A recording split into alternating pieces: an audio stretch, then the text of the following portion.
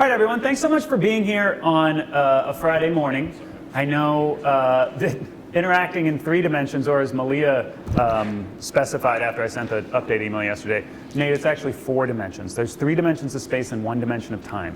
You forgot about time, and I said, you're right. Sorry, we're interacting in 4 dimensions. I just want to say welcome to an opportunity to interact with folks in person again. I know that we have said this over and over, but it just continues to be so true that opportunities to be able to have these in-person experiences with one another are like more important than we realize, I think, in many regards. It's really easy to talk about all the reasons that being 100% remote is more convenient, but we miss out on a lot of the opportunities that come with these experiences. So thanks so much for making the effort to be here in person, 9 a.m. on a Friday morning. We're going to have a full day together. It will be minimal sit and get. There'll be more like get, give, and take. Lots of interacting. I don't think we're going to talk at you for more than 15 minutes at any point in the next 8 hours. We'll have an hour for lunch in the middle of it to kind of get recharged. And yeah, I'm super excited. So this experience grew from a professional learning that we facilitated last year, connected to setting the stage or the foundations for asset-based practices in general. Our STEM Plus team has a retreat every February or so, and we set some intentions for the upcoming year. And for last year, one of our intentions was focused around making sense of how to build systems that are predicated upon assets rather than the systems that are predicated upon problems that a lot of us are used to. There's this problem-solving approach. Even the word problem-solving kind of necessitates that we start with a problem, as opposed to this idea that we talked about in our professional learning last year of asset mapping or asset-based inquiry, in which we think about all the assets that we have to draw on when we start looking to innovate or start searching for opportunities within a system. And so this is going to be an extension of the work that we talked about in that experience last year. Now, if you weren't at those professional learning experiences, or you're watching this on a recording, and we're going to be providing access to, depending upon if you have internet, access to all of the resources that we built in that workshop last year, and we're actually going to be kind of engaging with some of them here in the first hour this morning to kind of connect with our background knowledge, think about how the insights that were transferred from that into our community at large looks today. And then we're going to move you into your zone of proximal development as it relates to asset-based practices, I expect, to prime the pump in order to add this other side, the assessments on afterwards. So let me make sure I touched on everything. Okay, the kind of stage setting stuff for those that are in the room before we get into the content. This is a neat room. I'm excited that we get to have some daylight that's touching us as opposed to basement west, which is really nice. But we actually get to see the sun from here. So bathrooms are out the hall here, down and to the left. There's also drinking fountains that are out there. There's trash cans on either side of the room. Wi-Fi is potentially available. We're working on making sure it's available to everyone.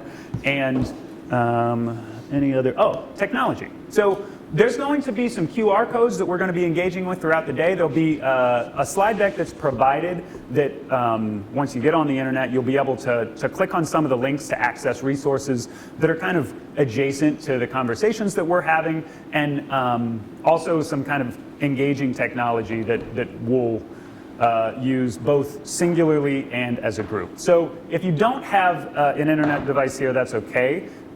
You can partner up with someone next to you, but if you do have one, it'll be worthwhile to have kind of connected. So we've also put out, the table does have plugs. Those plugs are not plugged into anything, so they do not work. So you don't expect that those will be providing power. We have surge protectors kind of set up throughout the room, so hopefully that'll be enough to get you connected. We have a couple more over here if anyone is not connected to them as we're going. And I just want to start the day with a big thank you for Jerry Record for coming out to provide a recording for those that weren't able to be here. So maybe some jazz hands for Jerry. And if you're listening on the recording, I expect you to be doing jazz hands at this moment as well. Okay. And one final plea for forgiveness. For those that were in Indianapolis yesterday and are able to be here this morning, I am really appreciative of you, especially those of you that didn't force your way onto the earlier flight out of Detroit. Whitney, Elise, who else do we have? 1 a.m. is a great time. So, jazz hands, especially for Whitney and Elise, but also for Rachel. And soon to be a couple of others that are not yet here. Okay, checking my list to make sure I touched on all of these things. Are you Miss Lillian? Yes. Okay. Uh-oh.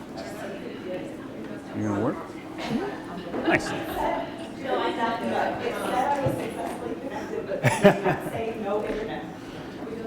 Okay, so we're going to get working on the internet. We are in person, so internet is less important than it is to be interacting in 3 dimensions. So we'll get it figured out. So this is what our kind of agenda for the day is going to look like.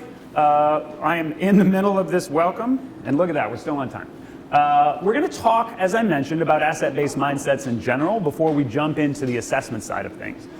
Once we have the stage set with that asset-based mindset conversation, we'll move into, like, what is assessment, what's it meant to do, and how can we be intentional about what the types of assessment that we're using, how they are leveraged within the circumstances that we're hoping. Then we're going to move into the combination of those two things. We're going to combine the asset-based practices and the assessment into talking through what asset-based assessments are. And then we're going to be digging into that more deeply throughout the remainder of the day, talking about making student thinking visible. How can we ensure that what they're thinking we have access to? Then after lunch, we're going to be moving into this idea of understanding. Sometimes there are assumptions made about what students know that are incorrect, whether it's by the system or by the individuals kind of participating within it. So we'll talk more deeply about what this understanding looks like, and then have a conversation about growth versus proficiency. What are the opportunities that exist within each of these kind of spaces, and how to leverage them in ways that make the most sense for our purpose.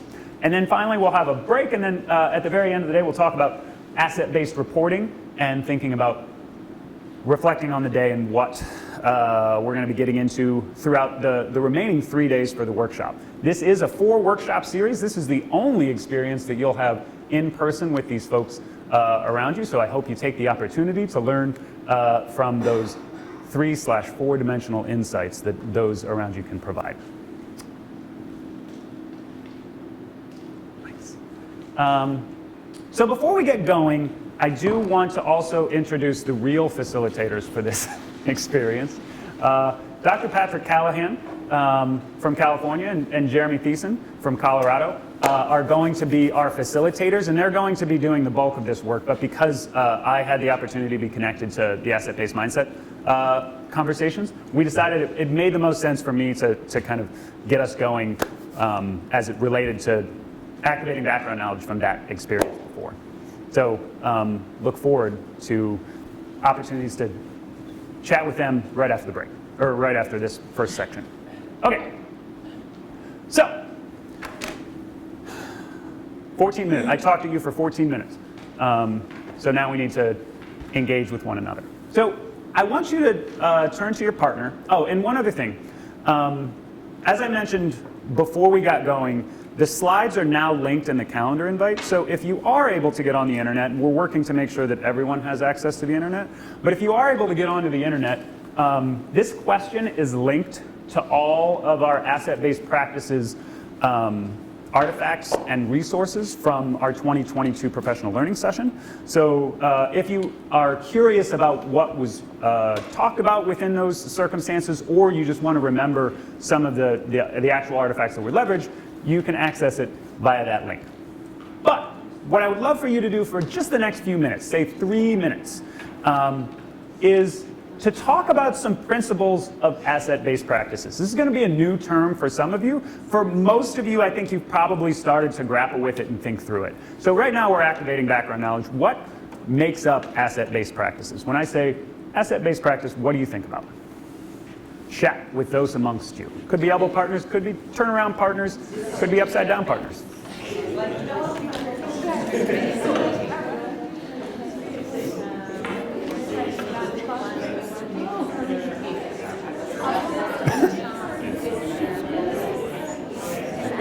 The cap? Oh, great. If she can figure that out, that would be great.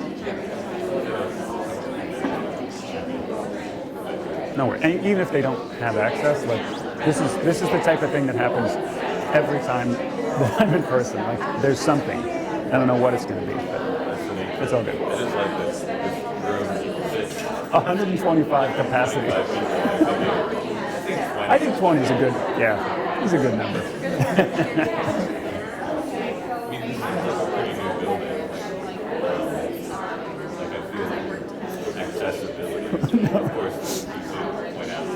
Well, you're right, there's an analog in tables, right? It's like, man, this is really convenient. I saw 3 people sit down and plug in. It's not connected to the internet, or to the electric. But I asked the gentleman who was like helping me connect with Lily and Lily, I asked both of them about like, can you help me like connect these tables? I can't figure out how to work them. And I'm like, I don't know how to work them. So.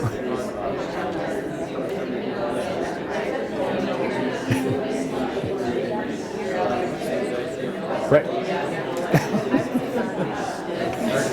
So they did put the 4 things. Yep. So that was their smart about that.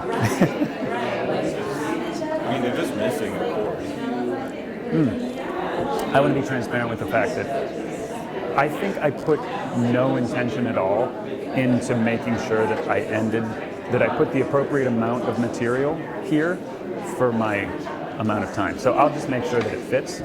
But if it like doesn't fit at all, or I'm like 20 minutes early, I won't be 20 minutes late. I think it's going to be great.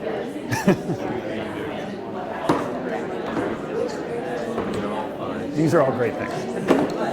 And I don't know if you use Speaker View ever, but like I don't understand the like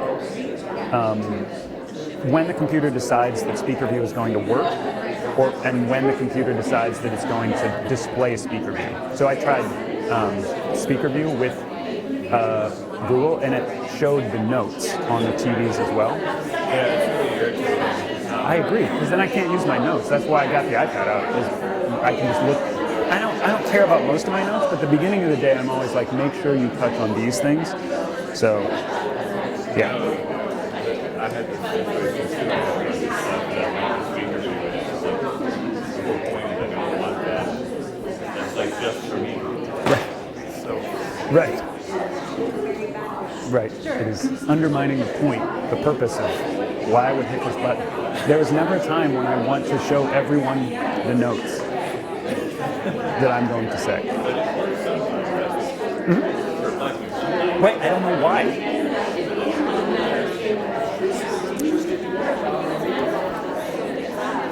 I was like, one of my like indicators for when to bring people back is that sometimes the volume will go up. And when the volume goes up, it generally means that they started to talk about something else. And sometimes it'll go quiet. People will like stop talking. Yeah, there's a change. Like a delta means it's time to bring people back. I haven't experienced the delta yet. Oh, might be getting there. Okay, take 30 seconds to finish up your thoughts. And then we're going to come back together as an entire group.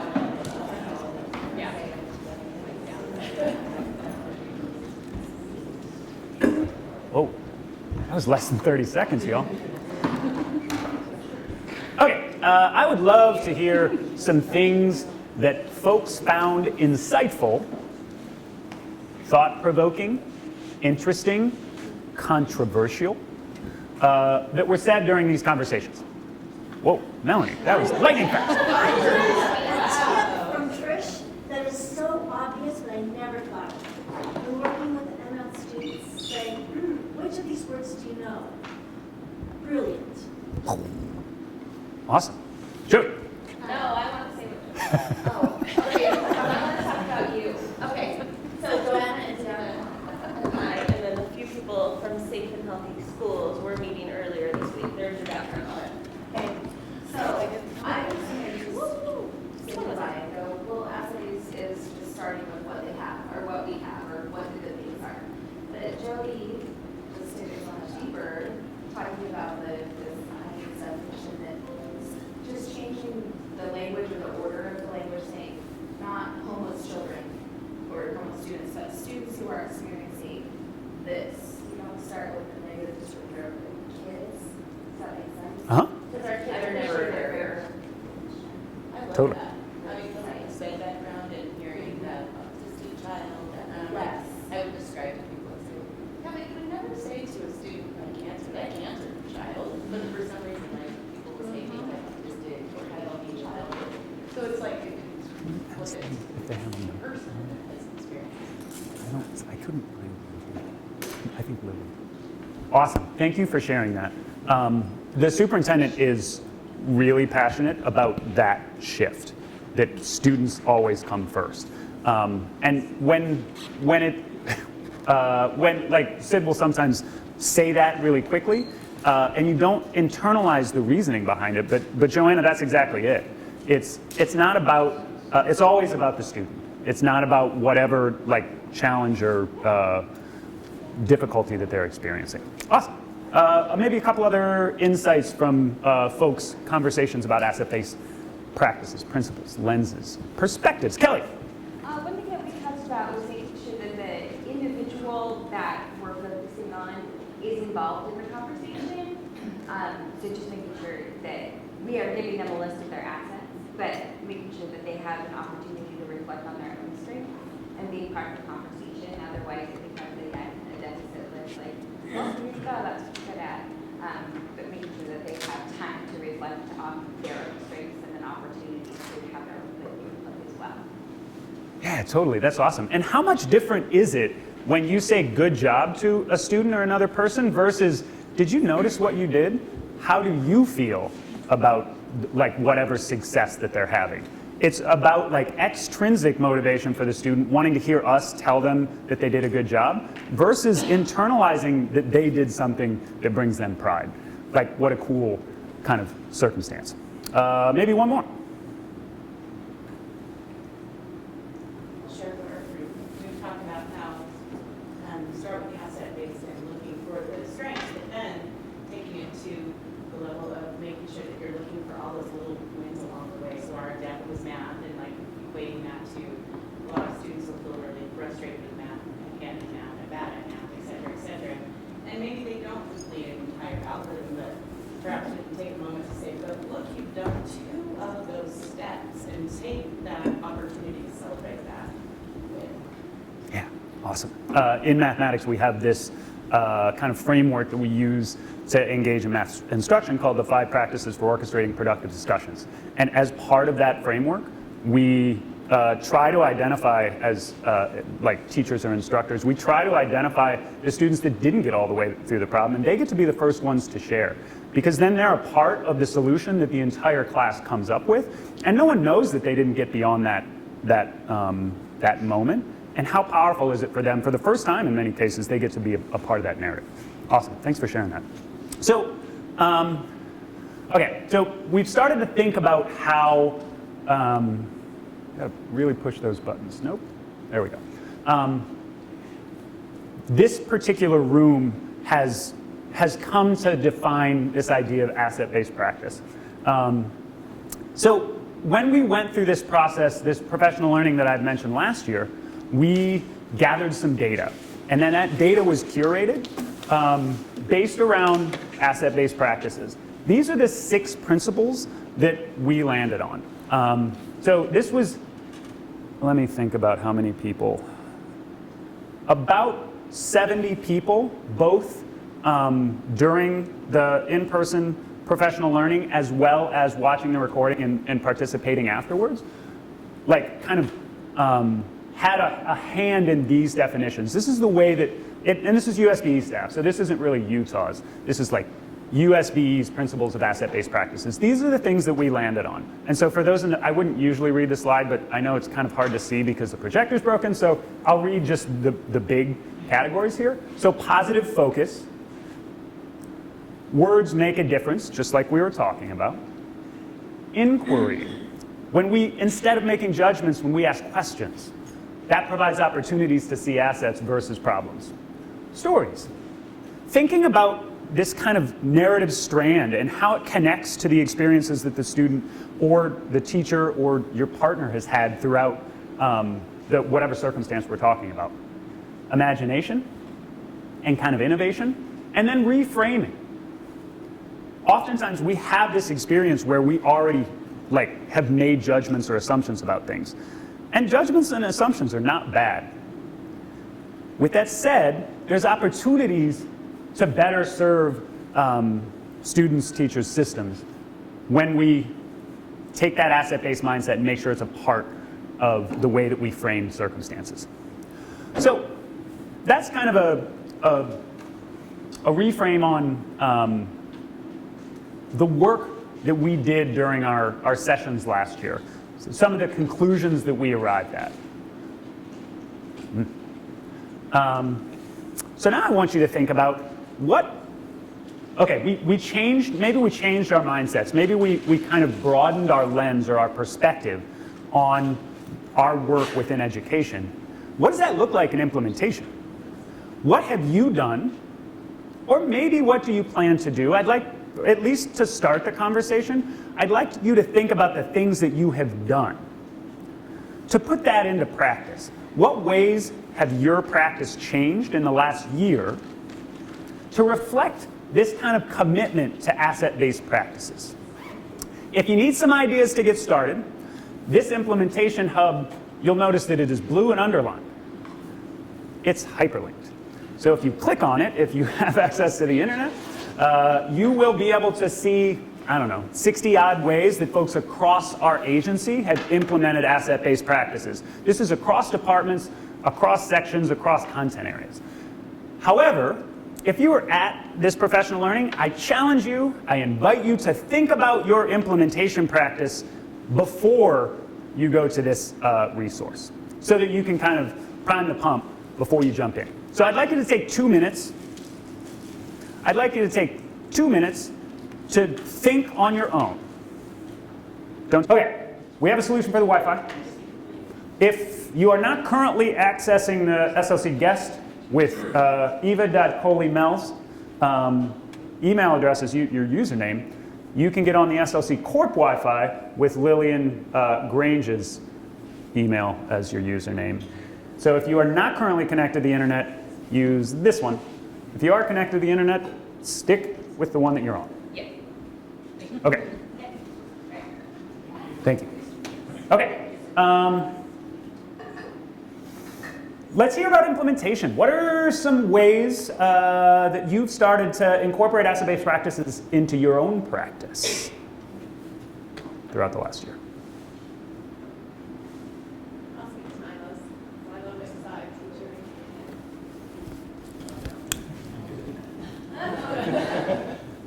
I like it. I'm speaking. Oh, okay.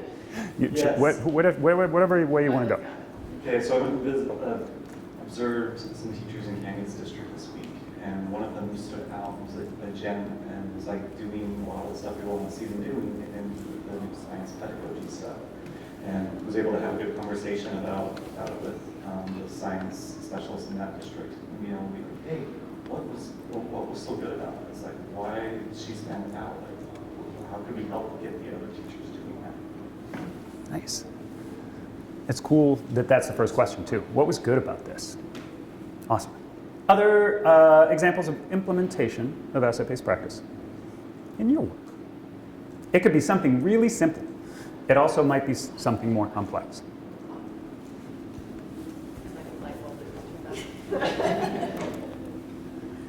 Jody told me. Anyway, for PE, we really like using the word yet because a student may say, I can't do it that way, I can't do it. So you say, you can't do it yet, and then we make adjustments to help them be successful. Mhm. So like with adapted PE, we may change up the equipment or something like that, so then they can see success when they're trying to do something. Thanks, Terry. Oh, there's time. One of the things that we are doing is we're working with elementary and secondary special education teachers as they're working towards their math endorsements and also just getting their license. And last night, one of the things that I love, we've been working so much on expanding different strategies that we understand in mathematics so that we focus on listening to how students are making sense of problems and building from that. And one of our teachers, who actually is a high school math teacher, was talking about how what she thought based on what the IEP was on and what her experience was of working with a student was that they were at this level, but when their assignment was to go do something that was grade level and we were giving them resources and ways of thinking about it, she was just like talking about how amazed she was at all of the ideas and all of the things that the student was saying and how it's given her a new perspective about what students can do and how she is very excited about the work. Thanks, Joey. We were at an experience in Indianapolis, as I mentioned earlier, the last couple of days, and there was a gentleman from Minnesota that told a story that was kind of similar to that, where he went to see a teacher, and the teacher, when he came in, took him aside and was like, I want you to see if you can guess which student is receiving special ed services. There's one student in this classroom that has an IEP. At the end of the day, I want to see if you can guess. And he was with like several, I think there was like 5 of them. And at the end of the day, they all chose a different student. And they all, I think he said 2 or 3 of them was like, but this student was really impressive. They were all wrong in the student that they chose. It was the student that they all said was really impressive that had the IEP because of the practices that the teacher had put into to play in that circumstance. Awesome. Maybe one more example of implementation of asset-based practice.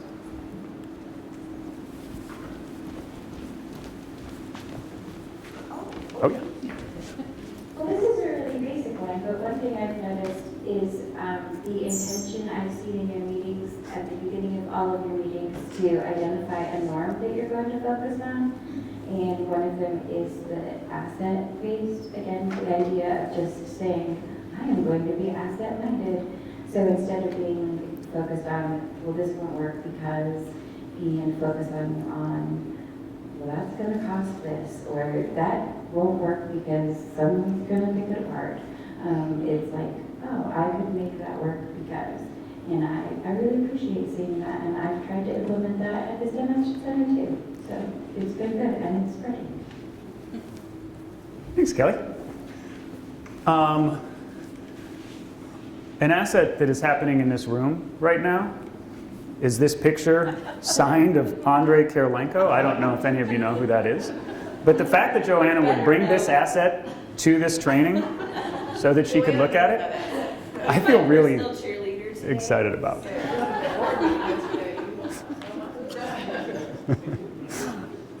That's my favorite thing of the last month and a half. Robert says, keep on. It says, keep on. Excellent. Yeah, so one thing that I want to share from my work over the last year that has felt really powerful to me is helping to kind of drive home the point of the next slide. In our kind of early college setting, we have worked with our entire community to define some systems level success criteria. And so it took like a year for the entire community to kind of coalesce around 4 ideas that are helping like communities across Utah understand what successful early college systems are doing. And there are 4 metrics that we have reasonably good data connected to. And so what we've done over the past year, this last school year, and are continuing into this school year, is we took those metrics and we kind of like measured all the LEAs in those metrics and set them up from the highest performing to the lowest performing. And so often when we do this, what's the next step? We look at the people at the bottom and we're like, we need to figure out how to make them better. They are failing students. And I'm not saying that there's not some truth to that. Like, we do need to help those folks that are struggling. But what we did was we took the top performers and we gave them a soapbox. So we brought them to our early college coordinator meetings. We let them lead the conversations. We let them run the breakout rooms in helping to kind of iterate the practices that they were doing, so that the people that had their voice amplified the most were the ones that had demonstrably like the best data in that particular way. This isn't overall, this is just for like this one criteria. And because so frequently when we have conversations about promising practice within programs or within content areas, the people that are the loudest are not necessarily the ones that have the kind of evidence to back it up. And so when we can give microphones to those that are demonstrably the most effective in a particular way, like what a great way to kind of iterate that practice across their practices across a community. So that was something that our early college community has been really appreciative of. And it kind of gets at this slide. This was something that Mary Pittman showed us last year and asked, is this glass half full or half empty? And no one's going to say half empty, especially in this experience, right? Maybe there's a moment in your day when you're going to say half empty, like, ah. But our suggestion is that this is maybe not the question that's the most important. At the heart of asset-based practice, there is a lot of substance that goes beyond just optimism.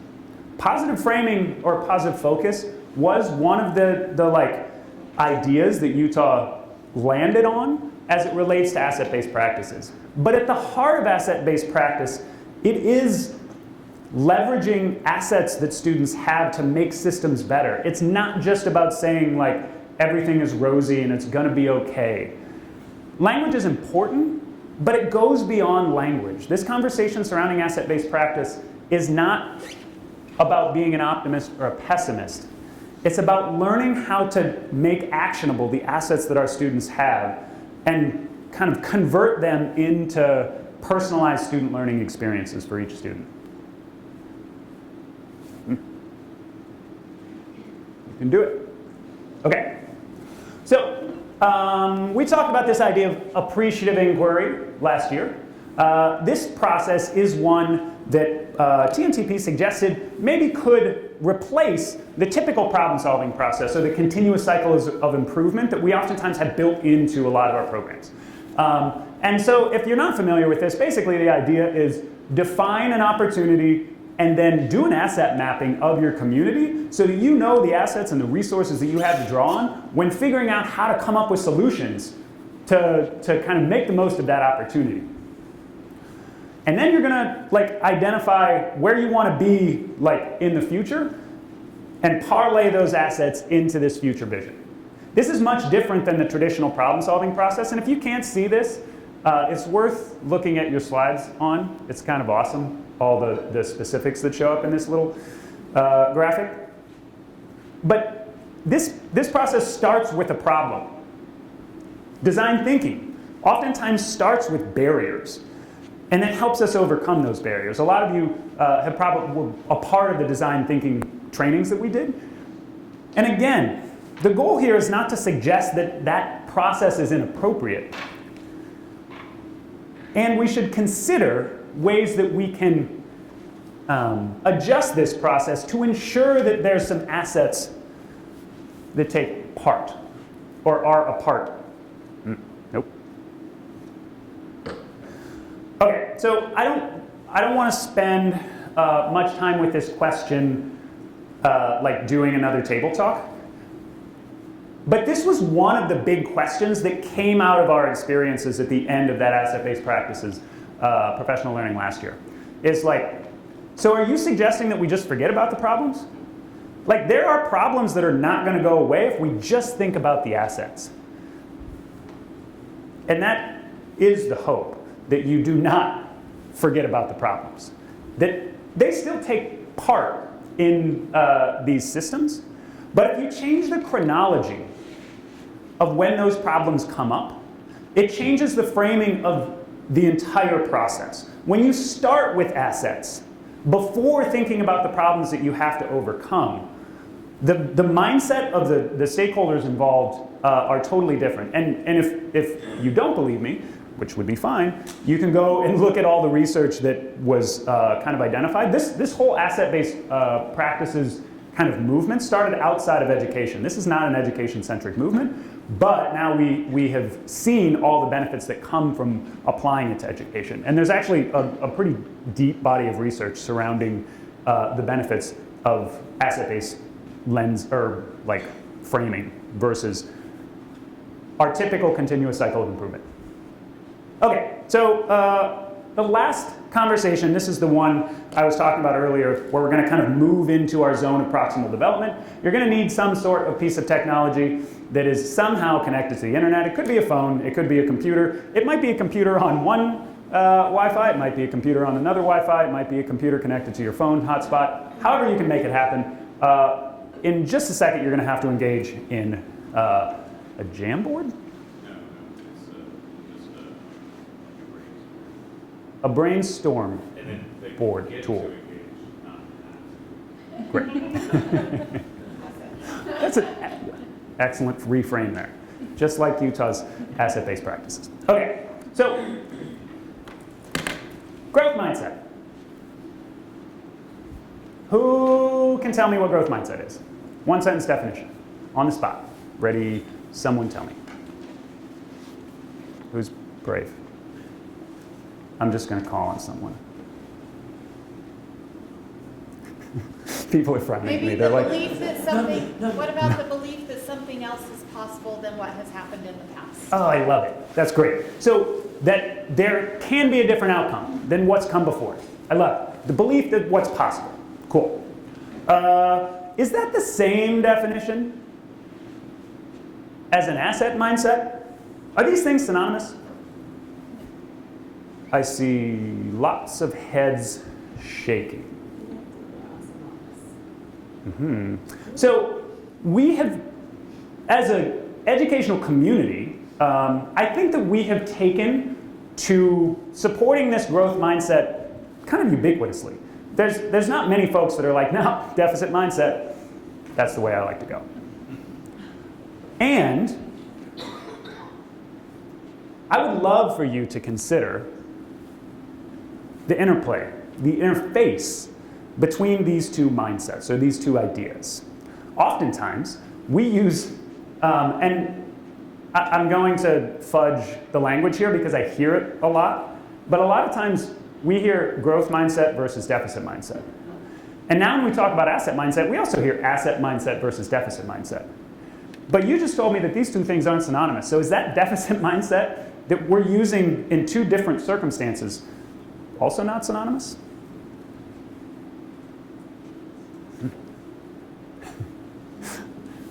I love that icon. I'm going to steal it, and I'm going to use it in the future. So what I would love for you to do is either use the QR code that your phone or device might see up here, or you can type in this short URL to your internet-connected device in order to answer the question that I am about to unveil, that you may have already looked at because you have access to the slides. Thanks for that courtesy laugh, Rachel.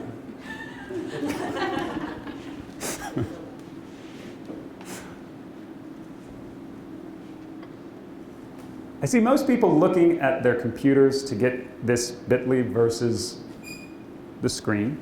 It's really easy to use your phones. Yep. This is going to be pretty short amounts of typing. Here's the question.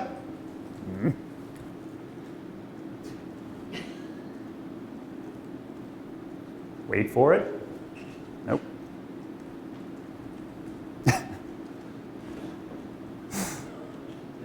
Okay.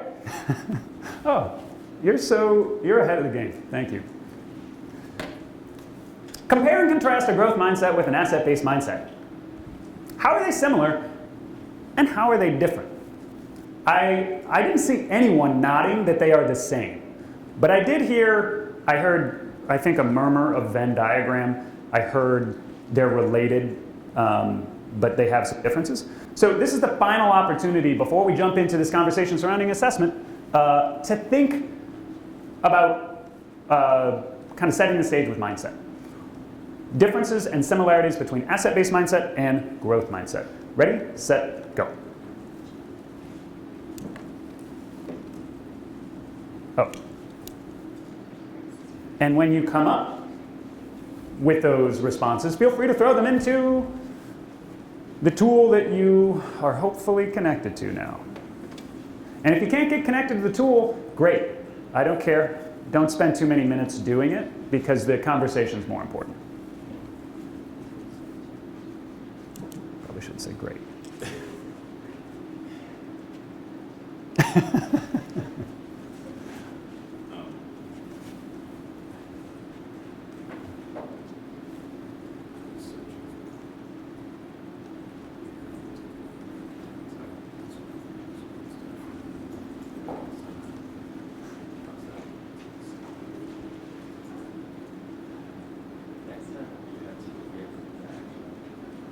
Yeah. Right.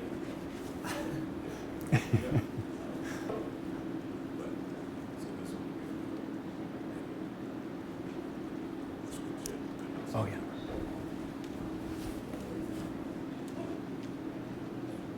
I would like to focus on this word I'm pointing at in a silent room. Let's get interactive. You can talk to folks next to you. It's still silent.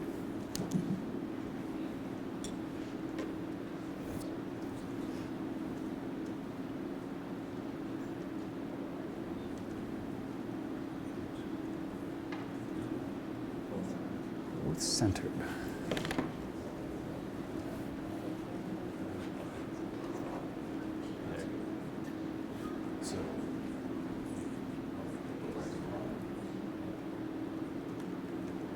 Growth mindset is focused on the future, and asset-based mindset is focused on the present. That's interesting. Oh yeah, oh, that's great. Yeah. Anyways, you'll have to kind of drive. Yeah, totally. I like it. You can scroll up and down. Highlight the ones. Oh, you can even call? What does that mean? I'm not going to press it.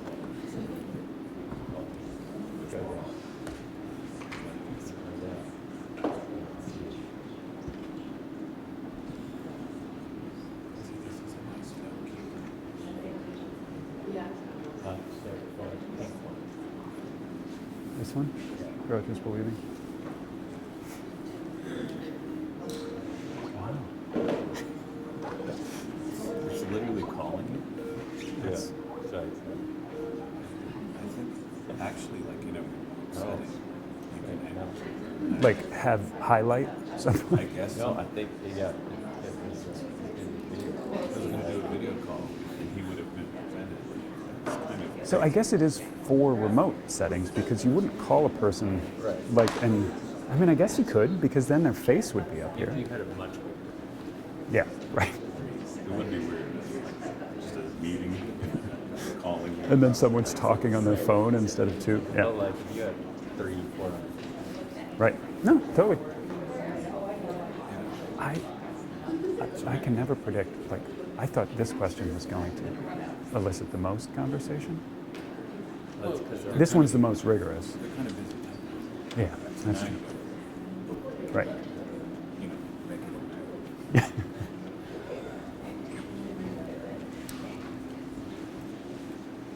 Get one more minute, or maybe 2. If folks started talking, maybe you'd have 3. But if not,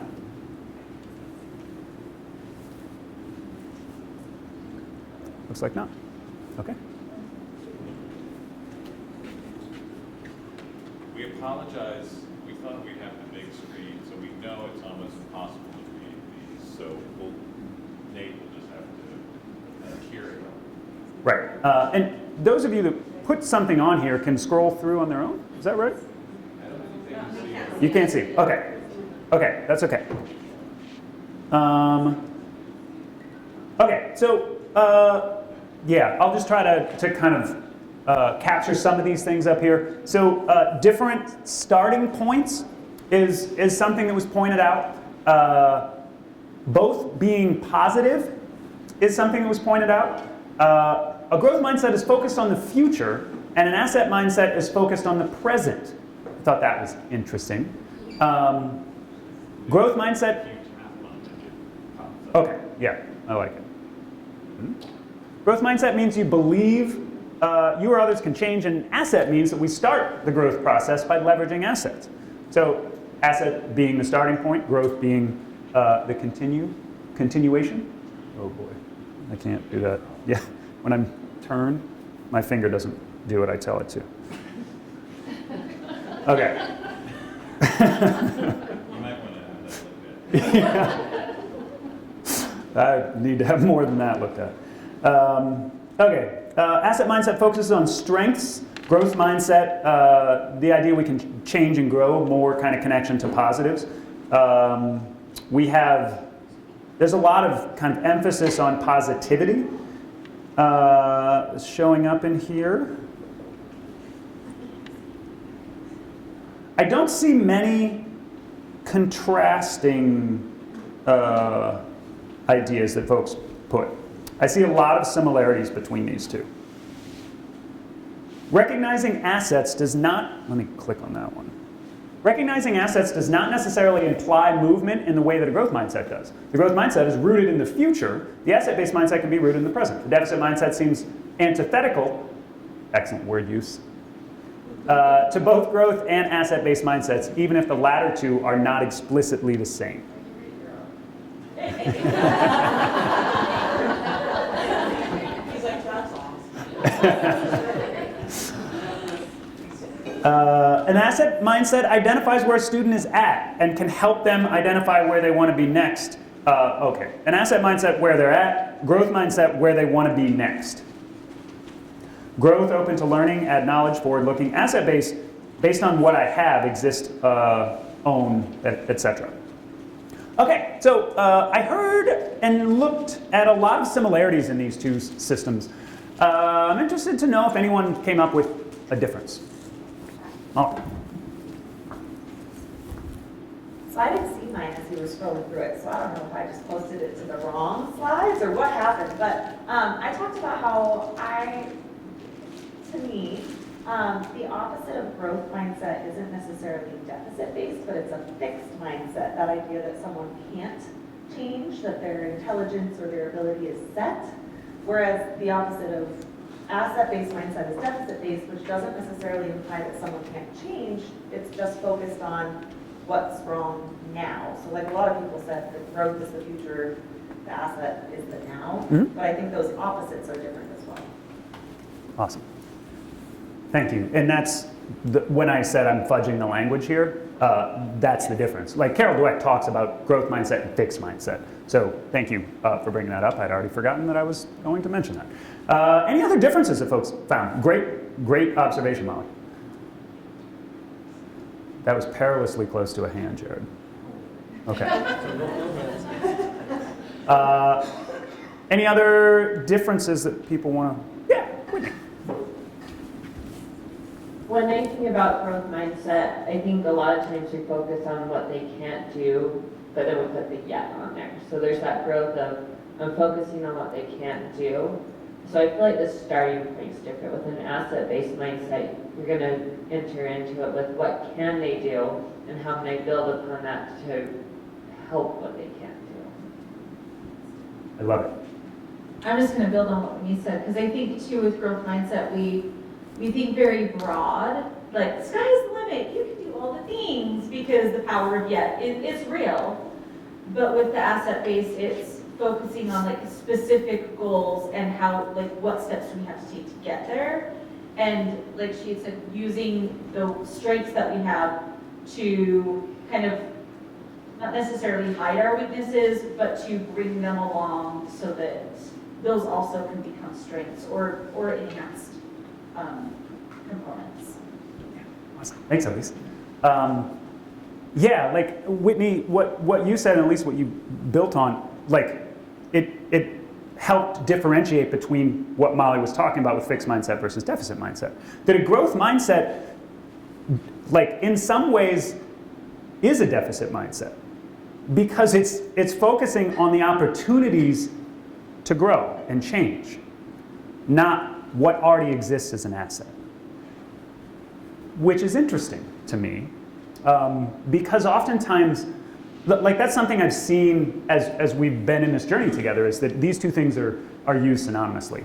And I appreciate you kind of exploring and unpacking some of the differences.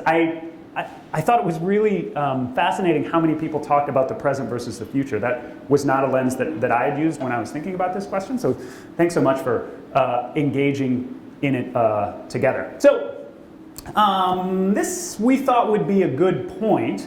And if you want to change back to the slides, we can do that.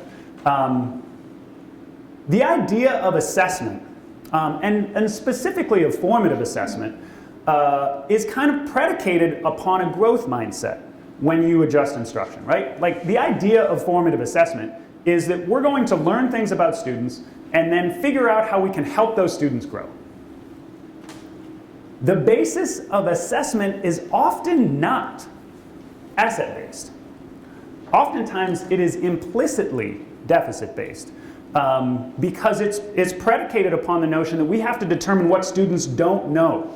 That's the purpose of the assessment. Over the next few hours, we hope we can show you a different way. So we're going to move into our next section, which is the purpose and types of assessment with Dr. Patrick Kempe. Thank you. So this is really, I think the way we wanted to sort of transition, sorry. Oop. I got the jazz hands. Nice. I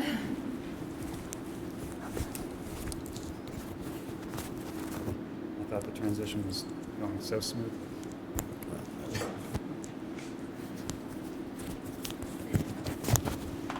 Testing? Okay. All right, so we're going to do a little formative assessment about assessments. And if you've already done this, it should have, you might, on your phone, if you shut the app or whatever, this is the same exact thing. Anytime we have a little quick poll or interactivity like we just had, we'll do this. But this is just reflect on your own experiences as a student. Whatever stage in your life, it doesn't matter. Just generally, as a student, not as a teacher or professor, as a student, think of your younger self. How did you feel about? And the sort of scale is a 1 to 10, quick poll. Sort of terrible, traumatic, to love them, they complete me. And then in the middle, there's a meh, whatever, give them or take. So just take a minute, think, just reflect a little. Picture yourself as a student and, exams are coming up or finals or whatnot. And how did you feel about that? And in general, sort of respond to that. So this is a quick check-in about your own past self's interactions with assessments.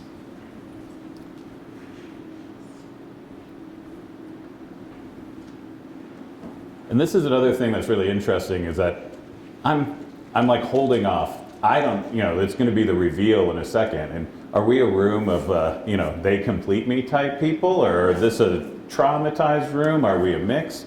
I don't know. But notice just this little meta, I'm interested. I want to know what you feel, what you think, as the starting point before we start talking about assessments. So, everyone get a chance to work? All right. What do you think? Any guesses about this room? You guys know each other better than I do. Okay. Where did it go? There it is. Oops, damn it, not preview. Oh, wow. Yeah, you can still vote. It's kind of fun. Anyways, so again, this is just, 1 minute check-in about this, but, we have a sort of continuum. So before we dive in, and this is completely anonymous, but would anyone like to humanize one of those data points? I did an 8 because I feel like going into the assessments, I was always like, assessments, I hate tests, and then I get my scores back and I'd be like, oh, I love tests, this is fantastic. And so it's kind of like a pre or a post thing. Going into the test, I may go lower, but then I usually tested well. And so the results, I'm like, oh yeah, tests are fantastic. Look at that validation. I can share it with her. Okay. That's just weird. I'm just kidding. I was not that high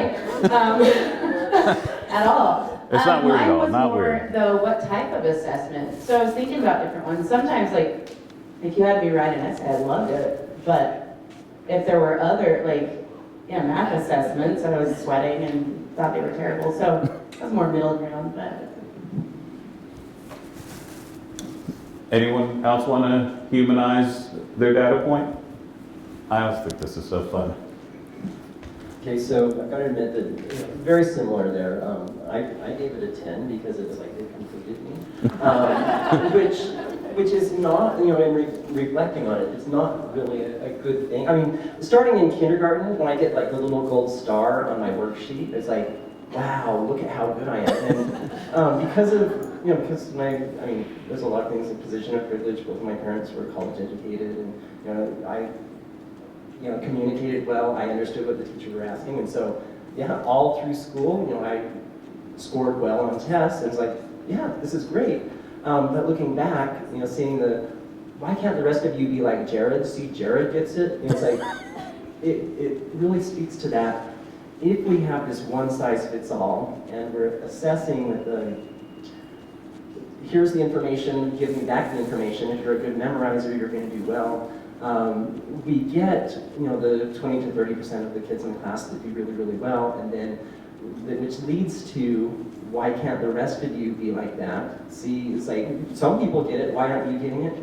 Which leads to and confounds to, well, a lot of the problems that have been in our education system for years. Yeah, it really, one last thing, when I did get, sorry, just kidding, I'm not done yet. It was literally an eye-opener when I was teaching in higher education, and I would set up the tests in the way that I like tests, and I realized, like, oh, I'm asking a lot of trivia types of things, because, like, wow, this would be kind of cool. The people who are, like, really smart, in, like, air quotes, who can memorize, like, the little trivial bits, they're going to do really well, but then it's like, kind of, it's like, okay, but that's not really going to help these students when they get into the field. What can I do to change? And so, yeah, my mind changed a little bit. So yeah, now I'm kind of embarrassed. Don't be embarrassed. Go ahead, pass the mic back, please. It's probably easier. You don't scratch your arms? I thought someone that, didn't love tests should maybe say something. Yeah, we need the rest of this. Yeah, I'm like on that. I think I gave it like a 4. Because it totally depends on what I was tested and the format of the test. I hated anything that was multiple choice. Or like true, false, like what the F is that? It got to be worse. Because you have a 50-50 chance of being wrong. I hated them. And they always tricked you. That was not asset-based because there is some trauma. Yeah, I'm feeling this energy over here. There's some trauma behind those questions when, like, I could demonstrate my competency in class very well, and I would do really well, and then we'd get to this test, and the test didn't match what I was learning. And so they were not set up for me to demonstrate my knowledge. However, if I got to demonstrate something, so, I'm a PE specialist, so PE, and I could demonstrate my skills, that was fantastic. So, and there were other teachers that did a fantastic job. I had a social studies teacher in middle school, but there were no tests. And if there was a test, it was open book, which was like, woo-hoo! because you demonstrated through action what you were learning. And he did a lot of like kinesthetic things. We did plays and reenactments of like Golden State, or sorry, Joanne, I was saying the wrong thing, so it was something for a long time ago. Bull Spike. Yeah, Bull Spike, yeah, thanks. But we reenacted things instead of testing them. So his assessments were like tons of formative assessment. It was fantastic. So I gave myself a 4, I think. I don't know, I'm on that end. But it really is format. It's all about the format and making sure it matches like what I demonstrated in class. Thank you. So this is what I'd hoped was an opportunity to sort of surface some of these experiences. I mean, we're going to be talking about assessments, and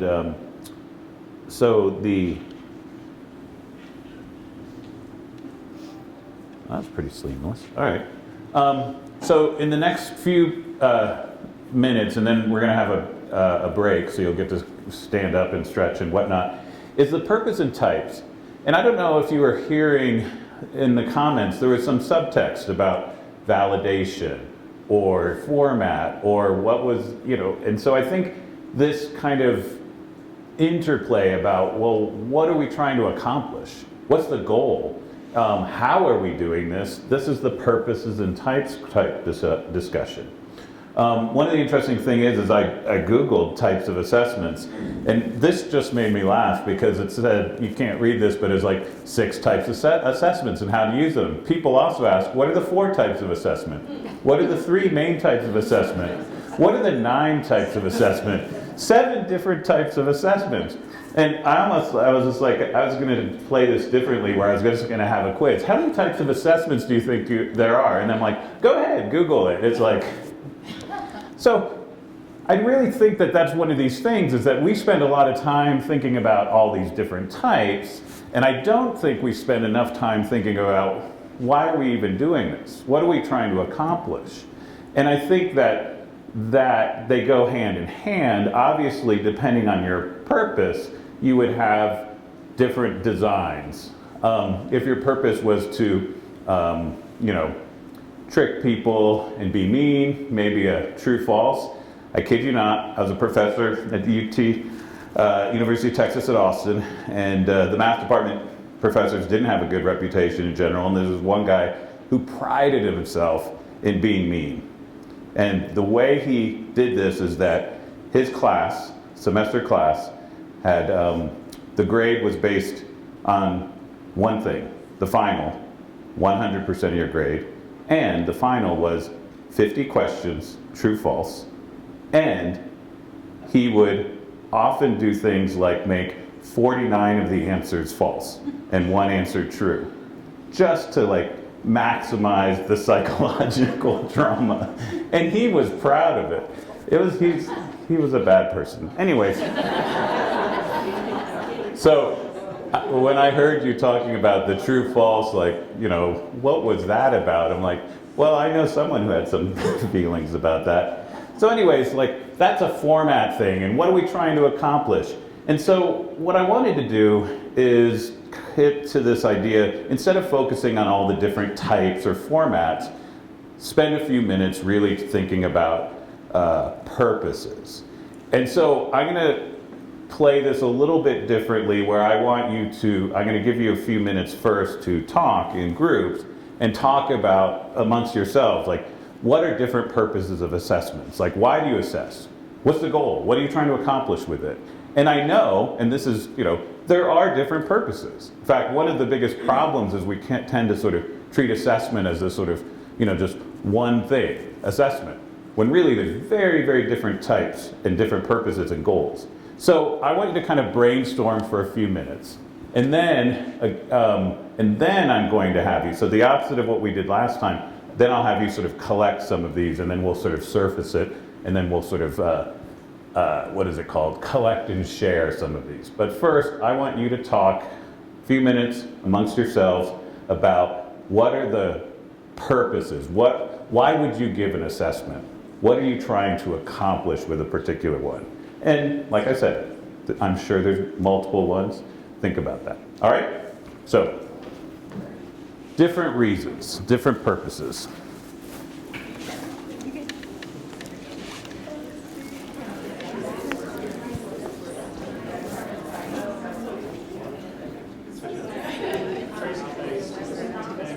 I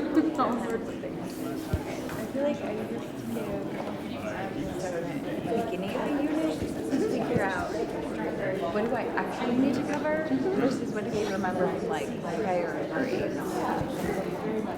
Preliminary assessment. Yeah, just like where are we at?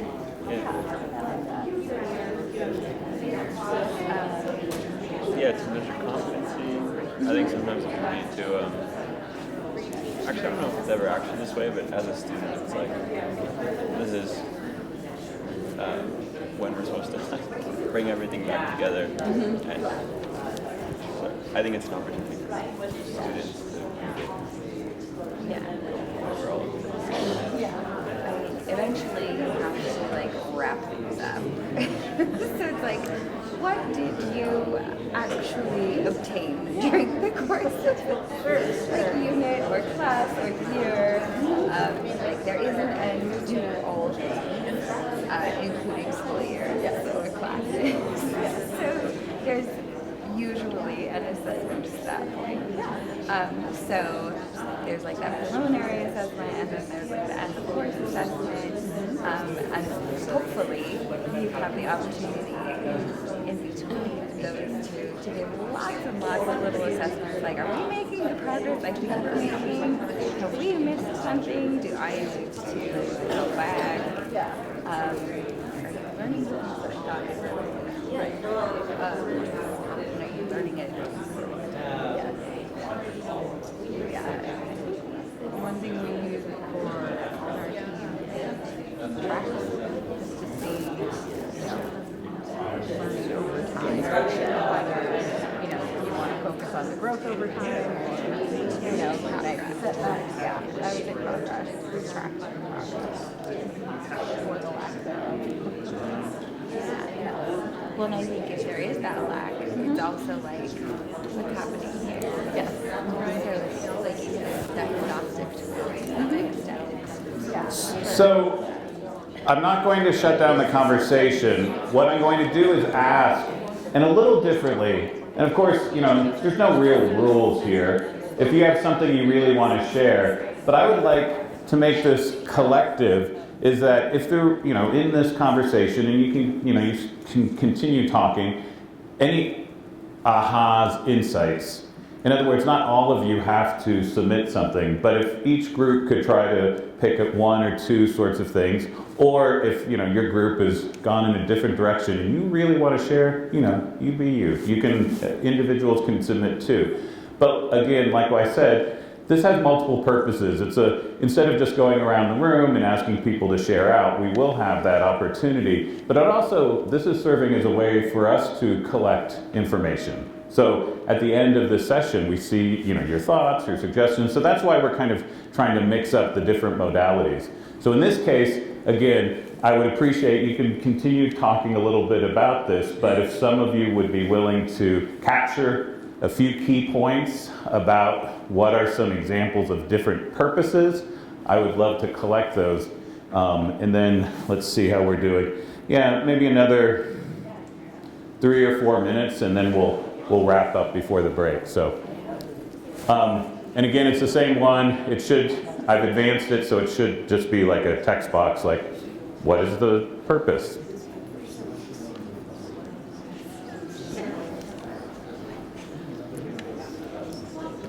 Honestly, sometimes I think it's just a way to award grades. Award grades. Like, if you were setting up a course, you wouldn't even second guess whether you needed assessment. You'd write your tests, Yeah, it's true. Because how else are you going to award grades? Which is weird because it's like, when you think of an assessment outside of school context, there are a lot more preliminary options. It's like, let's see where you're at so that we can teach you this thing. Yeah, or there's a real outcome. Then I get trouble. Then I get grounded. I don't know, I'm trying to take Because I didn't get a good an grade. example, but there's not like this externalization in black and white.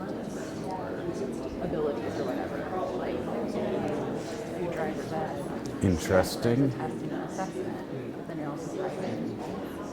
Those are great people. All the time afterwards, and that's an everyday, like, real life assessment. Yeah, like, good driver you are. You're getting an accident. Is this about A grade or getting an A? Always just the, like, activity you said you finish a course. Yeah. It's like the performance assessment or like authentic assessment, like they are the authentic experience. It's not just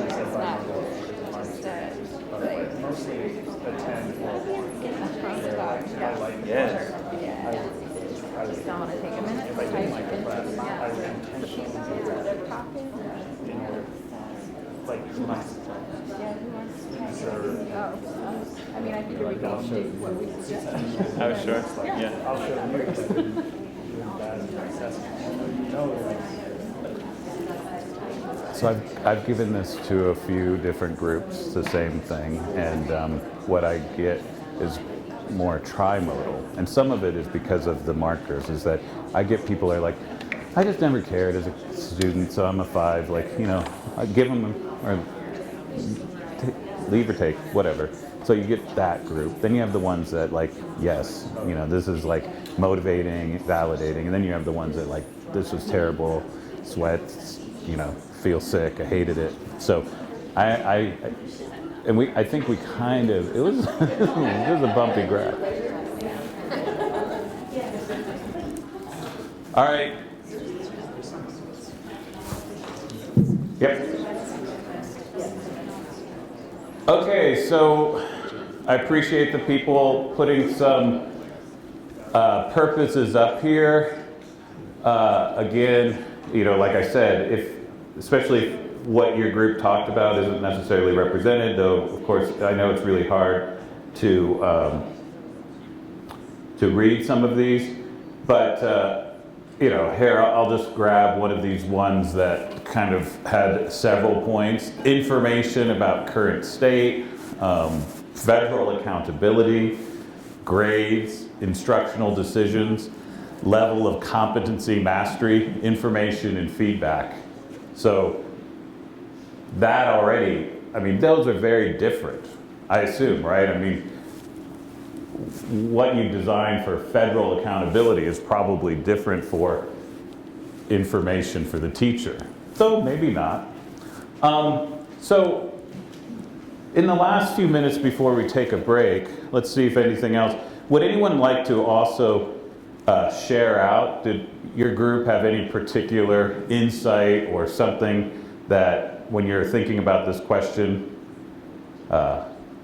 really surfaced in terms of why do we give assessments? What are the purpose of assessments?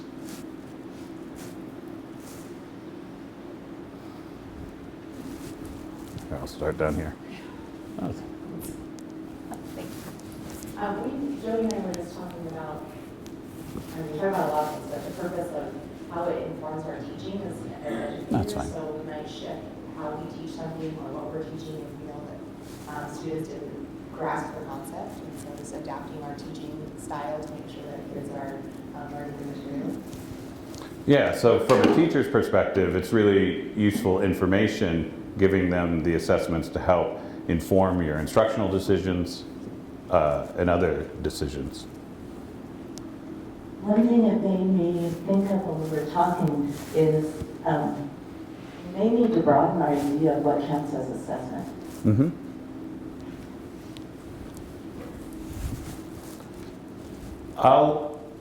I'll just notice that there seems to be a few things that are emerging theme-wise here, and I know it's really hard to kind of read these. Some of the fulfill requirements. There seems to be a compliance, a whole genre of like we give assessments, or the purpose of assessments is to comply with some regulation or legislation. Others seem to be more formative. Finding what students know, informing teaching. A few of these others were like this one, measure me relative to others. So the purpose is to figure out how to, and you can personalize it, how do I compare to my peers? Or I guess you could also say from the third person, how does this person, how does this particular student compare to other students, right? So notice right off the bat, those are some very distinct purposes, going from compliance, sort of legislative compliances, to informing instruction, to determining sort of where individuals or yourself fit in compared to others. In fact, that's, that has the fancy name, normative, right? Norming, how are you compared to others? This is a perfect place. I learned a new word today. Do you know what the opposite of normative assessment is? So we have this theme of opposites, right? Deficit, asset, fixed, growth. Anyone know what so normative is when you compare an individual to others. No, I mean, criterion is what we often say. It's either normative or criterion. Criterion means compare against some set of criteria. It's not a joke. This is me nerding out with a word that I've been working with assessments for decades that I'd never come across this term before, and I was just honestly curious. It's well, now that's a joke. Now Molly wins that one. No, it's called ipsative assessment, coming from ipso, like in ipso facto. So instead of comparing to others, ipsative assessment compares your performance to your own performance, like how you did before and how you did now. That actually is a pretty cool idea.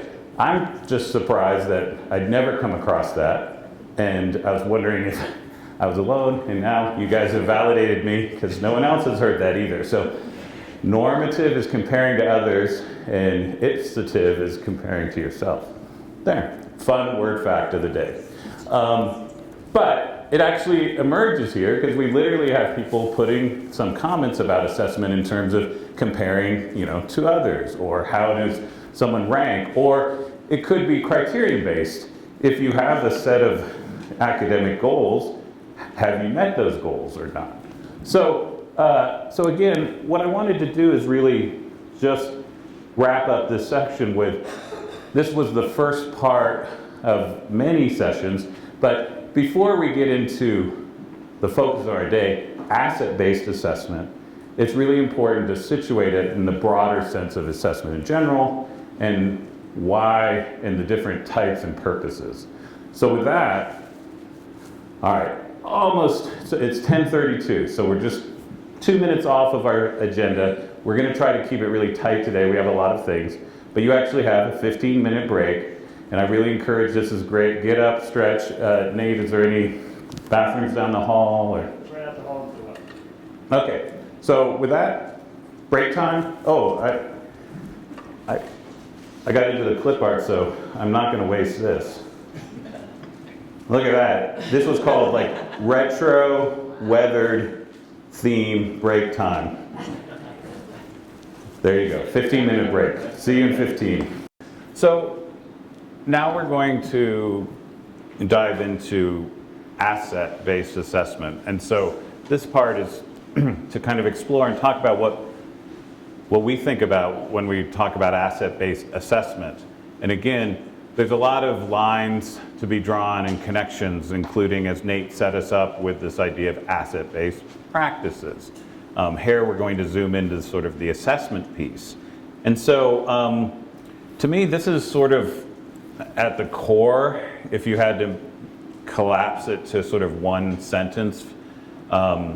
For me, it really comes down to this. Asset-based assessments are tools for making a case for what students can do, rather than making assumptions about what they cannot do.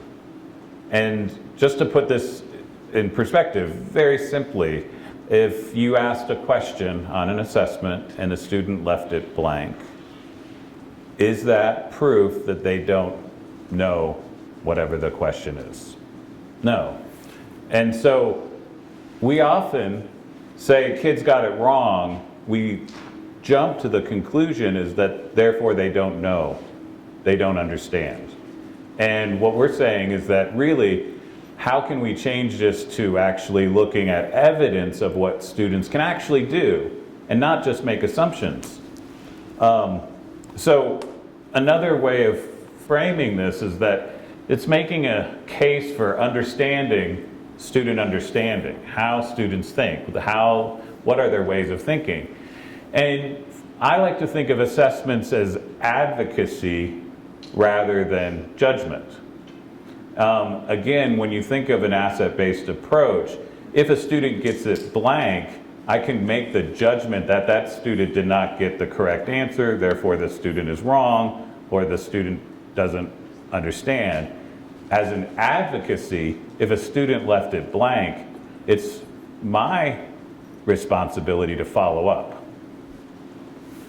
Lack of evidence is not evidence of lack. And so if I don't have evidence, I don't make a judgment. What I have to do is gather more evidence.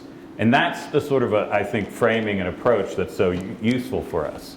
So again, if we keep doing the opposite, a sort of deficit-based thinking can sometimes, I think a dimension of deficit-based is assuming a version of this where lack of evidence is evidence of lack. If you haven't proved it, then you don't have it. And we're saying that that's not the case. So, design features that we really try to get at is this idea of student thinking and eliciting evidence of student thinking. So part of this assessment is to provide opportunities for students to share how they think. Also, this idea of valuing agency and student voice. We already had some conversation about multiple choice and true false. You know, a lot of those can serve a productive purpose in some contexts, but often they really shut down, close, or restrict student thinking and can obscure, you know, because in a multiple choice you could always guess, so we don't really know. It adds that. There's a sense that an asset-based design has to have some mechanism. If you're going to allow student voice and agency, how do you validate that?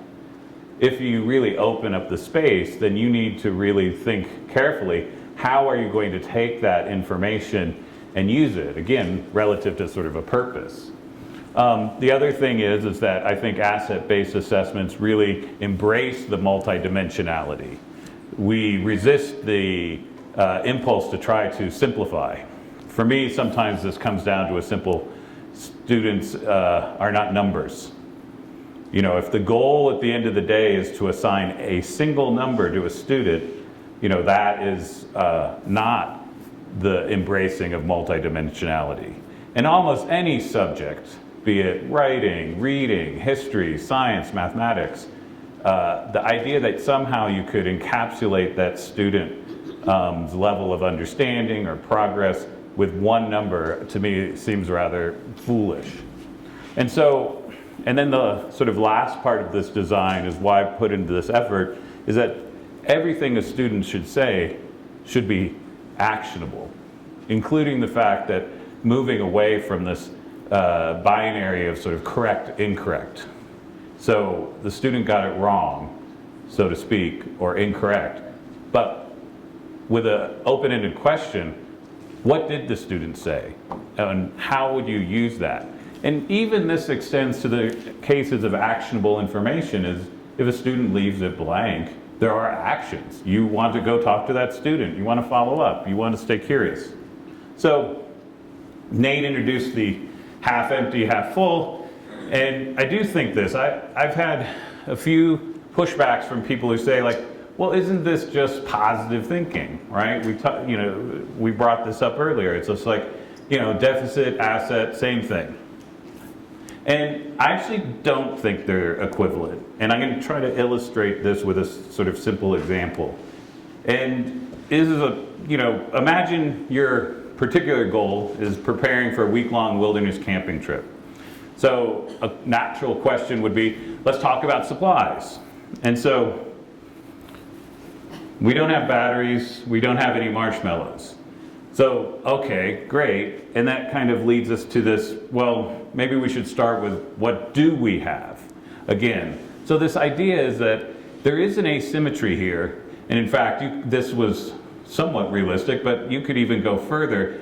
And it's almost an unbounded space of things that you don't have. It's infinite. I could keep listing batteries, we don't have a piano, we don't have this. I mean, we could just start listing all these things. But at the end of the day, anyone who's gone on a camping trip, that's not really helpful. So is it really equivalent?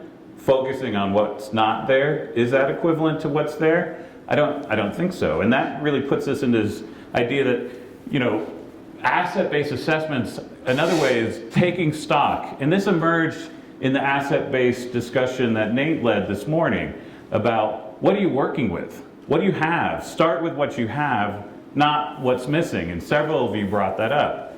And so I really think of it as this, you know, if you have some sort of goal, what do you have to work with now? And then what else would help you accomplish that, right? Again, as opposed to this kind of generic, what's missing? It's like, notice that this is even the way I've phrased this, is not what you have, what you don't have. It's what are you working with and what else would help you accomplish? What tools, what resources?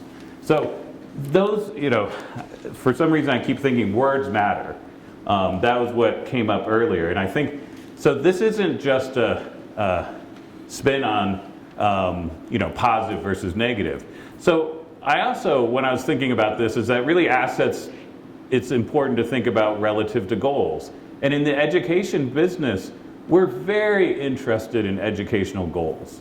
And so, you know, one of the things I was thinking about is like, here's a mixer and here's some running shoes. Are these assets? You should probably be thinking, well, it depends, right? What are you trying to do? And you know, in this case, if one of these is make a cake and one of these is run a marathon, I think these are very different. In fact, you know, the mixer might not be the best tool for running a marathon. I mean, it could really burden you down. Because you need to eat the cake before you run the marathon to get you the energy to get to the finish line. So I'm just saying. Yeah, and I mean, imagine your kitchen has a lot of broken glass on the floor.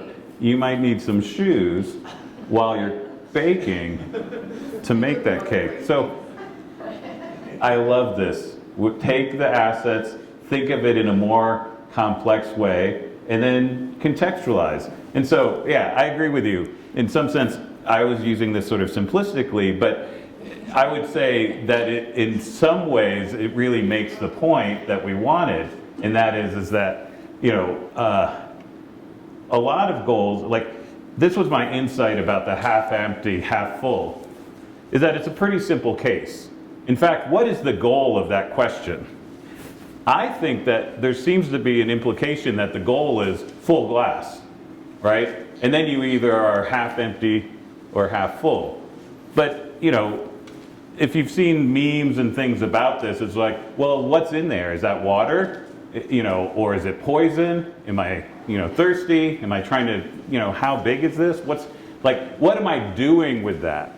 But I think what we tend to do is have this sort of simple scenario where the goal is nothing more than full glass, and then the information is either presented half empty or half full, in which case that is equivalent. Now we're just sort of choosing. But in any other cases, like reading at grade level mastery or something like that, it's not the half empty, half full. That's a much more complex scenario. What does it mean to read at grade level? And in that case, then it's very different, and sort of the listing of, well, they didn't read this book, they didn't read this book. Again, you could list a lot of books that anyone didn't read versus what did they read? Again, so I think that it's really trying to move beyond that sort of idea that somehow this is just a feel good, like let's focus on the positive. I think there's something asymmetrical about the framing, and that there's more actionability that applies to certain aspects when you're actually trying to do things. If you wanted to assemble a team to get some project done, you probably want to know, like, what are we working with? I always think about that scene in Apollo 13. Remember where they run into trouble, and okay, spoiler alert ahead. Wait, what happened to Apollo 13? Things go wrong, and then the engineers come in and they dump on the table. They're like, this is every single thing the astronauts, and only this. This is what we're working with. And I always think of that, that's, it would have been very easy to slip into a very deficit mode, like, oh man, astronauts are in trouble. This is really bad, really bad. Instead, they're like, here's what we got. Let's figure out what we can do with what we have. And that's the sort of, what are we working with? How can we accomplish our goal? And so, so what I want to do now is, and I'm going to kind of preface this, is, based on that framing, and again, we're sort of sharing with us how we think about asset-based assessments, some of those design features. I asked Nate about, like, do you have job alikes? Do you have departments? And I never got a straight answer. He said, yeah, we have divisions and units and factions. Actually, he didn't say that word, but what I'd like you to do is stand up, and again, I don't know the best way to do this, so I'm going to ask you to sort of organically self-organize, but find a small group. And I want you to stand up and go to a little place. And the reason I wanted this to be job alikes is because I wanted to go a little deeper into, what assessment-based practices or assessment practices do you work with? And to have some of that depth, I thought it would be useful to have an opportunity to share out. We will have multiple opportunities today, throughout the day, to talk to people that you normally don't talk to, and mix it up, and all of those things.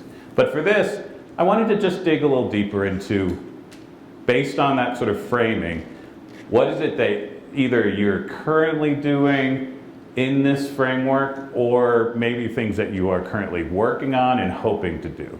And so again, about 10 minutes. So if you would like to just stand up and self-organize, and then we'll come back together.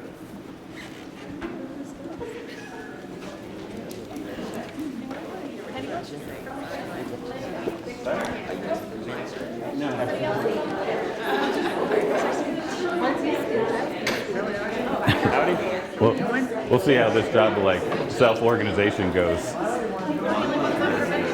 You can sit with these.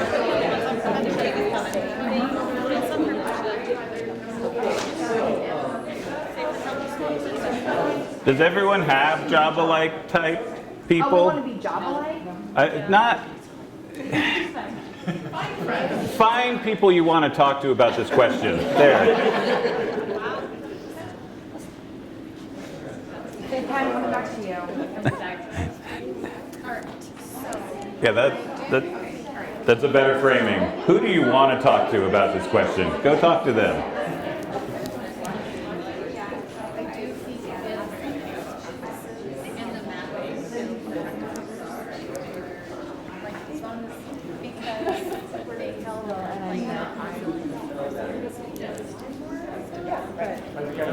What unit or sub-department is this?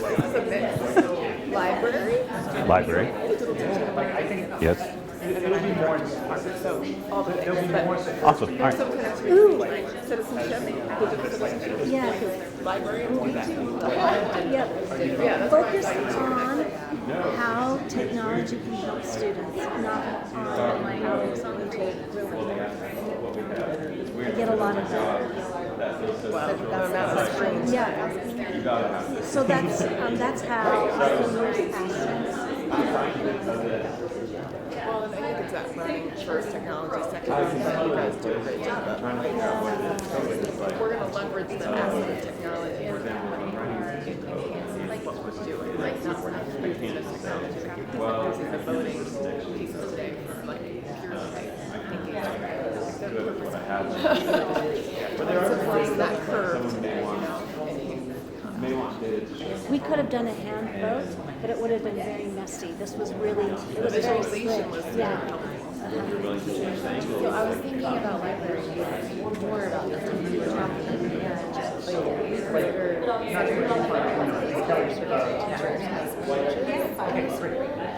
they're really like helping teachers recognize their strengths and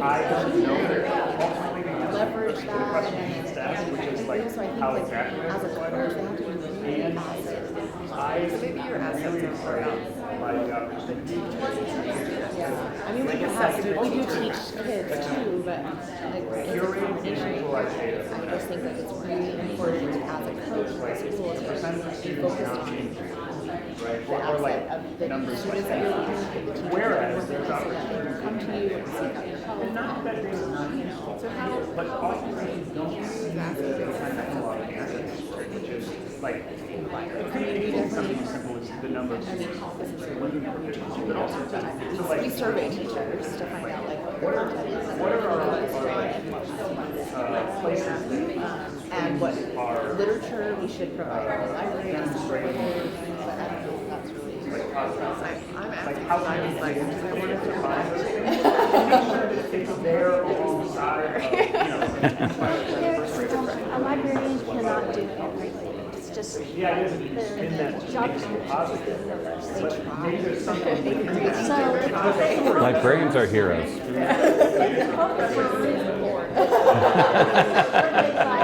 And what they're good at, and what they're familiar with, then they can build on that, and they don't have to do everything. They can just do what makes sense to them.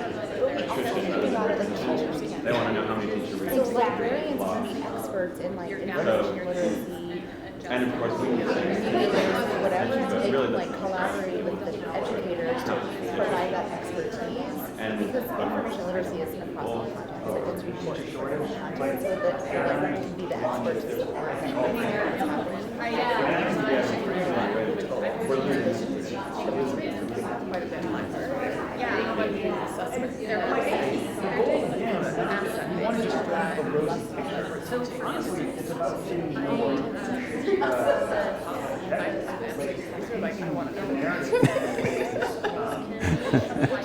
this is a conversation for another day, but it came up yesterday that problems are still there. They want to solve. I think there's the reason okay, so what do we have, what are we doing well? That next step is like, what can we do with additional resources or with additional time or whatever it is?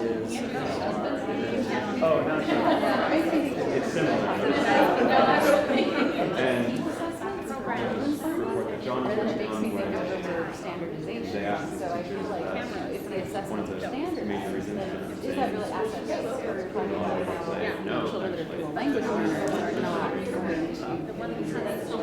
and it's weird because you have their process is completely different from a child who's speaking English. How are they not testing dual language learners?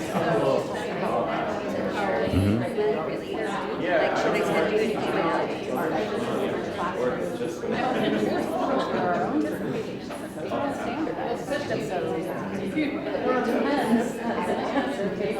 I'm doing good with that space because I'm really like, where can I get that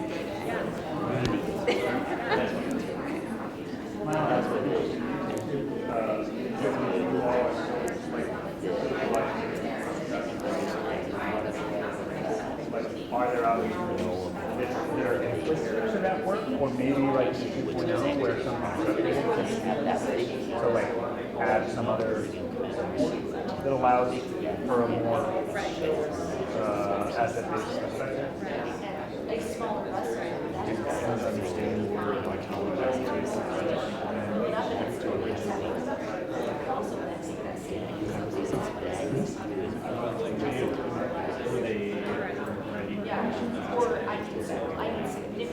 This reminds me actually of the conversation I had in IC, where like the K-8 science assessments, I feel are really asset-based, like where it's like, hey, here's a data set, and can you use this data set to like make sense of this situation? Whereas like I know, but they're working for it. That's why I'm stopping the conversation. Yeah.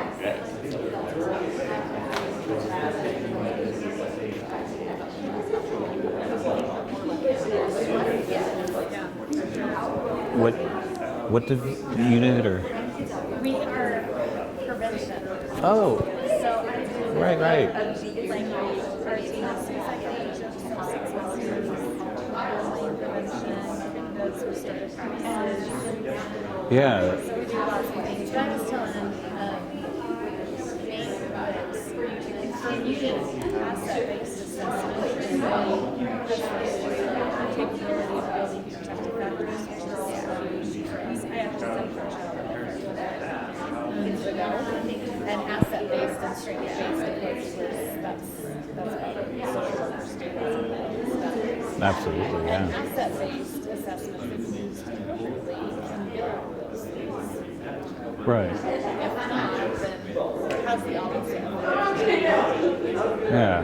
I mean, I think it's also, it kind of reminds me of what some of the comments earlier that people were saying about, like, you know, when you identify or introduce a child starting with a like negative prefix, you know, like I can only imagine, like, you know, troubled child or misbehaving child or whatever the adjectives are used as a starting point. I mean, it's like, I hadn't thought about that. We don't introduce something, hey, this is a cancer child. It's like, no, that's not who they are. That's not what you lead with. Well, it takes them outside of the group. Yeah. Immediately. Exactly. Right? If you introduce somebody as a student, this is a student, they're still part of the group. Their primary is the group, which helps reinforce their ability to contribute to the group and be successful and be part of the group and engaged. Yeah. No, I mean, I think it's really powerful. And again, I think the background with social work and others, I mean, this is not new. In fact, if anything, it's sort of like a lot of those practices, you know, should be in like, you know, core academics. You know, my background or my area is in mathematics, like, and we've just been, you know, it's like bad at math. You know, we are very good at labeling people, and then shutting them down, and so this, you know, trying to treat it from a different framework. So, and you also work. Well, on the same prevention team. Yeah. My work is still kind of think of understanding students, and then. Yeah, I love that. And not so much labeling that as bullying or the punishment approach. We're trying to get away from the punitive approach, rather say what happened. So does that resonate, all that phrase I used about like assessments as advocacy, you know, and not judgment? So one of the main principles of restorative practices is reintegrative shame versus stigmatizing shame. And Interesting. assessments are used to stigmatize, right? And to shame into doing better. But when all that does is push the student away, right? Because of the label, right? Right, you label them. Did bad things versus people. The okay, formative. The thing about that student will come back to the classroom. So if you think about integrating that, okay, is the behavior that we need to address, is not you as a person. So we want you. Wow,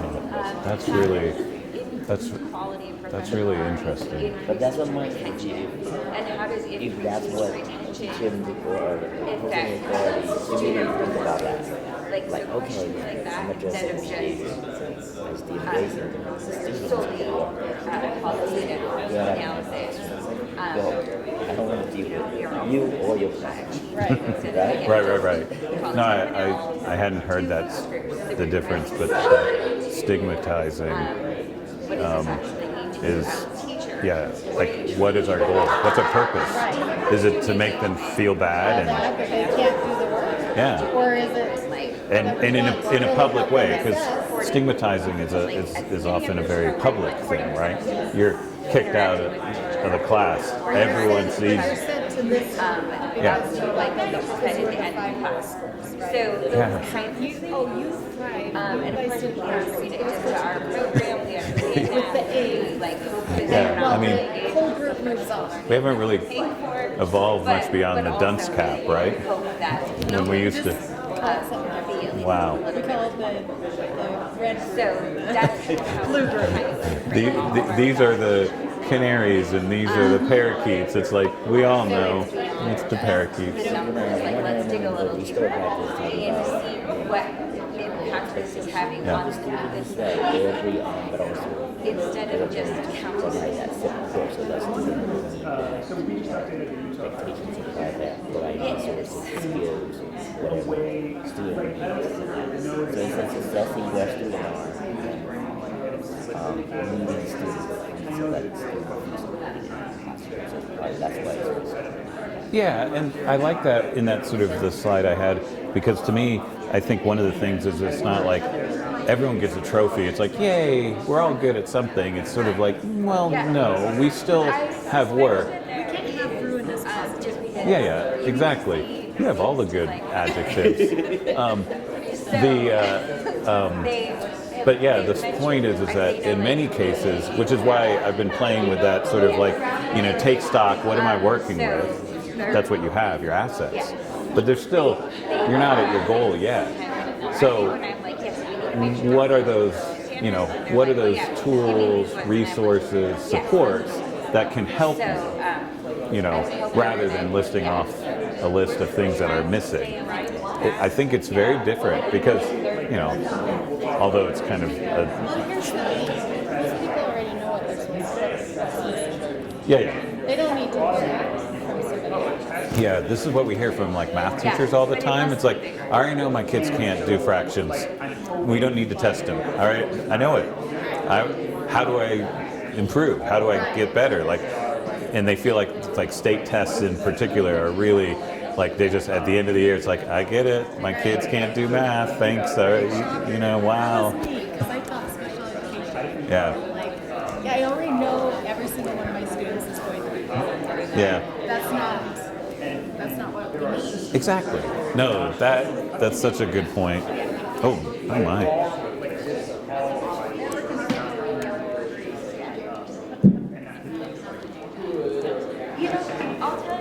All right. We went a few minutes over because I definitely got pulled into some really interesting conversations. But guess what? That is an asset. I mean, that is not going to be interpreted as, we're not going to fixate on the fact that we're a couple minutes behind schedule. That would be a deficit mindset. So what I would like to actually, the next section, and I'll just get you ready, is we're going to do an activity about making student thinking visible. And so we're actually going to do a math activity. So I'm getting, yeah. I did it, okay. I did this with a group of principals recently, and one, I said, we're going to do a math activity in a few minutes. He did the fake, oh, I'm getting a call, and just, I'm like, well, I can see your phone, it's not even on, get back in here. But I'm telling about the math activity is because I would actually like to surface a little bit from this group. We have, and I want to acknowledge, I know there's a bunch of fun math people here, but part of this is that I would like to hear from some other groups. I was hearing interesting conversations about libraries, about restorative justice, science. So I'd just like to take a couple minutes if someone from some of the, we're going to dive into some math in a second, but other groups here present, would anyone like to share out a couple of the sort of insights or something about this idea of asset-based assessment in your work or asset-based practices in your work? We'll just grab a couple of those and then we'll do a hands-on activity. I'll go first. I'll be the brave one. All right, and then it's just kind of, everyone might know, but just sort of say what unit? Department. Do you not know me? Who doesn't know me? I'm newer. Okay, so I'm Tracy Willie. I'm the special education assessment specialist. So I am housing special ed, and but I work mostly with the assessment department. So I oversee accommodations, accessibility, and all of our statewide assessments, and then alternate assessments for students with significant cognitive disabilities. But, so interesting and Instead of that. Yet. Yet. So interestingly enough, right, we're the assessment department. So we kind of looked at each other and thought, hey, what do we have that's asset-based? So I think for me, we had to kind of think about, it's how you think about it, right? So typically what everybody thinks about we do with our assessments is we're trying to figure out what kids can't do, right? Like what they can do and can't do. But we're always looking at proficiency, right? Or like highlighting the kids in screeners, like those that are struggling and interventions and all those things. But I think we can take what we do in all of our assessments and you can put the asset-based in it by saying, okay, we can look at the areas that they did well in, right? And maybe use those strengths to support the areas they didn't go in. So I think it's how you look at it and focus and shift from it. So for example, Jolie, special education, right? Our evaluations that we do in determining eligibility. Like a lot of what we do with special education is starting with the student strengths, right? What are the things they can do, right? And then what they can't do, which then leads into the need to. And then you use those components to support. Excellent. Another group? I'll go. So this is kind of an interesting. Introduce yourself. Oh, I am Amy Still-Smith, and I'm on the prevention team. Kieran and I are both on the prevention team. I was going to say this has been interesting, right? Applying assessment-based, positive assessment-based practices. But really it fits in so well with prevention. A couple of things that we talked about is protective factors. So when assessments are asset-based, they help build protective factors in students, like resiliency. They're able to see where their deficits were and they were given the support that they needed to work through those things and move on. Or they felt comfortable enough with the way it was approached that they can ask questions, or they can talk about where they feel like they were lacking, which builds that concrete support. And then the other thing that asset-based assessments helps with is when appropriately used is in restorative practices we have integrative versus stigmatizing shame. And reintegrative shame, there are going to be gaps, right? There's going to be things that still need to be worked on and that aren't accomplished yet. But reintegrative shame tells the student that it isn't them, right? That they have the capability and they can work on it and they are still part of the group. Stigmatizing shame says, oh, I'm sorry, you're in the red group, you four go over there while we move on. It's that, it's without saying it, where we don't put the student first language, if that makes sense. Yeah, the words like stigmatizing shame in the context of assessment and contrasting that with asset-based and reintegrative,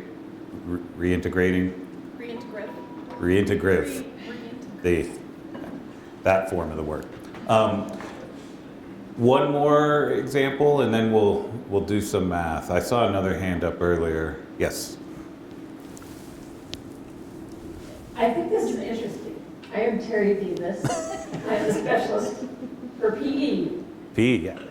But anyway, I find this topic interesting because I think about 12 years ago when I was teaching adaptive PE, and I started looking at the special ed students that I had and what their assets were and what motivated them, and really kind of changed the program. Instead of looking at team sports,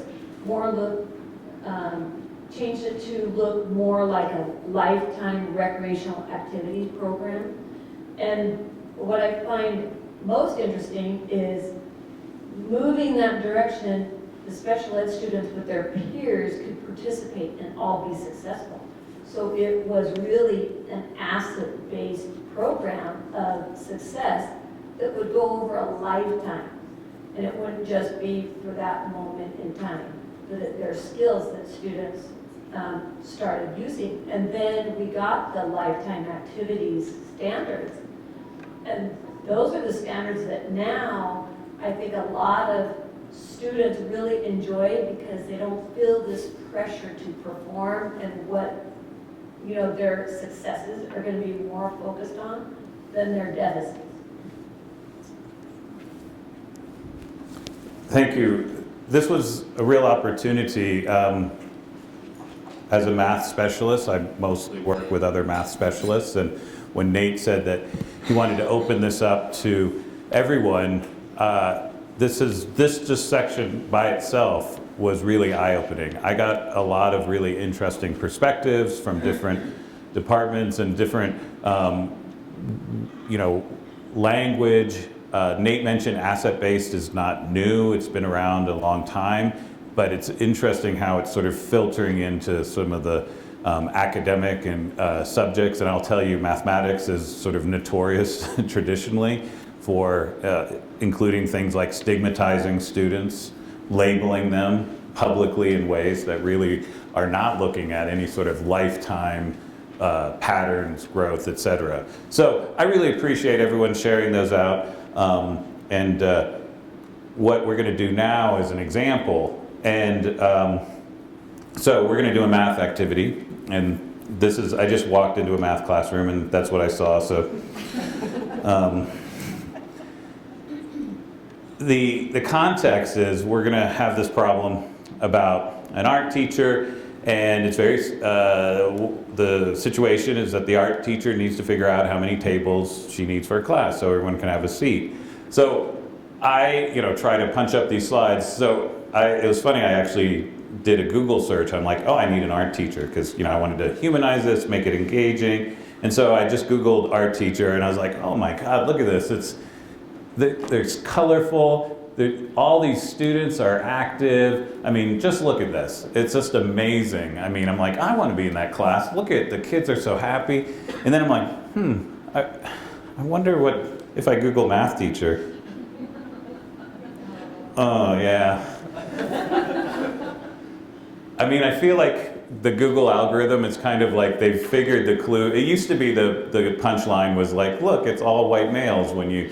So they've done something to get a little diversity, but I also feel like it's still missing a kind of. I mean, notice like where are the kids smiling and engaged? No. Where? There's a kid right there. The backs of their heads. There's no identity. It's just. And yeah, I like this one, how to become a math teacher in Texas. You guys was like, yeah. So again, this was just a little sidebar, but I'm always amused at how we represent. Notice all of them are in front of chalkboards filled with mathematical symbols. I mean, it's like that's how you know it's a math class. No children, no smiles, just a lot of formulas. So we're not going to have that. We are going to have fun doing a math activity. And so the question is, the art teacher's buying new tables to go into the art room. Each table can sit 4 students, and the art class has 33 students. So the question is, how many art tables does the art teacher need to buy so that each student has a place to sit when they come to art class? Okay? So, I want you first, this is one of those strategies. I'm going to give you just a minute to think about it because I'm going to then ask you to share how you thought about this with your neighbor.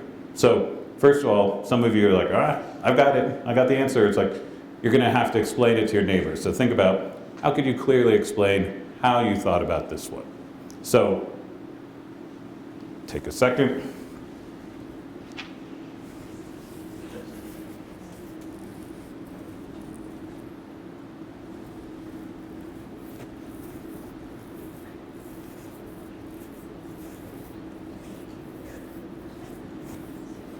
I hear a lot of chatting for silent time. Okay, that's enough silent time. Take a minute, turn, and explain how you thought about it. and give each other a chance. One of the questions you might have is, did you solve it the same way? Did you think about it exactly the same way? If not, how did they differ? So, share. How many teachers does the table need to buy? That's not sensible. So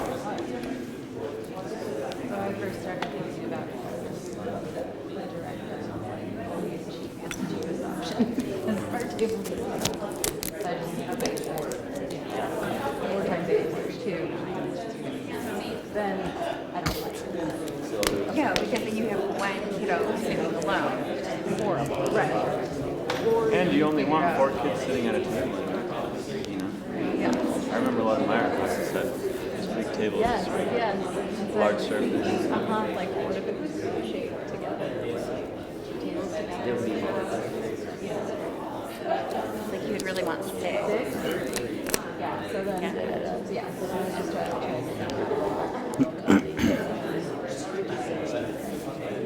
I guess you could say, and then if it's art, you know, how many art like a tables lot does of the art space. teacher need to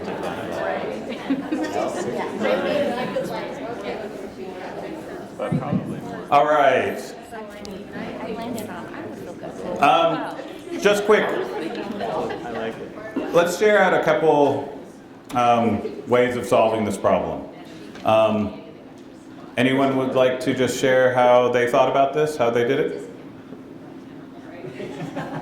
In the back. Hello, my name is Christina Barrera, and I am on the preschool team with Jared and Chelsea. So I first started thinking about it as a previous director of an early childhood center and was like, well, our tables are expensive, so I don't want to buy any more than I absolutely need. And so I started with the boring way of 4 times 8 is 32, and 9 so that I can seat those children. Keeping in mind, as Kelly mentioned, that nobody likes, well, can't say that. Sometimes children prefer to not sit by themselves, and so I want to make sure that, just because there's one more child, that they don't necessarily have to sit by themselves, but some really like to work by themselves. So that was my basic starting point, which. So 4 times 8 is 32, and then you needed one more, so you would go for 9. Yes, starting with the boring budget conscientious director route. Some people like budgets. It's not always boring. All right. Did everyone do it exactly the same way? No? All right. Jim Parker, Health Education, and Title IV. We agreed on 11 tables. Then there are 3 students, and it's an art classroom. They need more space to art. Nice. To art. All right. So As opposed to math. to art. Yeah. So 3 times 11, 33. Then there's room for them to art. Got it. So 11 tables. So we have a 9, we have 11. Another one? All right, Molly. Molly Basham, early math specialist, but I initially also started thinking like, okay, 33, if I divide it to 9 tables, but then I was like, one child in that case ends up sitting at a table alone, and that's sad, and then I was like, how can we, like, with the budget still in mind, so I settled on 10 tables, because she could have 3 groups of 4 and 7 groups of 3, and all of them have the opportunity to be collaborative in their art that way. No one's left on their own, but there's still some like potential for switching things up. All right. 10 tables. So I went back to just, when I taught elementary math, and immediately started with the division. But then I thought, okay, well, when I taught 6th grade math, sadly, not all of them could figure out the division. So it was like, okay, so how can I explain to Sally using, because she's great at multiplication, how can I help her solve this problem? It was like, okay, well, if I only have 1 table, how many students can I sit? Because it's 1 times 4. If I have 2 tables, how many can I sit? Because it's 2 times 4. And helping her get there through multiple steps. And then going, okay, well, how would I now explain this to my 1st grader who doesn't comprehend multiplication at all? And I was thinking, okay, well, she would immediately start drawing pictures. Like, here's 1 table, and I can have 4 chairs. Here's 1 table, and I can have, and then she's gonna count them. Like, I know that's gonna be how she does it, and she's still gonna come to the same conclusion that, you know, your 9 tables are required without the financial pieces coming into play. But I also drew pictures. So we're going to transition. So first of all, so one of the things that was lovely about this diverse audience is we got a lot of different thinking. Sometimes if I give this to a room of high school math teachers, it's like 33 divided by 4 equals 8.25, therefore you have 9 tables. And that's the extent of the discussion. Just kidding. I mean, high school math teachers are fun too. You're welcome. The fact is that you brought a lot of tools and a lot of thinking. You brought in different contexts, backgrounds, strategies, anything from drawing to multiplying to dividing. This is wonderful. There's so many assets that we're working with here. So what I want to do is now play a game, and we're going to sort of switch. So as a room of adults, also adult educators, you generated a lot of things from your own experience and the way you think. One of the things I want to shift is we actually gave this item to several thousand 4th and 5th graders. And so I want you to now, so Family Feud is, so we're trying to make student thinking visible, right? So let me just make sure, I'll just recap. We had 9, 11, 10, I think. So we had a few different answers, right? So what do you think? And I'm going to give you a chance to talk about it with your group. So everyone knows how Family Feud works, right? You know, they survey a bunch of people, top answers on the board. Here, we, quote, surveyed, we gave this exact item to thousands, about, I think, 4,000, 5,000 4th and 5th graders, 7, 10, 50,000. But Jeremy, I think actually when I made this presentation, I worked off a data set that was a little smaller. But once you get past like 5,000, it's, but yeah, we've given it to tens of thousands. And so I'm really interested in your, so the game is, what do you think the most common responses were? So we're going to hold back on the explanations or the justifications. So like I said, in this, when I went around and asked you, we got 8, 11, 10, 9, we got a few different ones. The question is, all right, we actually have a huge data set. What do you think students came up with as these? And so we'll play this game. I'm going to give you a few minutes to talk amongst yourselves. Then I'm going to elicit some of these, and then you're going to actually get to vote. And then I'm going to compare your answers to the actual data to see, can we actually think what were the most common ways of thinking that students shared with us? All right? So the first step is talk to your neighbors and just kind of brainstorm. Like, what do you think the most common answers? How many tables? That's the question, right? 4th and 5th graders. So this was given to 4th and 5th graders. Probably a few other grades, but mostly 4th and 5th graders. So yeah, this isn't, so if that helps you, which it probably should, puts it in context, these are upper elementary, 4th and 5th grade students, which this art table item is, you know, squarely in that content. Question? And it was an open response? Open, yes. Open response. So the kids could write any number they wanted. Okay? And then, so it was not a multiple choice. Very good, clarified. Remember, one of our designs is we want to open up that space because we want to know all of those solutions. So you had a chance, and even in this small group of what, 25, 30, we had multiple answers. Now imagine 30,000 or whatever. And yet, there was definitely some clear, you know, Family Feud style. There's certain answers that showed up much more frequently, and we're going to reveal the top 5. So take a few minutes, try to come up with it, and then I'll collect this, and then we'll just for fun play the game where you'll get to vote, and then we'll reveal. All right? So a couple minutes. What do you think?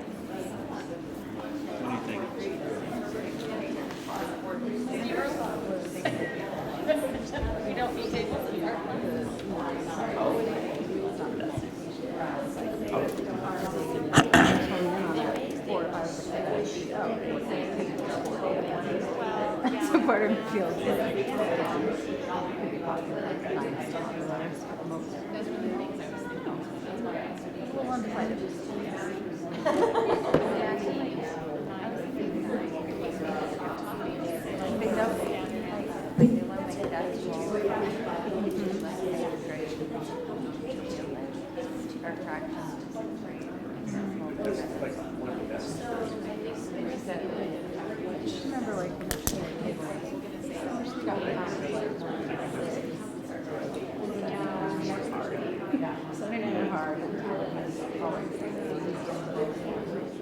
So I don't know. They are quick. I feel like 8 or 9. Because I could also see kids being like, oh, we can just share a table. Yeah, that's true. Share a table. Yeah, you don't need a whole other table. All right. Or also with 9. Who says one kid has to sit? Do you guys come up with some ideas? True.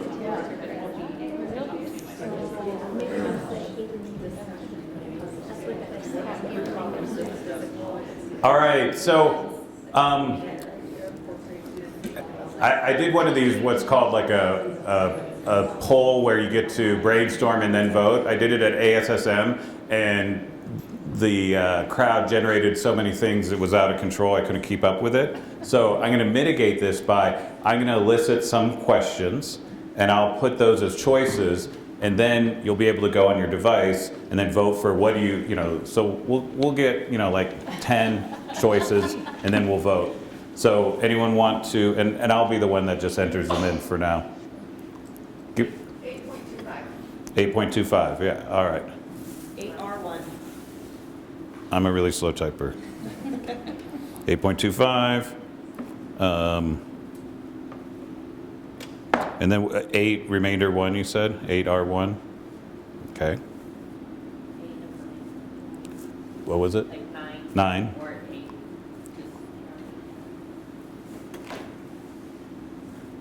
8. 33.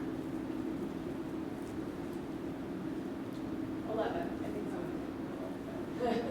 Yeah. Those of you who had your ideas, validate it with the 4th and 5th graders giving you some shout outs. I would say 4.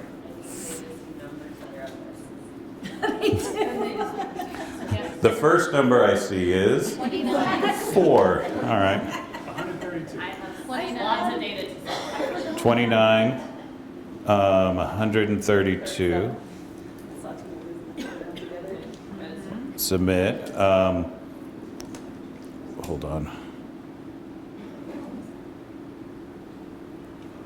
All right. Let's see where we're at right now.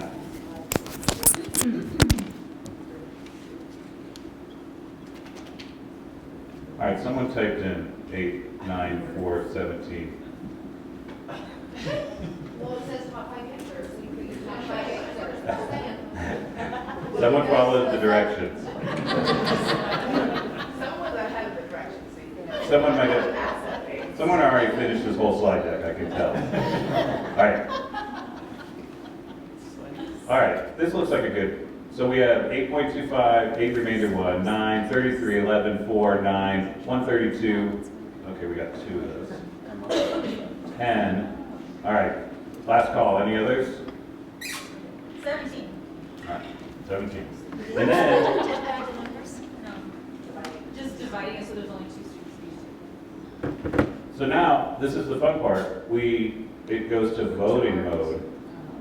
And you each get 5 votes. And I'm going to actually hide the screen. But on your, it should say, yeah, is it working? So you have to go to your slide deck.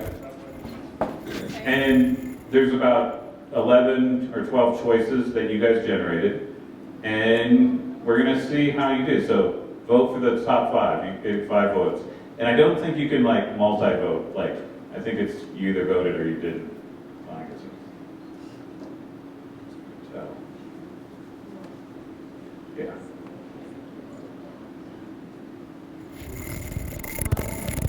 Is 8 not there? All right, let me add 8. Dang it. I want this game to work so bad. And then we just refresh. Hold on. Yeah, I just, When the time is right. we got this. I barely got this. All right. 8's probably a good one to put up there. How did we miss that? All right. Da-da-da. All right. You might have to refresh. Or like refresh. So now 8 should definitely be a choice.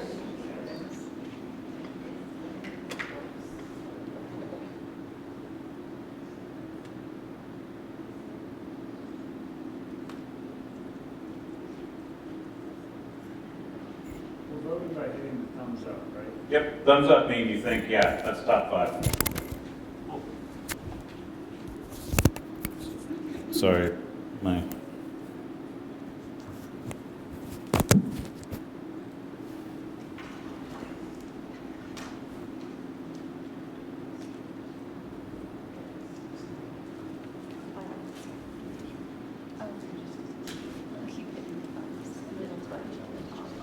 All right.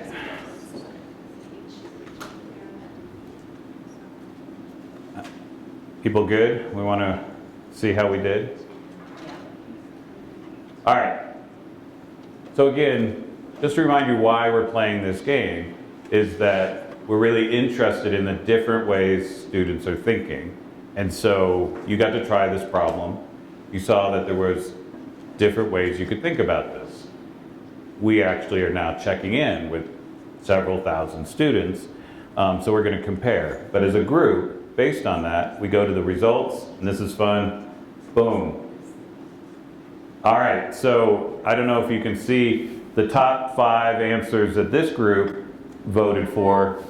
Number 1 was 9, followed by 8.25, followed by 8, followed by 8 remainder 1, followed by 11, and then 4, 132, 33, 10.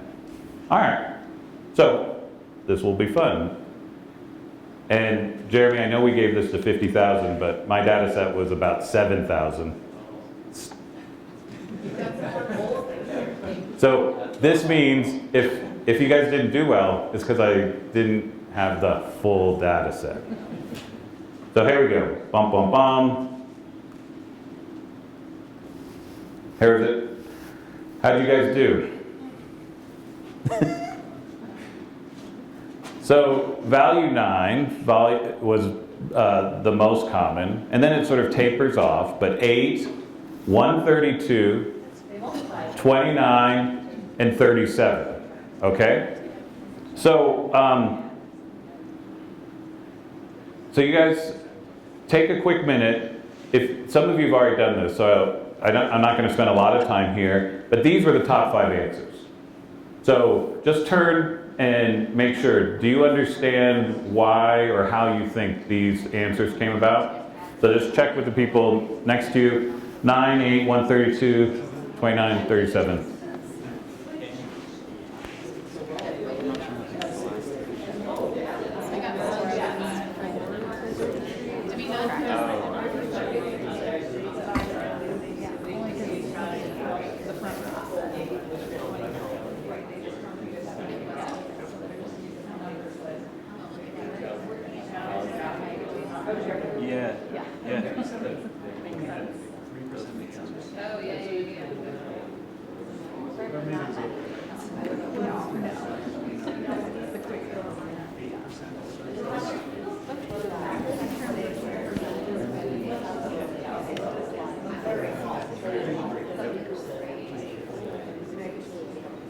And I want to say, so even though 3% seems small, I mean, these are hundreds or in larger cases, thousands of students. So,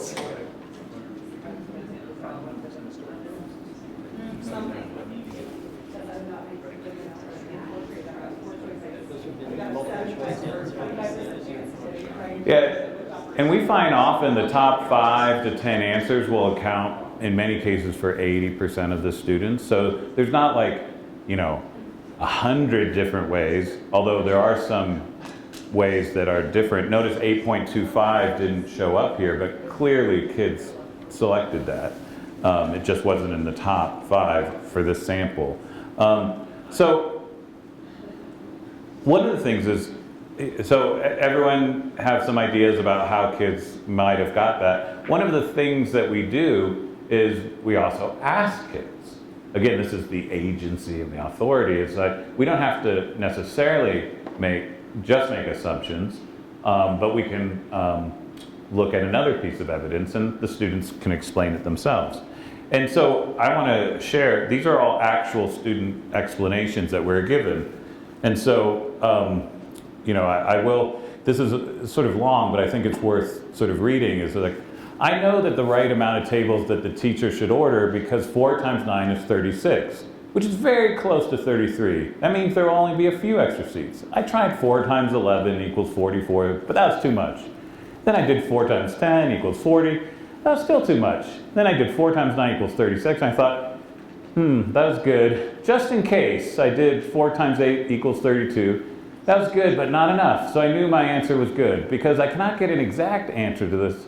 The one that is closest, so the answer is the one that is closest and most accurate. So one of the things that's amazing to me is that, I mean, this is a kid writing all of this out. This kid is giving a window into how they are thinking. And in this case, you can follow along. Here's another kid who wrote the same answer, 9. 33 divided by 4 equals 8.25, but you can't have part of a table, so you round up to 9, so all kids can sit, exclamation point. So, again, 9, but it'd be better to buy 8 and just hope one student is absent to save money. So all of you sitting here going like, well, I'm really concerned about budgets, maybe the kids won't. The kids are worried too.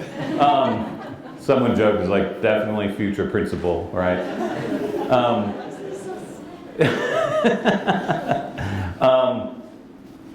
So 8 was the second most common. So here's an example, 33 divided by 4 is 8 remainder 1. So 8 remainder 1 definitely would show up, but they decided to interpret that remainder as like, well, I'll just ignore that part. 8 tables. This one's great. Well, 8 times 4 is 32, 9 times 4 is 36. I don't know if they can leave one student lonely or if they are sitting on the floor. I guess that's okay. So 8. So again, notice the kids are thinking. They're doing this. I won't sort of stress that in a traditional standard test, this is probably designed to elicit the correct answer of 9. So this kid would be wrong. 132. I know it's the right because I did 33 times 4 to find the answer. This one was particularly telling because I know the keyword each means multiplying. And 33 times 4 is 132. So again, anyone may remember their own math experience, but there's this keyword like each means multiply, or less means subtract, or together means add. These are keywords, and it's not a particularly good strategy because it's not very robust. In this case, each did not mean multiply, but nonetheless, the students applying their things they had learned to solve the problem. These were the next two, and you know, why are they getting 37 and 29? Well, first I added 33 and 4 and got 37, so the art teacher has to buy 37. I find the answer by subtracting 33 and 4. I tried multiplying, adding, divided. None of these answers work, so I tried subtracting. I mean, the kids are so refreshingly honest about this. It's like, well, I just tried all the operations I know, so I'll just go with subtracting. But anyways, you know, I think that's really interesting about this is that in a teacher-centered classroom, in a traditional math class, you could imagine the scenario where the teacher's like, you know, what's the answer? And all these kids say all these different things. It's like, no, that's not correct. Let's move on, or you need to practice. What's really interesting, of course, is that a lot of traditional assessments do not take this into account. if you're curious, we use these on benchmark assessments, and we do validate. So the kid who says, I mean, there's some other ones on here too. We could squeeze one student in so that 5 could sit at a table. We have ones that said 1 student can sit on the teacher's lap. I don't know if that's really an appropriate solution, but nonetheless. We had someone that could stand on one of the tables. I'm like, okay. But we would validate those because what was our purpose? We wanted to know how students are thinking about it, how they're interpreting it, and sort of what mathematical tools they're doing. At the end of the day, the student who does a correct division and then figures, oh, there's always one kid absent, so I'll get 8. They've demonstrated a lot of correct thinking, interpreting, and they just didn't happen to get the guess what's in the teacher's head answer key solution. They had a slightly different one. The one about having, it didn't hit the top 5, but I will validate that their students wrote 11. In fact, some of the reasoning that they gave was, well, they'll have more room, or 33 isn't divisible by 4, but it is divisible by 3, or 11, so we could just do it that way. So kids brought all sorts of assets and resources into figuring this out. And again, back to the sort of the stigmatization and other things, like in a very traditional sense, if this was a right, wrong, and that's all the information you got as a teacher, is, guess what? I mean, if you noticed on that slide, about 45% of the students or something, 47%, a little less than half got the answer of 9, which is, I'll put it in quotes, the correct answer that we're kind of looking for. So if you knew nothing else except that, less than half your students were successful in this item, what are you going to do with that? That's the only thing you got to work with. And so this is really the kind of punchline about this example, is that we really want to generate by making thinking visible. Think about math, talk about math, making it visible. Suddenly, you can have a lot more supports, including what I would argue is that, I can't remember. Yeah, so we have these sort of math language routines. Some of you in the math field know these are things like 3 reads, collect and clarify, notice and wonder. These are strategies to make thinking visible, to get sort of language out there to connect to these thinking. But the upshot is that what we really see is this sort of sequence. And I will interject something first before I kind of close out, and that is that in a traditional sense, if the only piece of feedback you got is you gave this item and you saw that half of your students, quote, got it incorrect. Without any information, one of the things you might be thinking is, oh my gosh, they don't know how to divide. Because the problem to like a curriculum math writer is this is a division problem and you have to interpret the remainder. So they might actually go back and say, hey class, we need to practice our division facts or our multiplication facts or our skills. And that's really, I think, one of the other aspects of why asset-based assessment is so powerful and so important, is that notice all of those extra answers that they were giving. Let me just kind of go back. The problem wasn't their computation skills. Even the 132, they're correctly multiplying, they're correctly dividing, they're correctly subtracting and adding.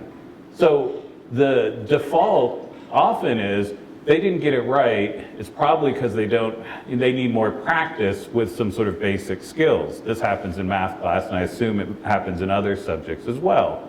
You always go back to that kind of lowest common denominator. Notice that would have been the pool that half the class would have fallen into, over half.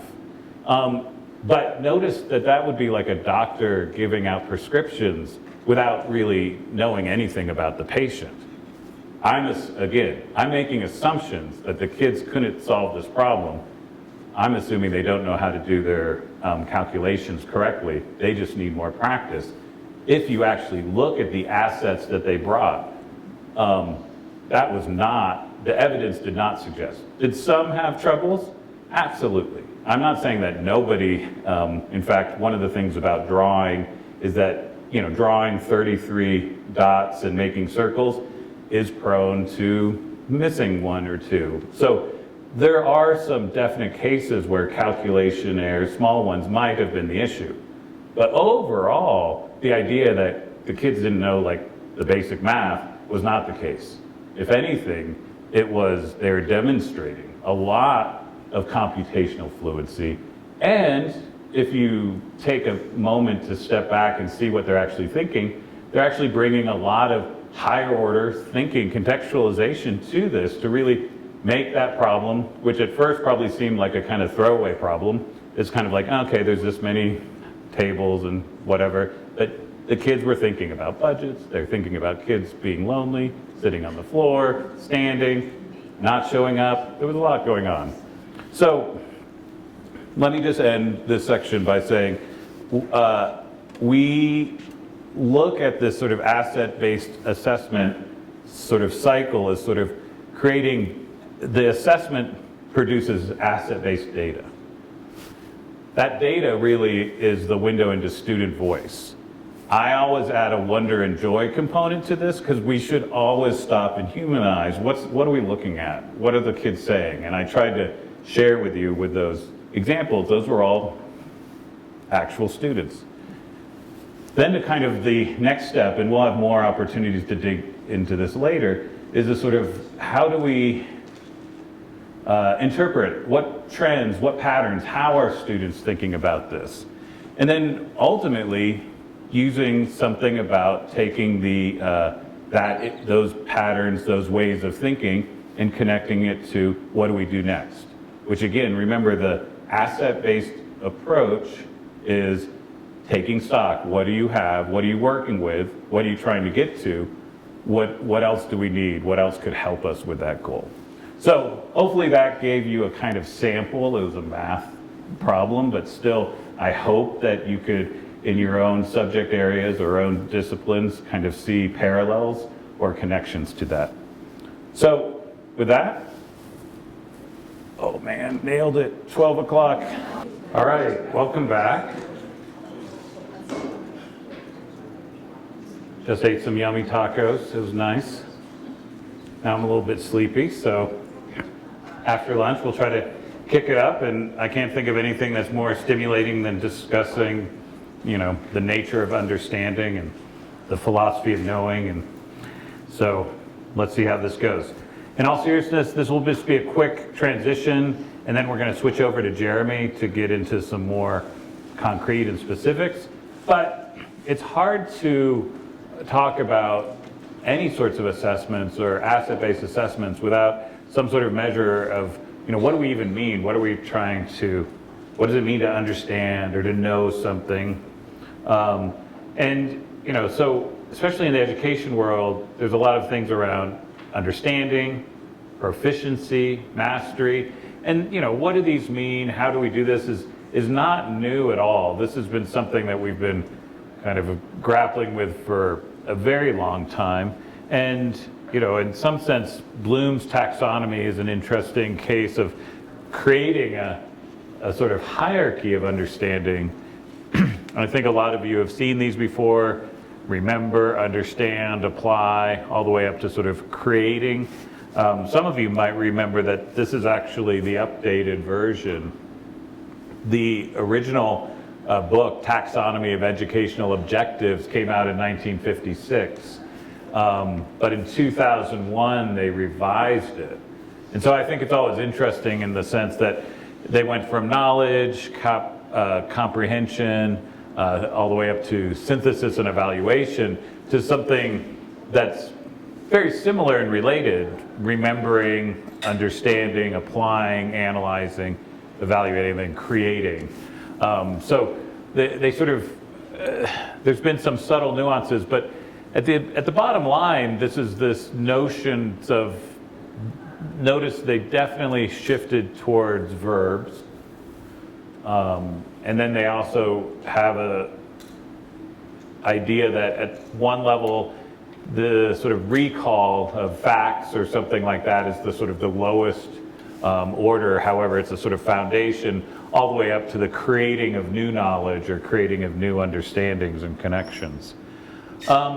So, one of the things about this is that, you can have a taxonomy and it may be useful, I mean, especially from a curricular design perspective, is that I don't think there's anyone in this room that doesn't think it's useful for students or anyone to be able to understand and apply and to remember. I mean, these are all good verbs. We like to see these actions. But still there's questions about like grade level, proficiency, and this gets into this intersection with assessment is sort of, what does it mean from an asset-based perspective? What's enough? And how much is, where do you draw the line? I mean, can you have mastery of each of these separately? Can you be a master at remembering or show mastery of there? Or somehow you must demonstrate all of these things to sort of master a discipline, a subject, or what have you. And this, this section is more to sort of raise questions, not that I necessarily have any answers to these. But I thought it would be kind of concrete, and I ended up doing a kind of deep dive because one of the things that we're interested in, and it came out earlier, is this sort of idea of, all right, there's goals, and part of asset is taking stock, and there's this sort of natural sense of sort of where are you and where do you need to go, this sort of progress, right? And so the question of monitoring or measuring progress. And so have people heard of summer slide or summer slip? So this is the kind of natural seeming idea that kids are in school, then they have a few months off, and then they forget everything or forget a lot. And so there's like articles here where they talk about research indicating that 2 months of reading skills and 2.5 months of math skills are lost over a single summer. Summer slide is cumulative. What they meant is that each summer there's kind of an adding of sliding. They showed this sort of graph where they show that there's this sort of summer vacation, math drops more. You can look online. There's, I mean, I love this graphic, the summer slide. Start of summer, you're at the top. End of summer, you're at the bottom. But then you think about it, that's the goal of a slide on a playground, right? So that's kind of what you want to happen. So I get it, it's the slide. I appreciate what they're going for, but I still am not sure that that was the right execution that they're intending. Anyways, thank you, that was my TED Talk. All right, so without practice, reading skills decline. Edutopia had this article about 7 ways to prevent summer learning loss, and I thought this was very interesting. So the sort of the tips, like make time for learning, learn and practice affixes. This was a term that I didn't also know in this context, but practice adding endings to words. That this is something you can do over the summer. So I'm going to try that this summer, and I'll let you know how that goes. Develop math skills, like, all right, improve reading. I mean, all these tips encourage creative writing, review grammar skills. I like to look at these suggestions and advice, especially this is, I think, targeted to parents, sort of what you can do. But notice lurking in the background of this, and I especially like the image of this article. It's like this kid's having fun playing in the sprinklers, and it's just like, no, you better start developing math skills and practicing grammar, otherwise you're going to be behind. So there's this really interesting idea that there's progress, but then also this very core of what does it mean to understand something has this sort of fragility in the sense that I think the underlying assumption is that, if you don't use it, you lose it. But is it really that kids have understood something and then that understanding just goes away? Or is it a product of what we're measuring? Maybe the assessments are creating some of this. So I was starting to, read some of the literature around this. I mean, there's a lot of discussion about getting rid of summer vacation because And there's kind of interesting equity issues saying, students that are at risk should all be in summer school, but then if you're not, go have fun and have family vacations. It's like, who's getting what treatment? What are they trying to solve? The arguments against having any vacations at all seemed a little bit extreme. It's sort of like, how we can keep students from forgetting is just never stop having them, use their knowledge, all of it, all the time. So anyways, then I came across this article from a couple of years ago where they did this one was really interesting. They did a sort of meta-analysis of a lot of studies around this, and they started to question this. In fact, this is sort of what I thought was really provocative. It's sort of saying, the title's Rethinking Summer Slide, the more you gain, the more you lose. And so instead of this use it or lose it, they're saying that in some sense, the strongest predictor of whether a student would experience summer gains or losses was the size of gain the student had made in the previous academic year. That is to say, the more students learned during the school year, the more likely they were to lose ground during the summer. So, I mean, you gotta love education research. It's just like, oh no, oh wait, don't teach too much. It's just gonna make things worse. These are these unintended consequences. But again, if you look at the data, so how are they measuring this? They're mostly using, in fact, this study, how are they measuring academic success? They use the MAP test, the MWA MAP test, which is given to millions of students and is used a lot to report out sort of academic achievement. The MAP test has been developed and has been a tool for allowing this sort of comparison, sort of where are you this year to next year, and comparing sort of growth through the system. But they analyzed hundreds of thousands of MAP tests, and they looked at different conditions. And so they looked at students that had increased a lot during the year according to the MAP test. And then they looked at what happened when they came back to school. And so the more it went up, the more likelihood of the sort of dropping. So, I'm going to kind of leave this hanging there in terms of, why is this? And what's interesting about this article is that they don't really dig into the why would that be. I mean, part of this that's came to my mind was essentially a regression to the mean sort of effect. So it could be just a sort of statistical anomaly. And it gets back to the conversation at hand. Is like, what are we actually measuring? And if we're using these instruments and we're showing that if kids advance too much during the year, then they lose more during the summer, there's a lot of questions about that. And so I only bring up the kind of summer slide example because it puts us back into this perspective of when we learn something, what does that mean? How do we know? And then throughout the year, if we are taking sort of asset-based approaches, what are we actually trying to measure? So I thought after lunch, you guys are kind of sleepy. Why not do some SAT problems? Yeah, I was going to play it by ear. Earlier, the formative assessment, if this was a room that was all like 10s, you complete me, then I was going to come back after lunch and actually have you take an SAT test. That wasn't the case, and I probably wouldn't have done that anyways, because in some ways, the SAT is a quintessential example of something where we use that to indicate a certain achievement. Fun facts, anyone know what SAT stands for?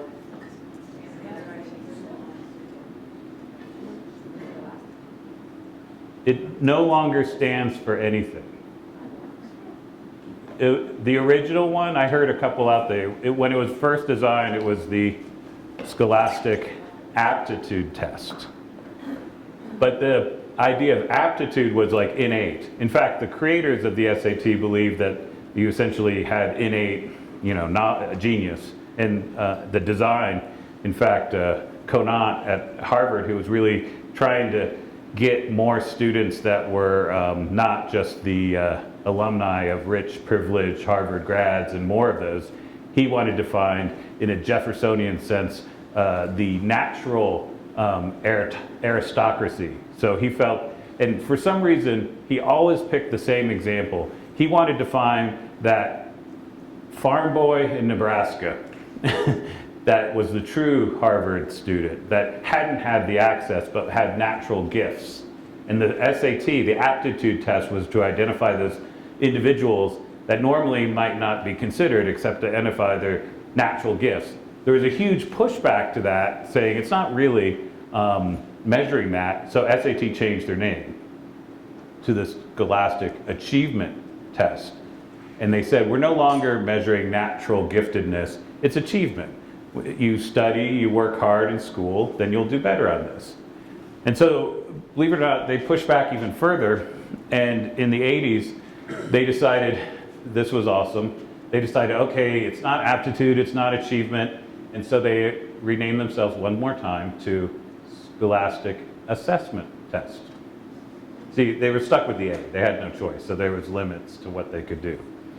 Now, if you pause for just a moment and think Scholastic Assessment Test, it doesn't really make any sense at all. So they quickly just decided, you know, just like KFC, we're just going to, we're not Kentucky Fried Chicken anymore, we're just KFC, period. We don't stand for anything. So the current state of the affair is SAT stands for nothing. It's just SAT. But I wanted to tell you that quick little history because it shows you this tension and the sort of back and forth of like, is it natural giftedness? Is it achievement?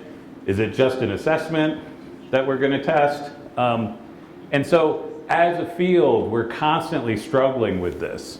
After sharing with you some of the stuff about summer slide and kids sort of losing during the summer because they were having fun and somehow that was an issue that needed to be solved, a problem. I mean, but look at these. I mean, this is interesting. This is from the most recent SAT, and if you haven't had a chance to kind of read it a little, I'll just sort of read part of this. There's like, does Naomi know anything of your ambitions? We have an understanding. Please don't judge my candidacy by the unseemliness of this proposal. I ask directly because the use of a go-between takes much time. So, all right, you read this passage. Of course, this isn't the whole passage. You're probably going, oh my God. There's this, I just pulled out the chunk. But in here, the question that's asked is, on line 36, directly most nearly means frankly, confidently, without mediation, with precision. And again, like pointing out, it says, please don't judge me. I ask directly because of the use of the go-between takes much time, etc. So, I mean, I consider myself pretty decent reader and literate, but I found myself making, arguments on like, what could mean that? I could, if I put it in quotes, I could make it mean anything I want. Oh, wait. Directly is in quotes. So still, but you could imagine students preparing for this. And I shared you this and took time to actually show you this SAT question is because I'm assuming everyone in this room, went to college, had success. You're now working at the U.S. State Board of Education, Utah, different U. But these are kind of hard. And maybe at the time when you were practicing these particular skill sets, or if you're an English teacher, it might make sense. So what do the sample math questions look like? Well, they look like exactly what you would think they would. And by the way, I decided to just pick the first ones. So this was an actual released full test. So this is the order. So you see one where they're asking you to plug in, and then right off the bat, there's like, yeah, let's throw imaginary numbers in. That will really get them excited for what's about to come. So again, this is really interesting. This is the SAT. This is used to rank and sort students and decide many, factors. As many of you aware, there's a lot of pushback. The pandemic resulted in a lot of institutions not doing the SAT. My son lucked out. He was in that year that should have had it, and then because of the pandemic, he didn't have to, and he's very excited about the fact that he's now in college, he's studying data science, he's loving it. He never had to jump through this particular rite of passage. And he's, none the worse, in my opinion, for that. But still, what is understanding? What is this measuring? And the fact that many of us probably took the SAT or ACT, which has similar questions, we somehow were successful. And we've moved on, and have we forgotten it? Or some of us may do well if you were to take the SAT today. This is where it comes down to, and I want to set the stage for what Jeremy's going to talk about in terms of sort of going forward, is that, is this a case of use it or lose it? And, I didn't pause to ask yet about those SATs, like how did you feel about those questions? SAT has its own sort of genre and style, and I wouldn't say it's a welcoming style. And then I was thinking about in math, how many people remember the Pythagorean theorem? I'm not going to actually ask you to do that. Math. If you're not a math person, raise your hand.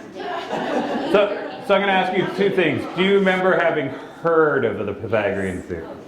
Okay. So we remember that. We know it's something. Now the question is that, do you remember what that actually states?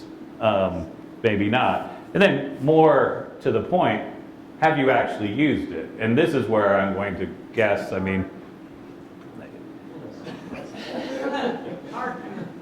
so we have two people in the front who have used the Pythagorean theorem recently. I overheard someone say something like hard no, which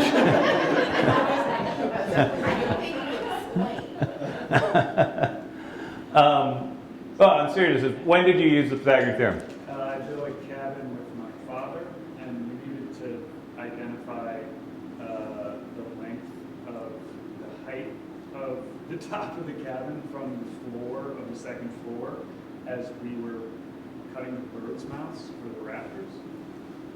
Jeremy? Pretty much the exact same thing. I'm building an addition to my house, so I need to calculate the distance that B needs to be.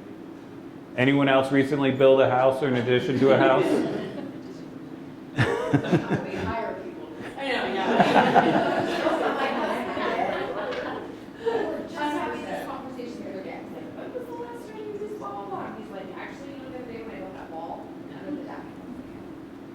So it's funny because I actually believe geometry is one of these sort of interesting subjects that's been handed down to us because it was sort of, Euclid as part of the classical tradition. Abraham Lincoln said that, there was only 3 books that taught him everything. Shakespeare, the Bible, and Euclid's Elements. And so it's, geometry has an exalted sort of status, but then you ask yourself, how often do you use it? Now, of course, maybe non-construction uses, but what's funny is that I don't think that that's invalidates, because if you want to see lots of people using math in general and geometry in specific, go to Home Depot or any place like that, and you'll see, just walk down the aisles. Didn't sound right. The alleys are in the back. My Home Depot is kind of rough. It's a rougher version. And so they're going to be doing things like how many tiles do we need for the bathroom floor? How do we calculate how big it is? How much, what's the angle of this? Or how tall is if we want to have a peaked roof, and all of these things. So in some sense, there is a lot of math that is practical and used, but nonetheless, if you looked at the SAT, imaginary numbers, we could have that game too. Like, how many of you complex numbers, square root in every one recently? Yet, these are things we value, we assess.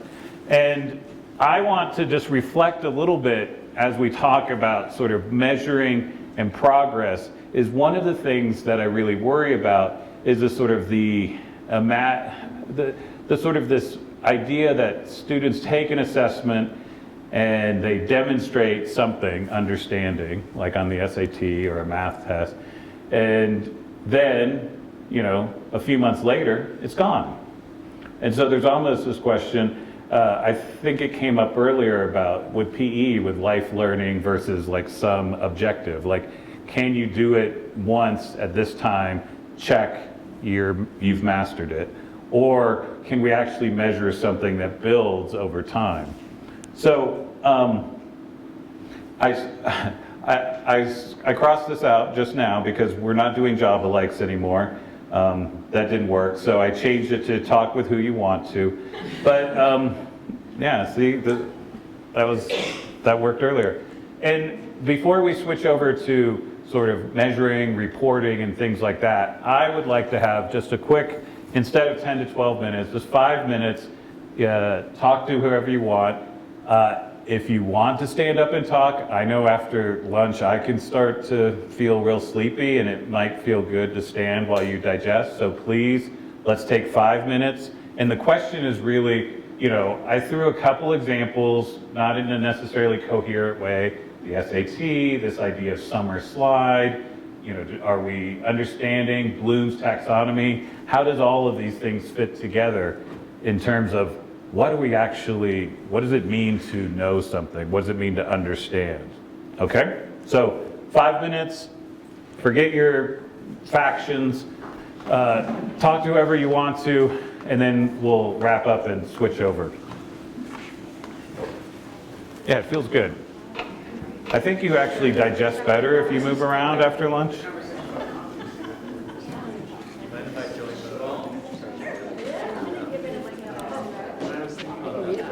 Yeah. Mm-hmm.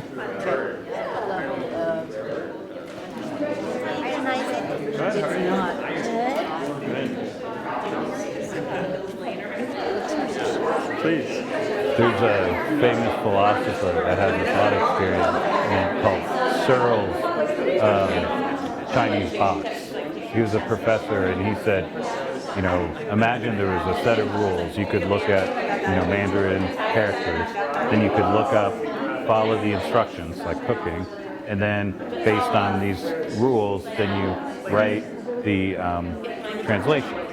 So his argument was, imagine that there was this box and there was someone in the box, someone would input some piece of Chinese writing, and then the output would be this. And that person in there would just be looking up all these sort of things.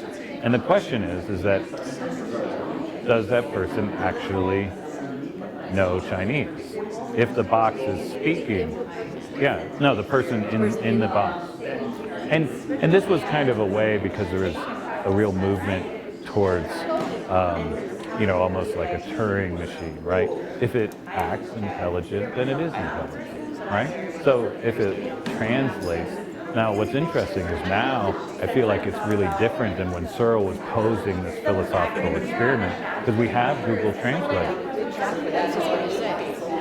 Siri doesn't do it. So I think there's something really interesting to me about your example of cooking, right? Because in some sense, these are all, it's like a recipe, right? You take it, you follow the rules, something happens. Now, are you proficient? Yeah, but, right.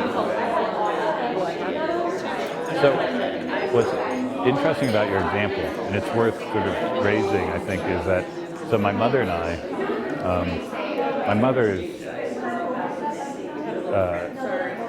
an excellent recipe finder. And so she has a reputation as being a very good cook. Like, she cooks, it's wonderful, right? And she acknowledges, like, oh yeah. If something goes wrong, or if she runs out of ingredient or something, right? She is really in trouble.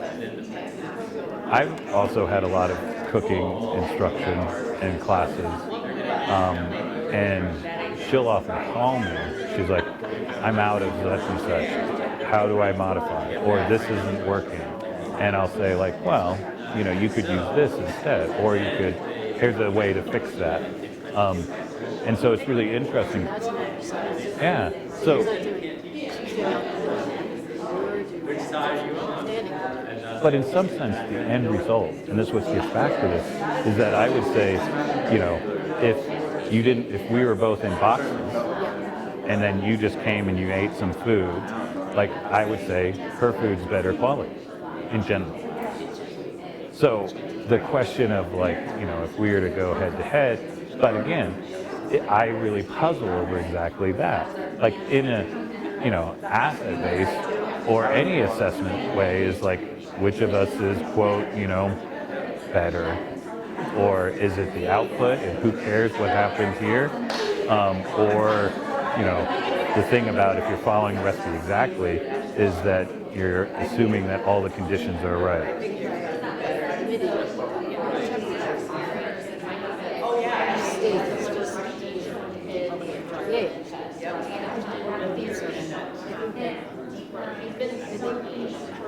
Interesting.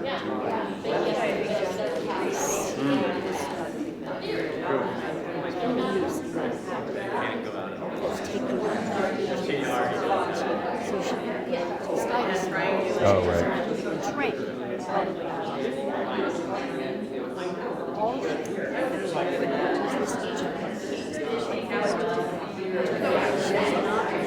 I thought they got rid of the test, or they put it's Stuyvesant. I don't know what happens. But that's been a huge battle. Yeah. Whether to have the test.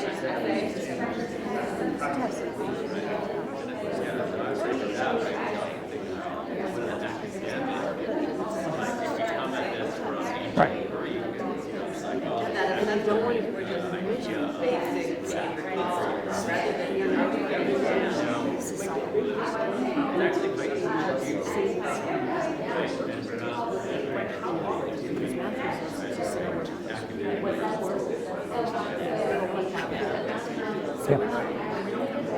This is such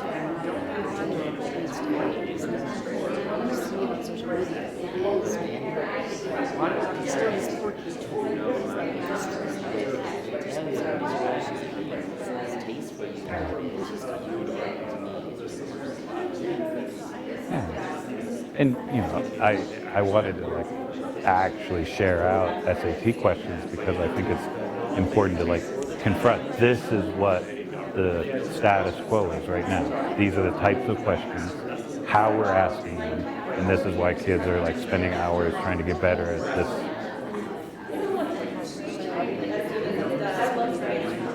Yeah, or even useful, right?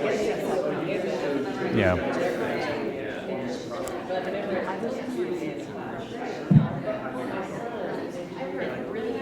All right. So again, we're going to transition, but I would love to have a few people share out some of what they discussed. We actually ended up having a very interesting discussion about cooking and, following a recipe versus understanding how ingredients mix. And so one of the things is that my mother is an excellent cook if she's following a recipe. She can really follow a recipe and really the end result is really good. But the moment like she runs out of an ingredient or something goes wrong, she'll call me and say, oh no, how do we adjust this? And so what's interesting is that, do I understand maybe how cooking works better, but can I execute it? And so there's a lot of, who's a better cook or how to put it. In some ways, objectively, if you had to eat one of my meals or one of hers, I would say take hers. On the other hand, if you wanted to somehow assess our own proficiency, mastery, understanding, it's almost a completely different question. So that was just one example of this sort of conundrum we're facing in terms of, is it the end result that just matters and how you got there doesn't, or are there different aspects? Anything else? I would love to hear a couple others and then we'll let Jeremy hit the stage. Any insights? Talked about kind of disliking the term mastery. Like you truly never master anything. You get good at it, you might be better at it than others, but there's always room to get better at it. Like we brought up like chefs, like even world-class chefs continue to hone their craft even when they are considered like masters, like they're Michelin star chefs. They don't just go good enough, they keep innovating and trying new things. So Like mastery doesn't really say you've arrived, you just got to a level that like, yeah, you're consistently good at this. And is that really what we're asking when we're insinuating with mastery? Is that word used in Utah education codes, mastery, to some extent? No, we do competency-based here. It's like different terms, so. Academic mastery, yeah. That's probably the only place we actually have it, but our legislative policy, no. Yeah, have you mastered reading? Have you mastered writing? Have you mastered anything? I mean, yet somehow that is a word that has embedded itself. In fact, I hear it often in terms of grade level mastery. Like you've mastered 5th grade math, or you've mastered 6th grade science, which is again also kind of a weird thing. Well, it could be temporary, as we all master 12th grade math at some point. Yeah, that's why I wanted to have that fun SAT experience, just to keep it fresh and this idea. Somehow we've jumped through those hoops. Did we get the label master at that time, mastery? Any other thoughts, ideas in your discussion?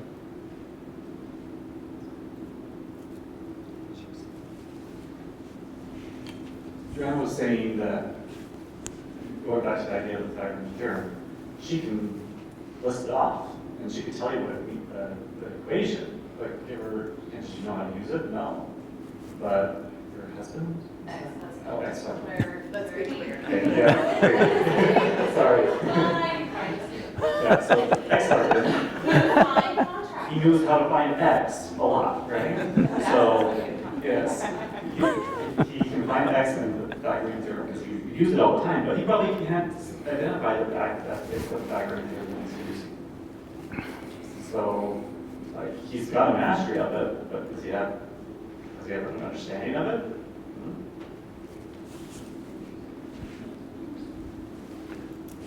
Right, and that gets back to the idea of the sort of performance versus understanding, which I'm still sort of struggling with in the sense that if you can, especially as a mathematician, if you can do math and you're successful at it, do we really care if you understand it or not?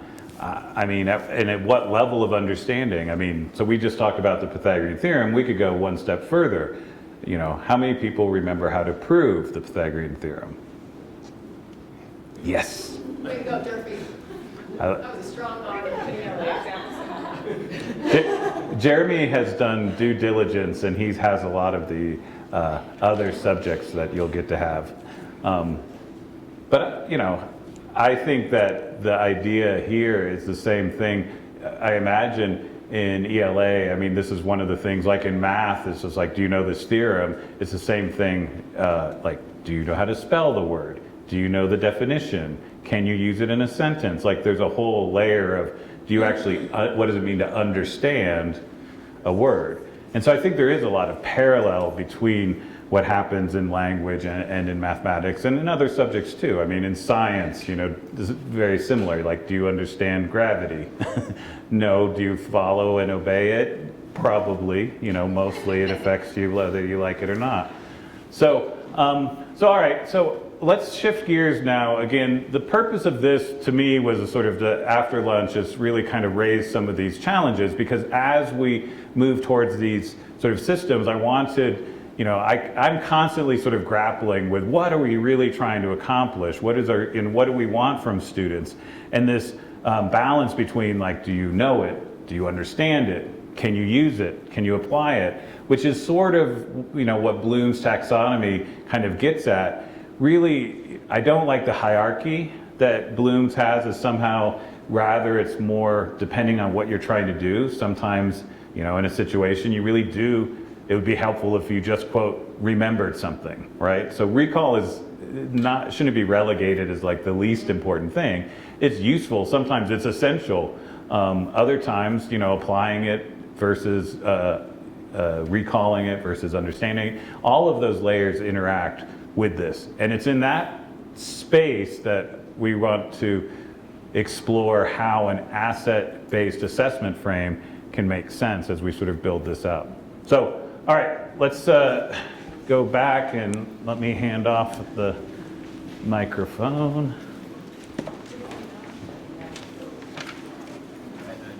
You need this.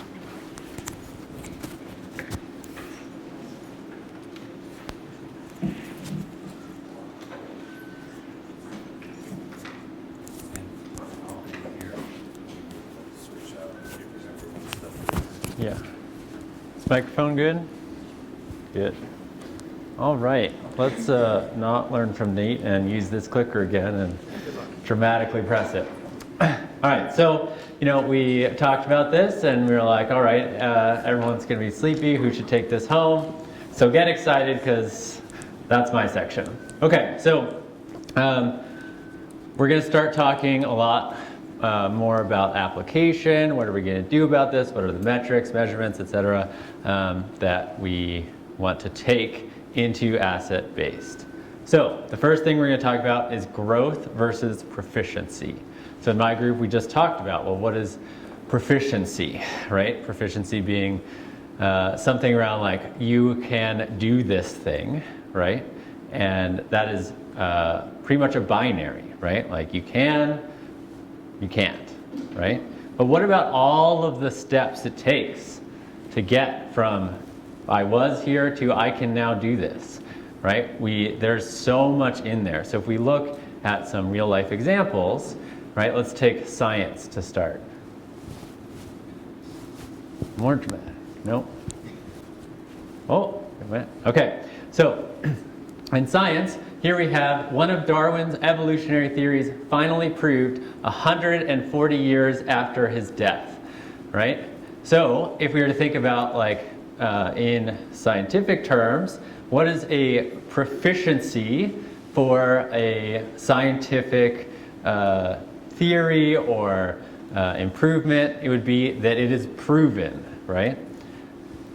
How long did it take to prove this? 140 years after his death, right? There's so much growth before that, right? Not only in terms of Darwin figuring out things, trying to guess at things, making theories, but then 140 years more work to finally prove it out. And now we can say, hey, look, like, Darwin was pretty good. But it took a long time, right? If we move forward, I don't know if this is just slow. There we go. All right. Let's look at the civil rights movements, right? What is proficiency when we think about a movement in, say, law or social or society, right? We have a law getting passed, right? Or things like that. Well, it doesn't take, it's not just, hey, it's passed or it's not passed, right? There's so much that we have to do in order to make that happen, to rally up people, to get that cause, right? So, and I'm just making a lot of parallels here that when we think about proficiency and we're measuring proficiency, that's the very end of the road. But there's so much that happens before we can get there. And I have one more example. There we go. All right. Now in English, right, two great quotes. If I may be frank, Mr. Hemingway, you certainly are in your prose. I found your efforts to be both tedious and offensive.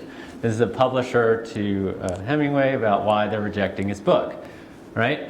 Another one, I have now reread, or rather more thoroughly, The Bell Jar with the knowledge that it's Sylvia Plath, which has added considerably to its interest for its obviously flagrantly autobiographical, but it's still not much of a novel. Right? These are best-selling books by incredible authors, right? They didn't get it the first time, right? If you think Harry Potter was also rejected 12 times by 12 publishers before it was accepted, right? There's so many loops and things that we have to go through before we become proficient, right? Yet, if all we're measuring is proficiency, we're losing where anyone is on that journey, right? Okay. Close. There we go. All right. So I'm sure you've all seen a graph that looks like this, or this meme, right? Here's what people think success looks like, but really it's a really messy journey with ups and downs and turns and twists, right? You get new knowledge, right? And then that knowledge confuses old knowledge. You have to rectify it and synthesize two things together in order to progress. So success is actually really messy, right? But when we think about assessments, they're points in time, right? So, hey, we measured you here, here, and here. Well, what happened, right? What happened between those two times? And in fact, as I was trying to mention before, growth is not, linear, right? So if you're just looking at certain measures, it might look like you dipped, but maybe you didn't really dip. Maybe you have now two pieces of information that you're trying to work together. You're trying to synthesize this information. So currently you're a little bit confused, right? And so you did worse on an assessment. And we're like, oh, not as good, right? You've decreased in proficiency.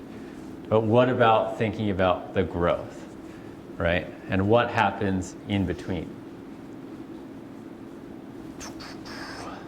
Here we go. All right, so how about our students? How far have they come since their last assessment of proficiency?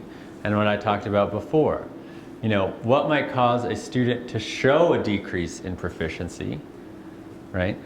Does growth only come from increased proficiency? So here, I want to talk a lot more in depth. Like, what if a student gets a question wrong twice in a row? Right? So whatever it was, they failed this time, they failed that time, right? Have they not grown? Do we measure like that they have grown or not, right? I can tell you in a quick way, I used to definitely not be able to do a cartwheel, right? And then I practiced, and then I'm probably now kind of can do a cartwheel, right? But there's a big difference between when I, definitely couldn't to now that I, at least kind of can. I mean, I'm sure I could do it, but it's just messy and ugly and not pretty, and I would get a 1 on a, Olympic gymnastics committee. But that doesn't mean that I haven't come from somewhere, that I haven't grown, right? So that's what I want to think about when we measure. Right? What are we measuring? If we're only measuring proficiency, right, what are we missing? What are all of the steps that it takes that we're not considering?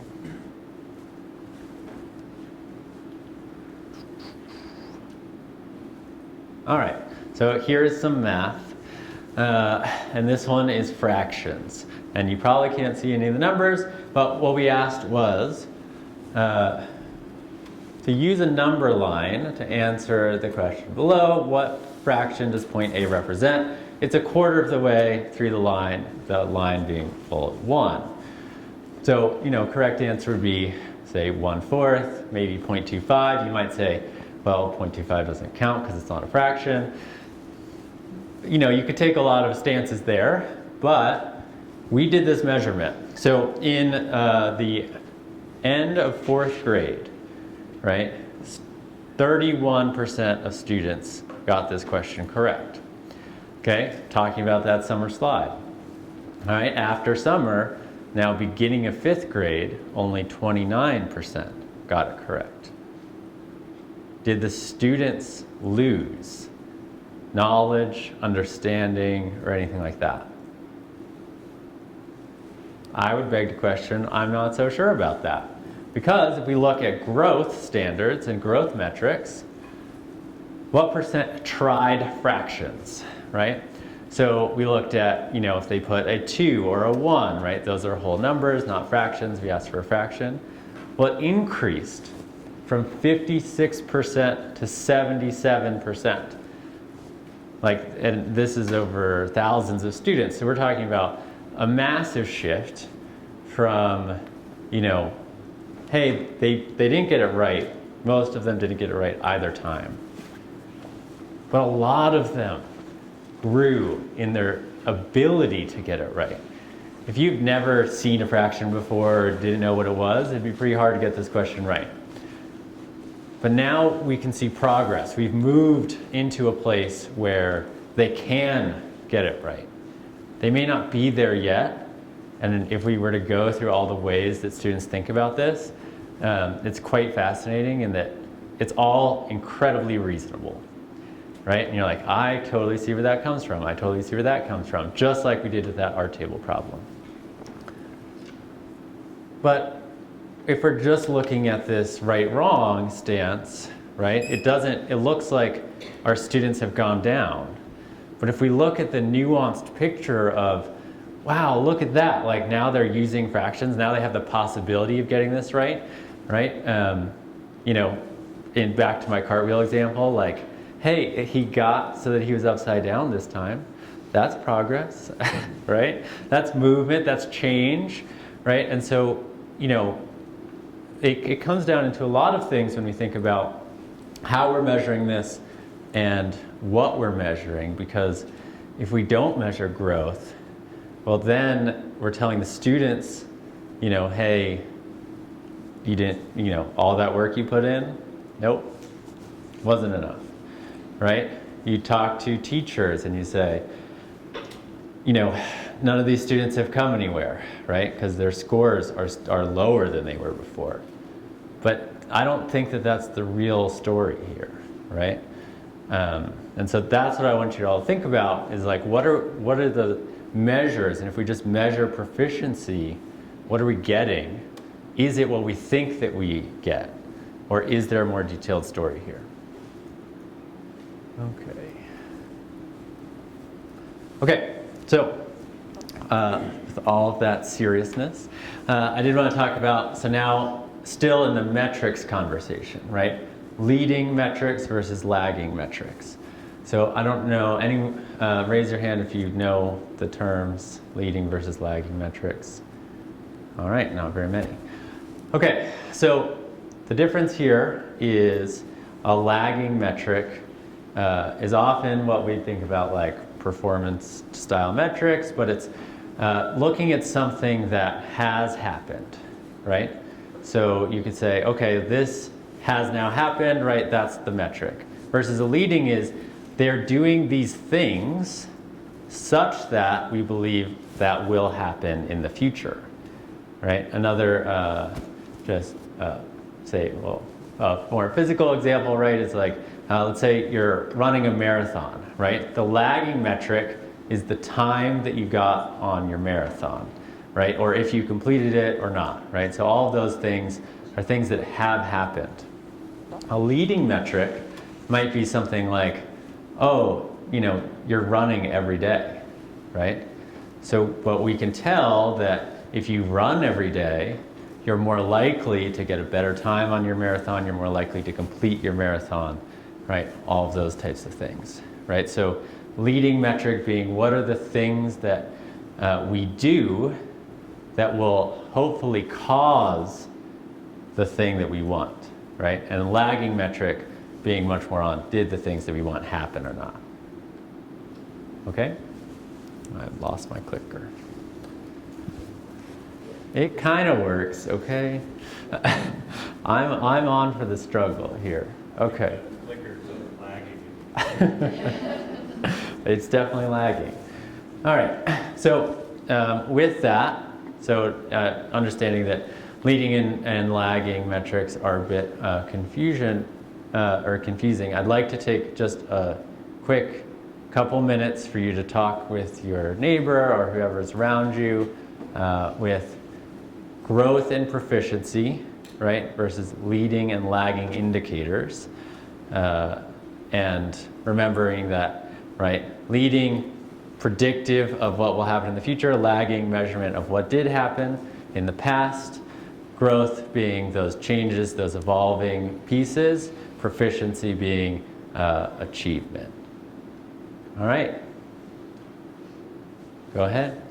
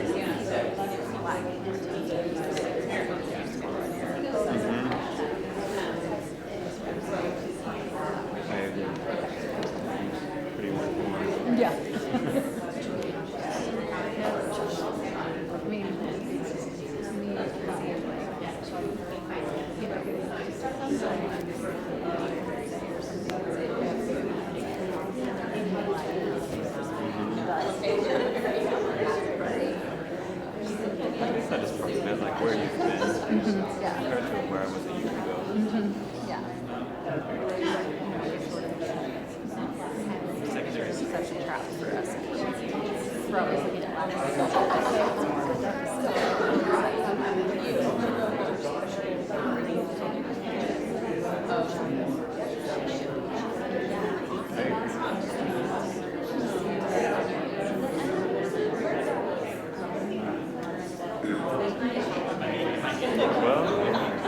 I think the line stuff.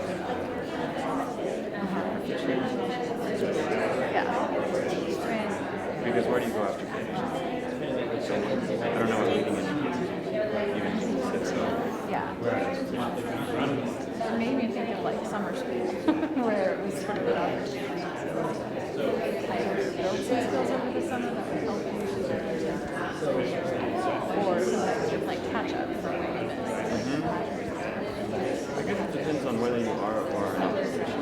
Yeah. If you are proficient, you went to summer school, that's great, now you're proficient. If you're not proficient, you have to do summer school. Right. You're lying. Yeah, it's true. So I think the idea was probably like learning language, but it's sort of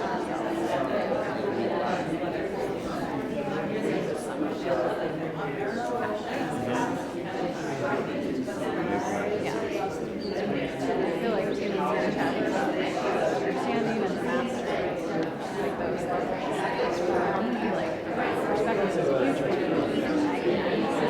Certify as I forget what it was under that I did get a proficiency, so I can be certified as that certificates as a proficient, but I might still feel like I'm just understanding. You know, because sometimes I can test well, but it's not necessarily a reflection of my comprehension. Yeah, what do you proficiency compared to what? Yeah. So I sort of feel like your perspective is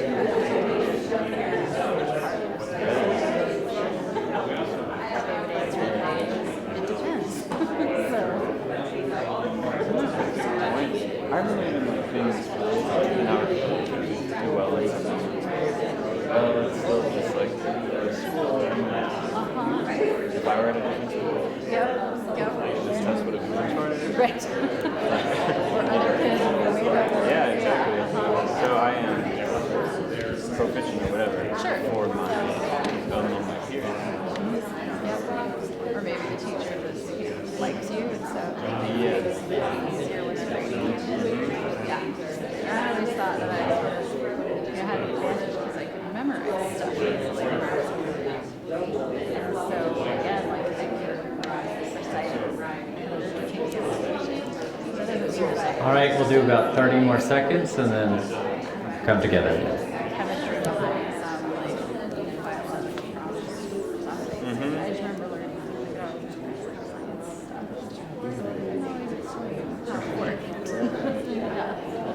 I can recognize the bold print in the textbook, and that was so it depends.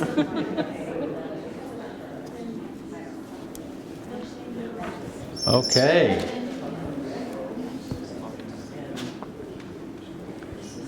All right, well, I hope that was enough time for you all to discuss this.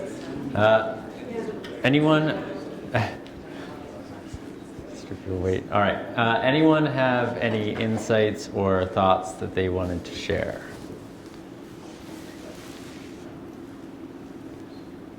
I'll share. Awesome. This just reminds me of, it's okay. This just reminds me of, I was a special education teacher, and I'm sure many of you are familiar with DIBELS, right? And Acadians. Yeah. Acadian, okay, Acadians. Many of my students were never going to read their grade level text fast enough to ever be proficient. So we had to change our focus to, well, what's really the goal? The goal is for them to understand what they're reading. So that means that we're going to work on accuracy. They're never going to be proficient, but they did make growth in the number of words and being able to be more accurate in the words that they were reading. Yeah, I think that's awesome, and that, you know, especially when we add in like time pressure and things like that into what we define proficiency in is, I mean, this is an absolutely excellent example where you have a constraint that gets you creative to say we can't fit into that constraint. So how are we going to measure it? So I think that's absolutely brilliant. Anyone else?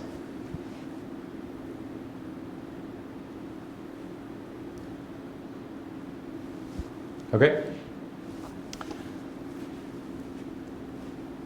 Alrighty. Well, now you get to get all personal with me, and then I'm gonna, a personal story here for you. So, as I was explaining before, I think things are in learning. Things are very messy. Things are confusing. There are all sorts of inputs that kind of change how proficient you would be at. And so I wanted to make that very concrete for everyone by telling a story. So, and I like to make stories really personal because I think they are more memorable. So I'm going to tell you the story about basically last year, my girlfriend, and us we were talking, and it's, we wanted to get better at being in a relationship together, right?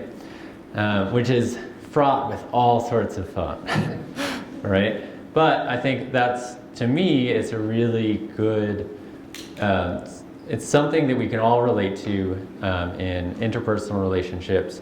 And, what does proficiency look like versus growth, right? And, at the end of the day, I would say we defined, in this scenario, proficiency is being in a happy relationship, right?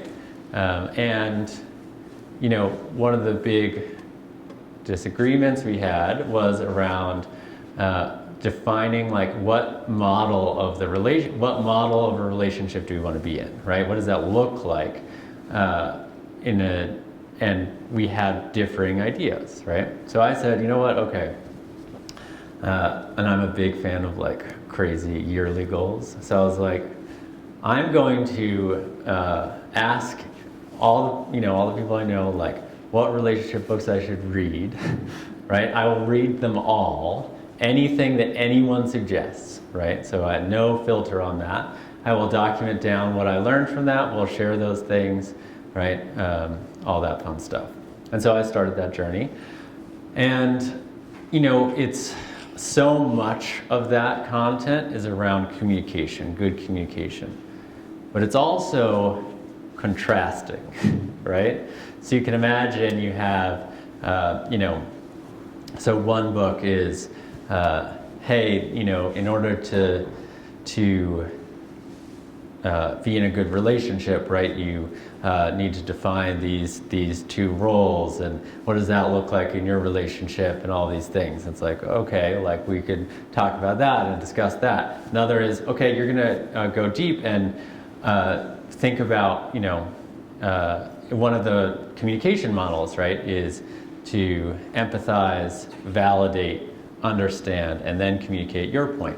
Well, as you can imagine, right, reading all this material, you get all of it, and it's like, okay, I understand the theory behind it, right? I would count that as growth. It is a piece of knowledge that I did not have before that I do have now, right? Well, can you immediately take knowledge that you have and put it into action and, assume it's gonna go well? No, you can't, right? So it's like, okay, like, even in putting that out there, you're like, okay, well, here's the theory, this is what we're gonna do, right? Then you're talking and it's like, you didn't, like, you're not empathizing with me, right? It's like, oh, I got it, right? Like, but that's kind of the point, is that this is a really nuanced piece where you say like, well, I do have this knowledge now, but I'm not proficient at it, right? I have grown because I have this knowledge. I'm going to start trying to use this toolkit. I'm not proficient, right? but then practicing and failing and getting feedback and failing again and getting more feedback and failing again and getting more feedback, then I'll have, then you start gaining proficiency, right? And obviously depending on the situation. And one of the reasons I thought relationships would be a good one is because we all know that relationships have good days, bad days, in between days, right? And so you can imagine on a day where it's something very triggering, right? It's really hard to accomplish great communication, right? On an easy day, it's pretty easy, right? You're like, oh yeah, like this isn't a big deal. I can remember to ground myself in that I'm not necessarily right. I'm going to empathize with you first, validate what you're thinking, right? Work towards understanding. But then when it's something super triggering, it's like, I was not there because I'm like, in a very bad emotional state. But students face the same things, right, every day. They may be in a good place, they may be in a bad place. Can they pull on and utilize all the tools, knowledge, and understanding they've built? Depends, right, on the day, on the situation, and all of these things. So that's why I wanted to share that personal story with you. And we did actually get pretty good at it, but it took time and effort. And what are we measuring, right, when we are looking at these assessments? And oftentimes I think about, multiple choice assessment, things like that. But what are we measuring? Are we measuring growth? Are we measuring that they're expanding and learning all these new things? Or are we measuring how their day was? So that's my story. And I wanted to then get you all a little bit involved. And obviously you don't have to do it as vulnerable as something like a relationship. But I wanted to, we'll have two little discussion groups here. So what is an area that you are currently growing in, but not proficient in? It could be a hobby, it could be a new concept, it could be a new job, right? Whatever it is, what is something that you are currently growing in, but not proficient in yet? And then you can quickly, this will be like a 1 minute, share amongst yourselves. All right, go for it.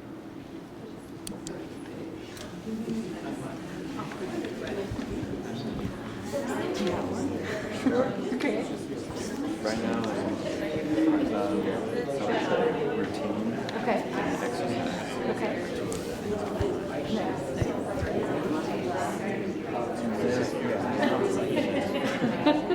Okay. It's very sporadic. I get very distracted. Sure. But I'm working. Yeah. How about you? Well, first, how do you know you're growing? I don't know what I'm growing. Well, I just judge if I exercise. Yes, you actually do. And right now I care less about the results of the exercise than I do doing it. Or my routine. If I, again, I do it. Yeah, you stick It's to like it. a consistency thing. Sure. Okay. And small steps to you to that. Yes. It's like literally a pollinator garden. So, randomly there's a grant from the Department of Ag's office, and so we have a house about 5 years old. And so I want to pay like all these things. So we ran a market online and we stayed in the that's for our plants. So we actually just lived it and starter plants. Starter plants. Okay, I told you we're just going to do this one quick, since we're going to discuss again here in just a second. Is it supposed to be turning yellow? Like, is this just for the winter coming or the fall? But it's been a lot of fun because I've been able to like learn all this stuff. How much time do you spend? That's so much fun. Just like watering and Yeah. Okay. 4 hours a month. Awesome. Anyone, real quick, share with the group, what are you learning? What new hobby are you taking on? What learning are you going through now?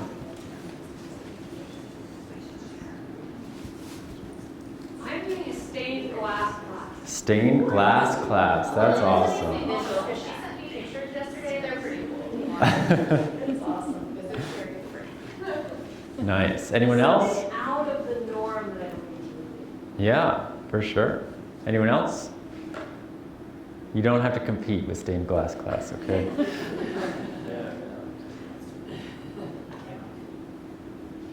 Oh, that's not competition. I mentioned this in one of our virtual chats at some point, so you may have heard. I'm growing a pollinator garden with native Utah plants. So I will know if I am growing, if the plants are literally growing in the springtime, because right now it's like, well, they're turning yellow and looking different, but I'm hoping they're just starting to hibernate for the winter. That's awesome. That's a good growth metric. Thank you, thank you. Growth measured by growth. Yeah. All right, anyone else? Well, I want to challenge that a little bit because I think that even if your garden doesn't grow, your failure is a sign of growth somehow. I like that. And I actually just texted this screen to my 16-year-old son because he fell apart last night about his grade in a class that he's probably going to fail in. And I just said that same thing to him, like if you're failing, that it's impossible for failure not to have some sort of effect on you growth-wise. And so that's okay to fail and grow and continue. So I like anyway. that. Thank you for reframing. Yeah, no, I think that's awesome. I just had a hard debt. And I love to do a plant, you're talking about this, our combo, is that I love good botanical garden, I really want to lean in, I have a couple of love plants around my house now, last couple of years maybe, and I was doing really well, but then this one just started out. And I wasn't sure, so I moved into another spot, and I probably overwatered it as a reflective, blended light. And so, yeah. Right. But it's dead, that was that. Yeah. There's still like 9 that are alive. I love it. But So concept-based, look at how happy the 9 that lived. The 9 that are alive. right, and I think that's actually excellent. There's growth in failure, right? In performing poorly, we often find growth. Sometimes it's our biggest growths, right? As people, as we grow through failure. So I think it's awesome. So I want to take that idea and route you and put you in your personal life on, what am I growing in, right? What would, in essentially you can think about it, what's a fair way to think about am I growing or not in my personal life? And now I want you to think about it in your work lives. How can you take this idea and put it and ground it in your work, right? Is there a place with your students or staff or part of your organization that you're only looking at proficiency? And maybe you are looking at growth, which is awesome, but just to think about how are you measuring growth? How are you looking at these things? And and then we'll come back and share. So go ahead and share and talk with your groups once again.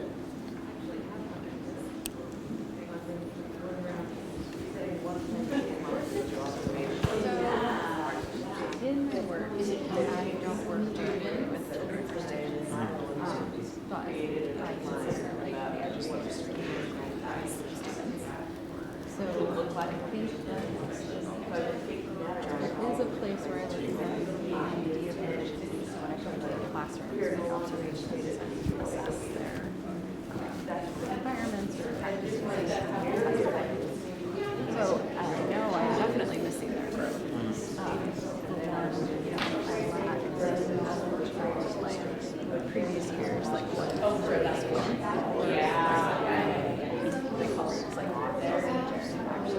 they call it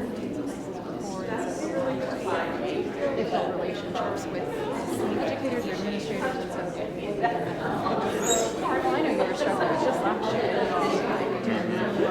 So I think I combine the growth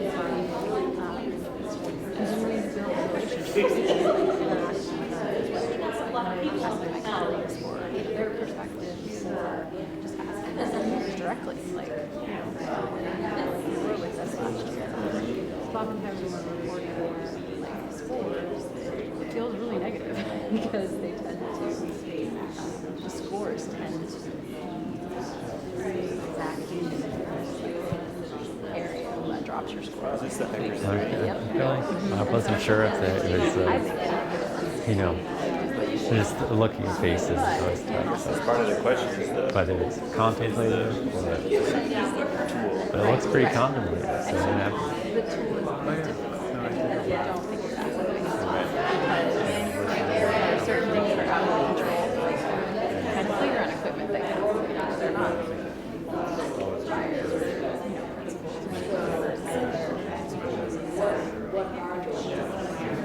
So yeah, I think that is a bad tool to try to see their growth. Yeah. And is that tool, or is like an ECR score, a motivator for teachers to grow as educators? Right. And does it measure whether they have it? Yeah, sometimes, again, it depends. It depends on, what areas I think it depends on, sometimes if they have, like, a administrator or a teacher, sometimes just the retention and turnover affects their score. So this teacher could have tons of growth, but because we're observing all the educators in the classroom, if I miss the things that I say is the stronger teachers, and I'm hearing like this teacher is they're going to have lower scores. So it's ECR scores. yeah. It's a tricky thing. And it's tough for the educator because they have to decide what they are measuring. Is it that, or is it student scores on the keep? Exactly. And if there's not anything to show that the keep and ECR scores are related, then what are they working for? Right. And some of the ones that items, I only have to serve once. So all they have to do is like do something specific one That day. time, that day Always while wondered I'm about there. this. And then that bumps up their score. I remember when someone would come in to assess one of my teachers, and I'm like, this is so bizarre. It is. It's like this tool that I'm used to as an administrator myself. It has its pluses and positives, but I never used it. Just Okay, we'll come back together in about 30 seconds. more reliable. So I do think that there's so many times that we are missing from whether based on how the assumption was designed or even us as humans. We're not robots. I can only see and hear so much in one classroom when that point in time. So these are good questions. I like them. Yeah. All right, watch it. I'm so sorry. Nothing I do. Oh, okay. Look at that works then.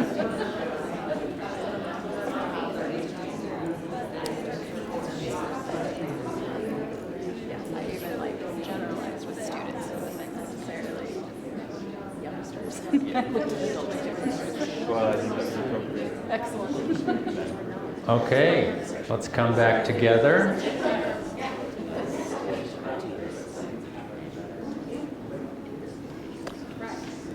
Okay, so I wanted to then have this opportunity for you to all share what things, what have you found in your own work that you are measuring growth, that you are thinking about this, or are there ideas of how you could measure growth? So you don't have to be doing it today, but did you come up with any ideas, or are you doing something right now that could measure growth? Anyone? I'll start.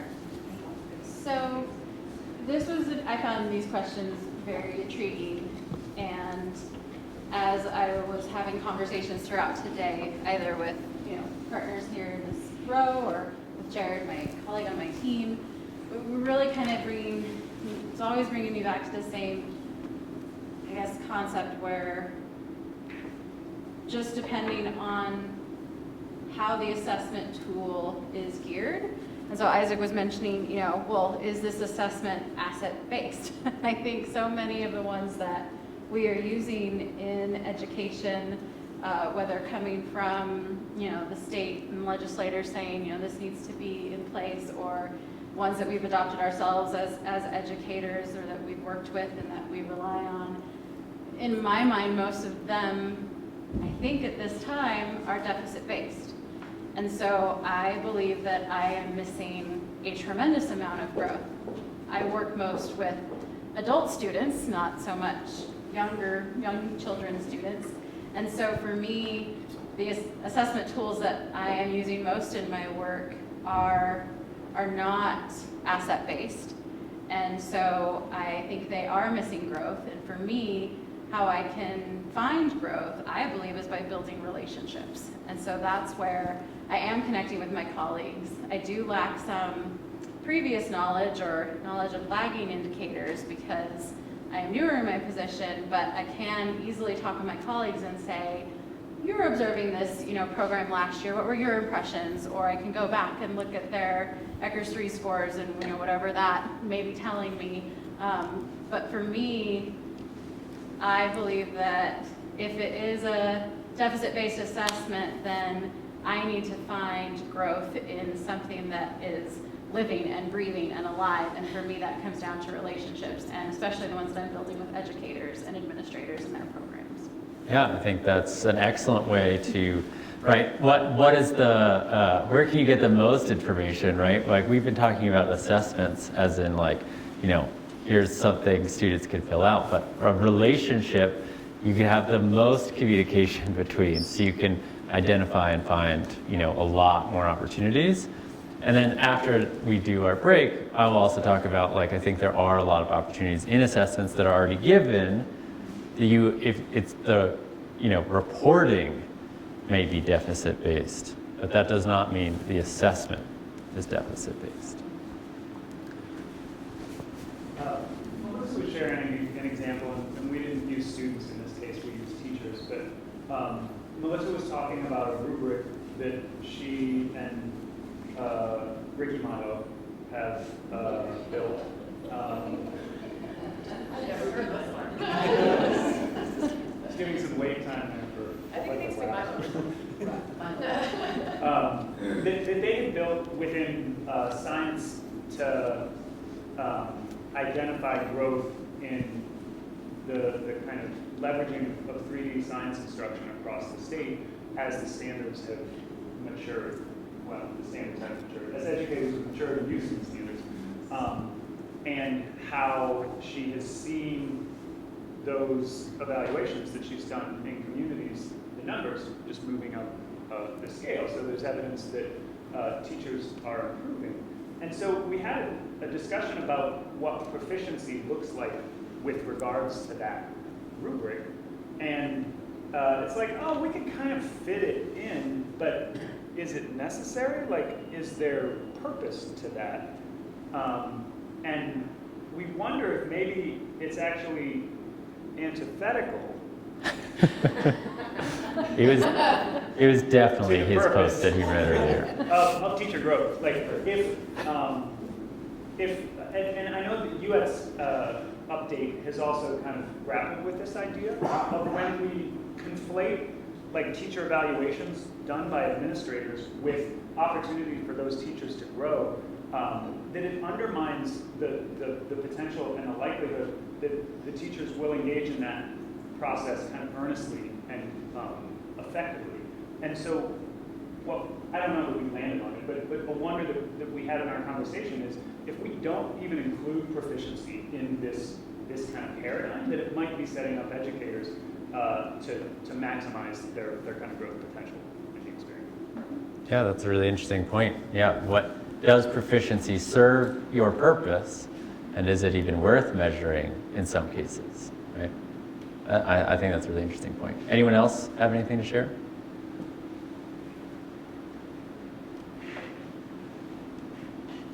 Okay, awesome. Well, I don't think I have a break slide. I didn't have the cool icons that everyone else did. But yeah, we are going to take a 15-minute break. Okay. Well, welcome to the home stretch. This is, Nate's going to talk about some other stuff after, but basically last little piece here, so get ready for that. And yeah, so, obviously all day we've been talking about what is asset-based assessments, is growth versus proficiency, right? Well, how do we now take on the challenge of reporting out in a more asset-based way, right? So if we have, and like we mentioned before, you could have an assessment that could be asset-based, but it's not being used that way, or vice versa, right? I mean, there's a lot of opportunity, and so it's in the reporting and the use of those assessments that we're gonna start seeing asset-based in the reporting side of things. But first, we're gonna start off on a little bit of an example here. No, well, we will be voting soon, so yeah. All right, so first, I want you to imagine that you are a 9-year-old, okay? Yeah. Well, just try it. Yeah. All right, so you're a 9-year-old, and you're gonna get some reports back, all right, on how you did on some assessments. 2 grades below grade level. Okay? Yeah. All right, 1 question, 1 right. Wrong, wrong, wrong, wrong. You're the bottom 20% of students, say in your class, in whatever, right? Okay, so now here comes the voting. How would you feel about this subject, right? So any subject you want, this is the kind of reporting you got back. So we're gonna go ahead and go back to our voting thing. You can use the QR code again, but I want you to just quickly vote on how would you feel about this subject. Maybe you're on the side of like, not for me, I'll do the other class that I did well in, or maybe you're all the way on the other side and you're gonna be like, yeah, I didn't do well. It's time to double down, put in the effort, put in the studying, right? Where do you think you would fall when you're 9 years old?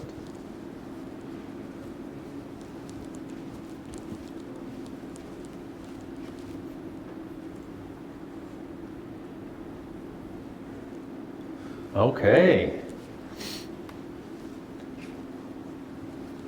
Oh, I like that it's dynamic and it can change as we go. We have a lot of sad, crying faces.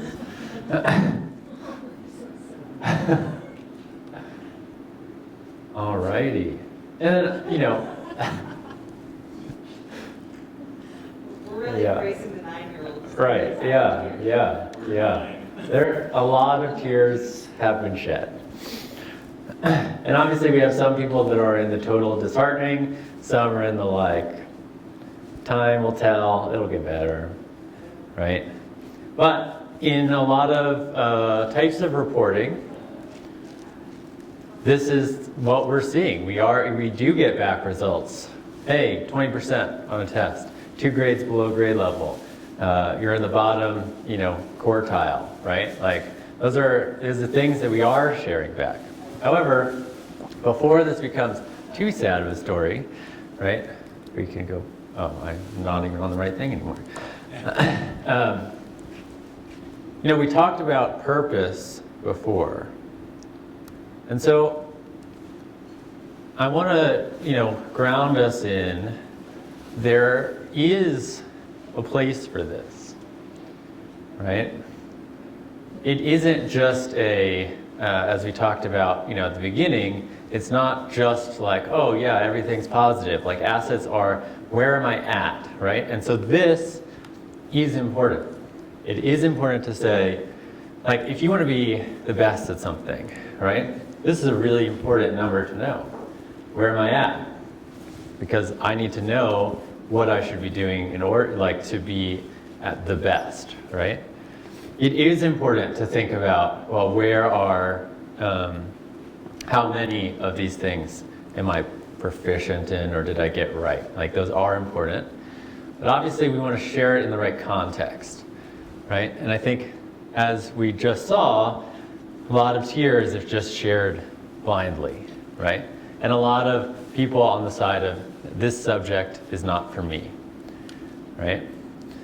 As you know, Patrick and I are both very math-heavy people, but there's a lot of people that will say, I'm not a math person, right? Well, it might come from this. Does that mean they're not a math person, or does it mean that they didn't do very well and they got an assessment that told them that they weren't, and they were like, math's not for me, right? So in that case, we just want to think about, what are the results that we're delivering? What context are they delivered in? Right? What goals are they? What are they measuring? Right? All of those fun things.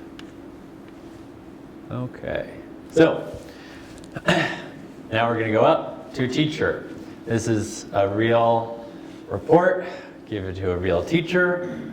Right? So this is their class. It spans. Spans over 4 grade levels, right? So you are now somehow responsible for improving kids that are above grade level, that are at grade level, that are 1 grade level, 2 grades, 3 grades, maybe more. That's a very hard challenge, and if you're as a teacher, that's the results you're getting back, right? Again, it's important to understand this, but think about the context that we're delivering it in and all of that, and what do you do? What do you do in this situation, right? Well, I would say 0% are above grade level there. That's good news. Oh, yeah. Sorry, 0 are above grade level in this scenario. 1 less grade to span. But nonetheless, this is a very hard challenge, and I think if you think about, again, if we're talking asset-based, right, well, what do they have? What can I work with to solve this problem? It's just as Patrick mentioned in Apollo 13, systems are failing over here. Oxygen level, I guess, is good, but like overall this is a bad situation, as opposed to, cool, what do I have to work with to deal with this situation? And if I could just add one comment about that was sent to me from a teacher, a 7th grade teacher. And this teacher literally said, why am I even teaching 7th grade level math at all? And he was really somewhat hopeless. It's like, look, here's my class. It seems futile to be 7th grade math class to teach 7th grade for 4 kids. Everyone else is behind. And so he was asking in earnest, like, I don't know what to do. And it was a real hopelessness of like, what should I do? And so, but this was the district report that was sent to every single teacher, and this is what it looked like for most of the teachers. Yeah, so you're facing an insurmountable challenge, and in many ways, our own framing, again, it's things are bad. Okay, well, what if we instead rely, well, what do they got, right? What do we have going on? So the original report of those questions was also a real student. So in this case, right, here's Sophia. She's a 4th grader. This is a real student, but a fake name, thus my quotes. Yeah. So in this case, right, she got the first one right, awesome, but all the rest of them incorrect. And so she only got 1 out of 5 right, and essentially in 4th grade did not demonstrate the ability to subtract more than single-digit numbers, which is a skill introduced in 1st grade. So that would put her at 20% or 3 grades below grade level. I'm hearing some chatting, which is awesome. Is there something else potentially going on here? Trish knows the answer, but maybe Molly does too. All right, do you want to share? I would argue that Sophia does know how to subtract multi-digit numbers. She's having some issues with place value and the concept of regrouping.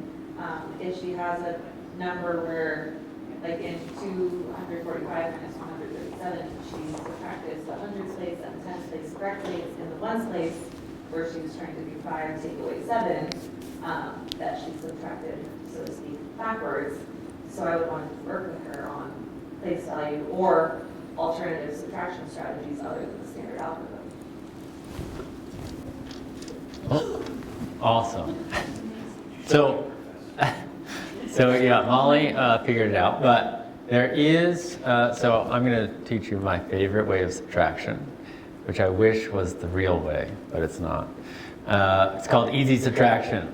So what you do is you take all of these numbers, you make sure the bigger number is always on top, and then you only have to subtract single digit numbers over and over and over again.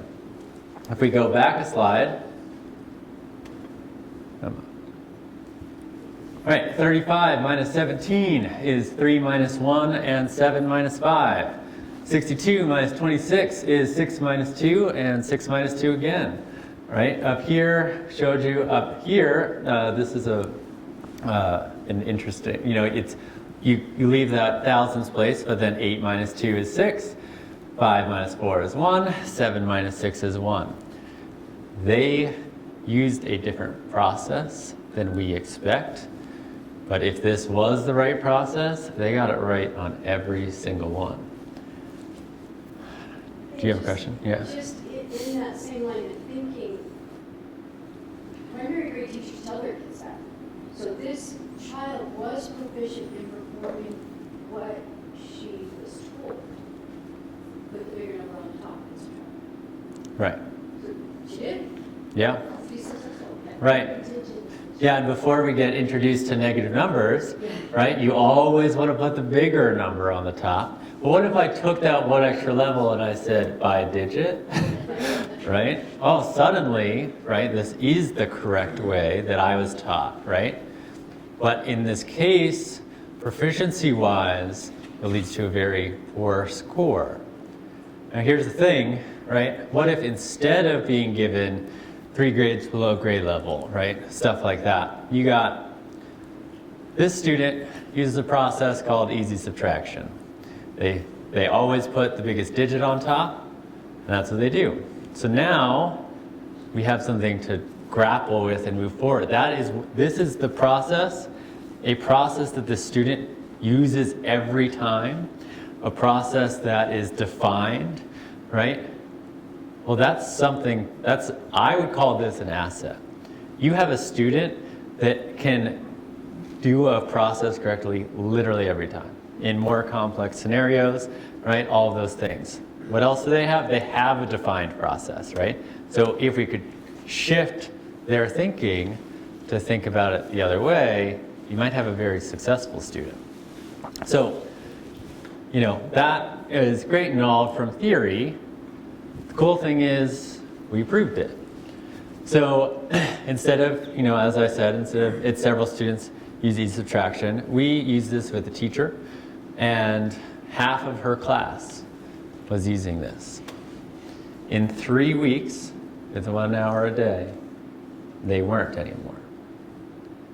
And, Sophia went from scoring a 20% on that particular 5 questions to an 80%.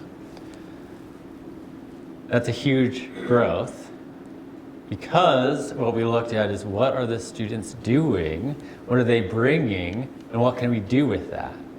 Rather than Sophia's 3 grades below grade level, deal with it.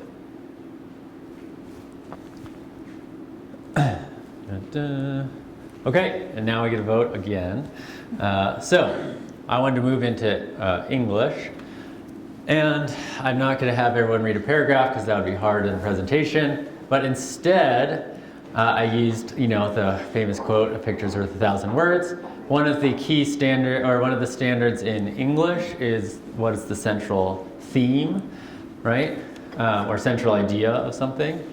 So I'm going to have you all vote on what is the central idea of this image. I know. I think.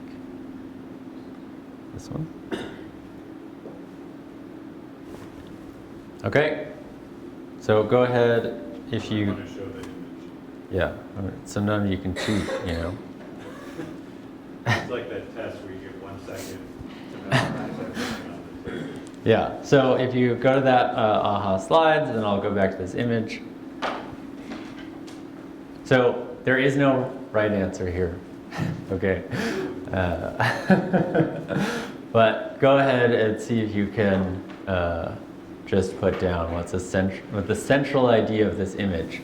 Nate, if you could just use the one you originally used when we talked about this, that'd be great, because it's very unique. I wonder, can we have a contest to see what, to guess what they would say? Yeah. I think that Nate said globes.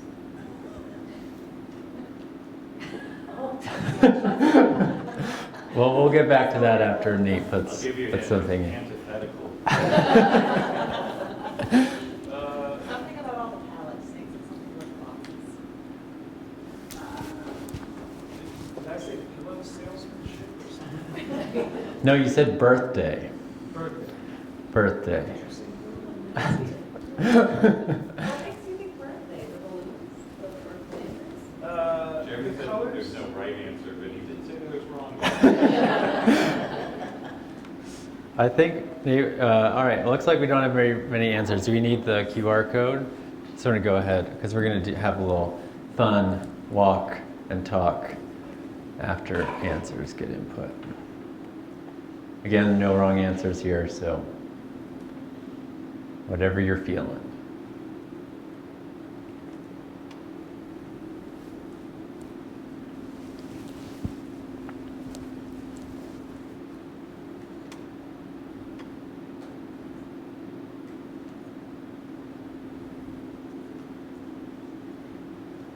Here we go. Okay. Ooh, I like these.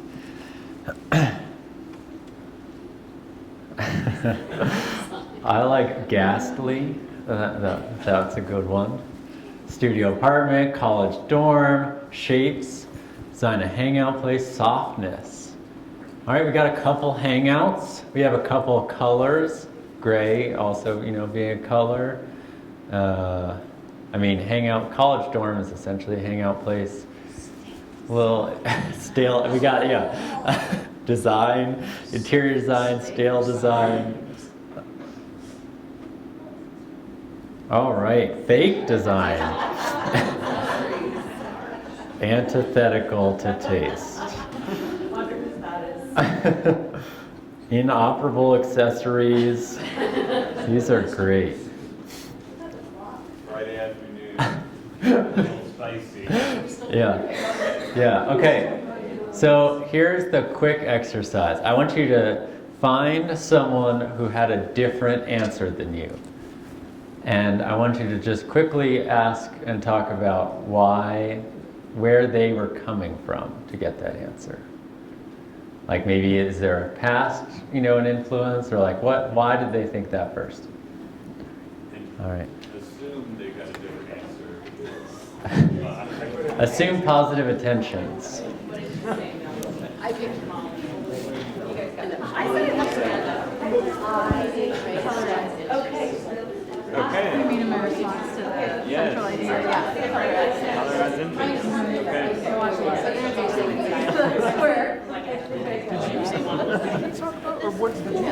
Like in a good way? Yeah, totally. Yeah. But you started with, you were like, your original thought was birthday. And I was like, I couldn't remember who said what, but I knew. birthday, yeah. I think mine was colors. But then there's also squares and circles, which somebody else also agrees with. I would not want to. All right, I'm gonna go find someone. What did you guys think? Did you like it or not? Okay, I was like,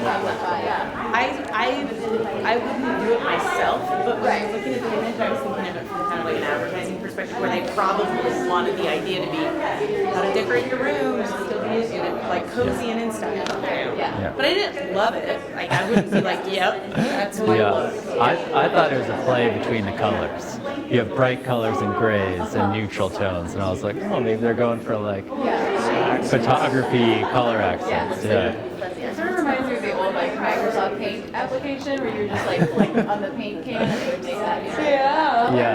Because it was definitely like fake, like you were saying, like a room you wouldn't want to be in. There was something unsettling. A room you wouldn't want to be I mean, I didn't have that level of aversion to it. Like, I wouldn't decorate my own room that way, but I was like, I could get cozy in there, you know? Yeah. Yeah, I would, because there's so many pillows and so many little poofs. Yeah. Like, I would just be like I could literally see walking into B&B being decorated like that and be like, okay, it's not my style, but I can be cozy here. Yeah. So why do you think you brought that to the table, right? Well, I think I looked at it from an advertising perspective. Right. I did this kind of, before I was in education, like fundraising, marketing, and all that kind of stuff. So I kind of worked out, like, when you said the idea, I was like, well, what are they trying to say? So I think that's probably why. Yeah. What about you? Do you have nightmares about this? Or? Yeah, stale as can be. It feels inhuman. But I agree. Okay. It's like, it feels like either an ad or like a Giphy. It's like like an ad. Of like I don't even know what you'd search to find that. Boring. Pink pillows. Shared. Yeah. Did your college spaces look like that? Something like it, yeah. I can feel the materials in those. Oh yeah. Yeah, definitely. Maybe that's why you had an aversion. I was like, I didn't go to that level. I was like, okay. Yeah, I didn't think about like. It's like that bookcase had just random things that you would never actually want on a bookcase. It sort of looks like a sterile to it. Yes, Like so sterile. contrast. Interesting. Yeah. Cool. Even the plants were fake. Yeah, like they were plastic. Oh, yeah, that is weird. Everything's fluffed. It would seem those are like semi-cute if it had kid. Yeah. You know, like Look at the chair that you were They took it in It's interesting because This was taken in gas has imprinted itself into the chair. Like the I item imagine that happened. Don't these is look like absolutely giant like tailored Don't to they look your like giant experience. Right. Giant what? It's an asset. The big. An asset. Well, Yeah. you might not have They're this giant particular candles. context. It's for the giant I couldn't help. They're cozy. The second thing I noticed was there are no books at all anywhere that were. Then we talked about, well, what if you wash it in earth tone? My living space. That's where I would differ because I would actually. So I couldn't help but notice, because that to me is often a sign of someone, anyone who's sort of functioning or living in a space, there's probably something, it doesn't have to be a book, but some object that you would interact with. It's like, Right. Yellow. It's like I'll change. Yeah, I do that and I'm not, it doesn't look like that, but I do that. Just switch your mind, feels fresh. All right. Let's go ahead and take our seats, and we'll get back to it. What did you all think? Shapes, yeah. Yeah. Any thinking about why you may have thought that? Like why they came to mind? They seem like prominent. Those two shapes especially. Yeah. I'm thinking there's a circle, there's no triangles, either a circular or a square. Yeah, and then they had, For me, it was watching a lot of HGTV. That's why I said really stylish, because they're on HGTV. Well, We did think about maybe primary colors are light, right? Yeah, and I said color Yeah. as interest because, Yeah, the pastel primaries.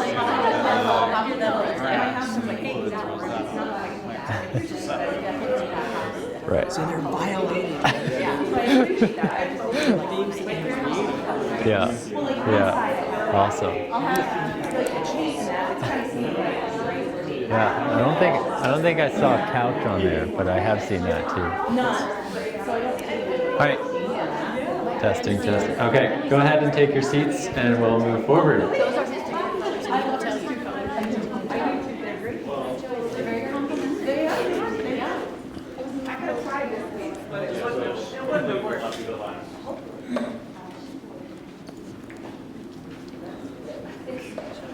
Okay, so the big point of this one was to think about, right, each of us has an idea, the central idea here, probably somewhat influenced by what we pay attention to in our normal lives, what our interests are, right, so what our nightmares are, things like that.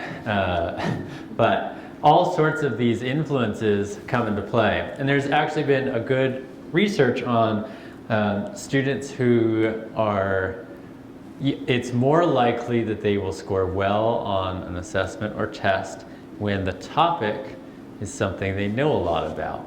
So for example, if the context for some math problem is baseball, and they love baseball, they do better, right? We bring a lot of what we have to our work, right? And in this case, the big thing I wanted to point out, so this is for like in English, right? This is, one of the standards is to identify the central idea of a paragraph, a book, whatever. But what if it depends on who you are, that how you get it. Same as the math problem from Patrick's earlier, it kind of depends on your context. Are you super budget conscious? Well, you might go with 8 and hope a student doesn't show up. Are you like, all about creative expression? You might want to do 11 tables so there's extra space, right? Those key pieces of information about where students are coming from is important. How they see the world and the unique viewpoints they bring is valuable. So, getting... You're saying that a math word problem about balancing a checkbook is super appropriate for fifth grade. Right. Exactly. Yeah. In which case, yeah, the parents, the kids whose parents are accountants might be really good at that, but anyone else, not as good. So, how do we report out on things like this? Oh, did we? Oh, yeah, no. Come on. Okay, so instead of saying, oh, right, wrong, right, those X's and things like that, below grade level, things like that, what if instead, and I know you probably can't see this text unless it's on your screen, what if we just said, well, here's what they thought, right? So in this case, this is fake, in this case, but it's, a bunch of them thought interior design, a bunch of them thought bright versus neutral, circular versus square, couch is the centerpiece. Someone was like, clock, right? There's a clock in there. Awesome. Well, what if, instead of that right, wrong, we say, well, what did they think? And using that as our basis, right? And so this is, what did they bring to the table? What asset did they bring? Rather than, they did not get whatever someone thinks the central idea of this image is, which, as we saw in our results, we all as adults are like, there's a lot of potential here, right? So, moving forward, right, just a couple examples. So in this case, this is in science, history, writing, right, there are standards around using source material, right, quoting it, things like that, in your arguments, papers, etc. So here it could be, 80% site-specific text from primary and secondary sources. Cool. Another, 50% compare and, I misspelled it, but compare and contrast different sources of information as evidence, right? So this one said this one said that. So that's the next level of using source information. And then finally, you get to this like even higher level. So challenge source information based on author's bias and other contrary evidence, right? These are tiers of use of other sources, right? So, you know, again, the standards will start to look like, you know, oh, they need to be comparing and contrasting. Well, all right, they didn't get that. Well, but maybe they had it in there. That's a start. The 20% that aren't citing anything, you know, we want to start somewhere else, right? Hey, where'd you get this information, right? The kids who input that information, like, awesome, like, you got that information. And to be fair here, I didn't learn that we were supposed to think about, like I was told like a year ago, from a history teacher that it's like, oh, no, like history is awesome because we think about the biases and all these things that authors bring to the table when writing these. And I was like, what? I did not know that I was supposed to do that in history class, right? And you know, we just might not know, right, that I'm supposed to do that. And yet, you know, we have these requirements. So it's just thinking about, you know, what are the things that they're bringing? What can these things start to look like? All right, math, obviously a favorite subject of ours. So we talked about this before, again, in that art table question. And this is actually a similar question, but this is a, you know, from a high level view, what tool did they use to solve it, right? Did they count up 4, 1 table, 8, 2 tables, 12, 3 tables? And this is real information. Did they use repeat addition? 4 plus 4 plus 4 plus 4, and then count. 1, 2, 3, okay, I did 9. Repeat subtraction, right? Counting down. 33 minus 4 is 29, minus 4 is 25, minus 4 is et cetera, et cetera. We heard from Molly, I think, the multiply and check, right? Okay, it's like, well, 4 times 9 is 36, 4 times 8 is 32, okay, 36 might be the right answer. Like, what tools are they bringing? And then we have division, some linear equations, or you'd set it up, right? 4x equals 33. So there are some kids that go all the way and use hardcore, right? Maybe they're a little bit ahead. But in any case, this is a way to look at, well, what are my students bringing to the table, right? And at what grade level? So, you know, at this point you might say, all right, we're in 5th grade. Counting is something we want to start moving away from. So, but again, well, what are they bringing? What are they using? Ground ourselves in that conversation, right? And this, again, could also use that, like what I talked about earlier, easy subtraction. Okay, well, we have all these kids using that. We want to talk to each of those kids, engage each of these kids differently, depending on what tools they have, what knowledge they have, what concepts they're bringing, what practices they have. So starting to measure all those little pieces and putting it together will give you a much more complete picture of what's going on. Dun, dun. I probably shouldn't have put the TV. Nope, now I'm going backwards. Come on.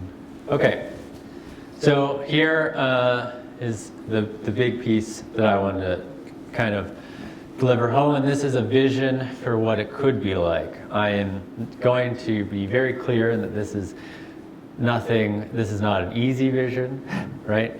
This is challenging, difficult. There'll be tons of roadblocks in the way. But I wanted you to all think about, well, what if? Right? So imagine education where the students, the teachers, the parents, the principals, the district leaders, all of you as state leaders, all have an idea of, you know, what are students doing? What's their next step in growth? Right? And I would postulate that we can now shift some conversations, right? So if we focus just on that score, you know, student 3 grades below grade level, right? Bottom quartile, 4 out of 5 wrong.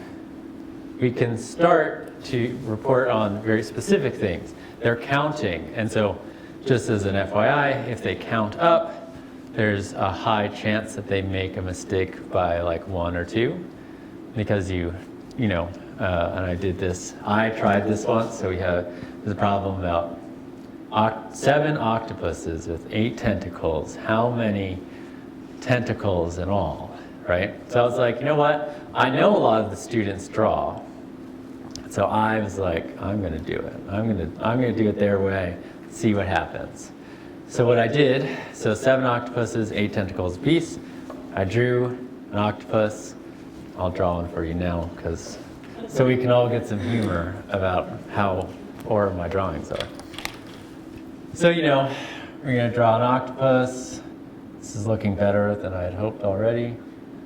Oh, here tentacles. 4, 5, 6, 7, 8.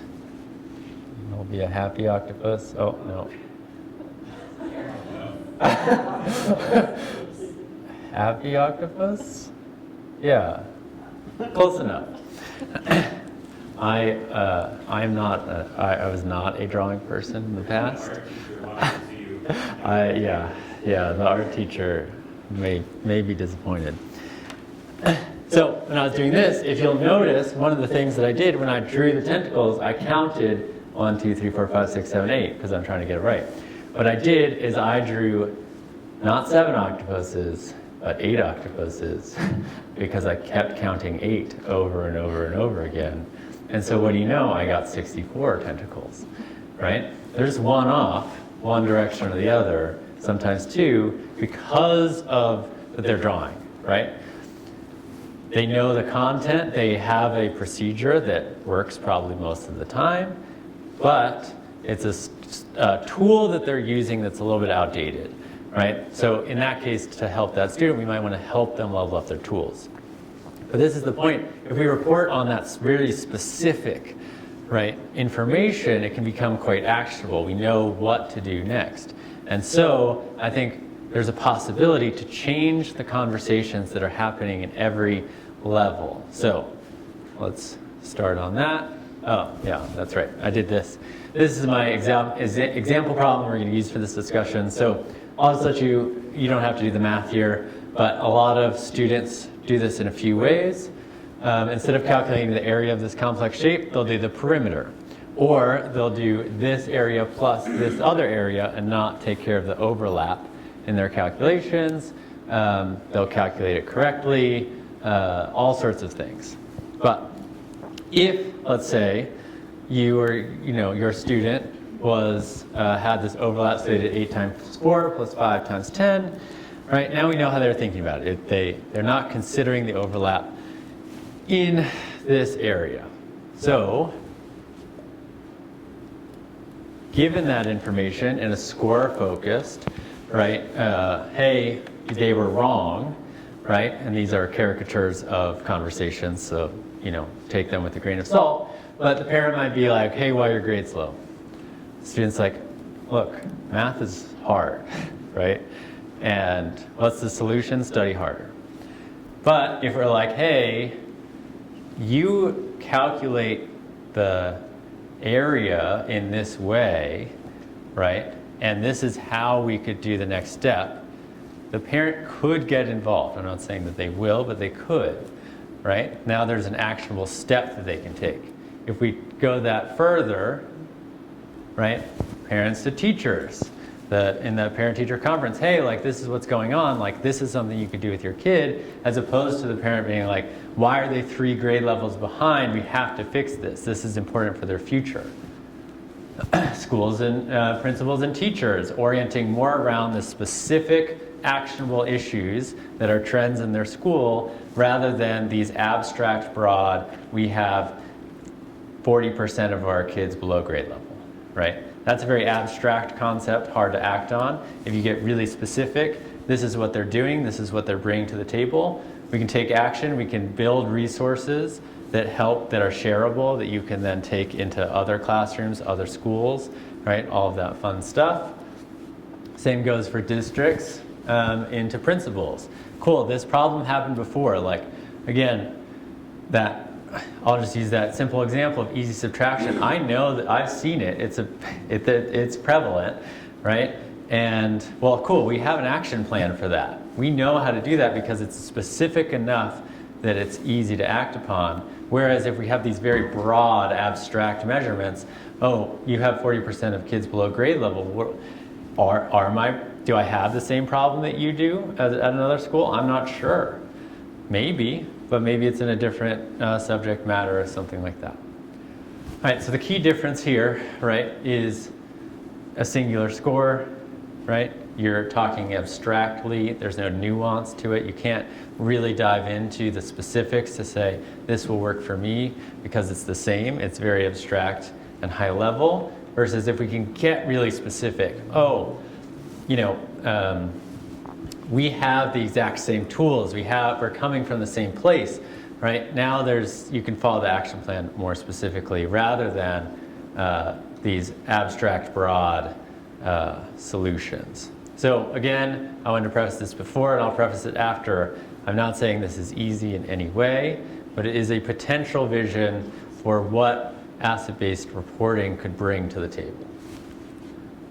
All right, and then I had one more thing here, right? So in unhealthy conflict, we have this problem, and it's your problem, right? We see this all the time. Again, parents saying, why aren't get your grades up, study harder, right? And the kid being like, well, I don't understand this concept. But like that's not moving us forward. Versus if we can take the problem, we know it's a problem, we put it over here, it's not abnormal or anything like that, we can solve it together. Okay. Okay, so we're going to have one little last discussion here, but getting together with, I really like Patrick's idea here, people that you want to talk to, and what is something specific and actionable that you can measure in your own department? All right, go ahead and find.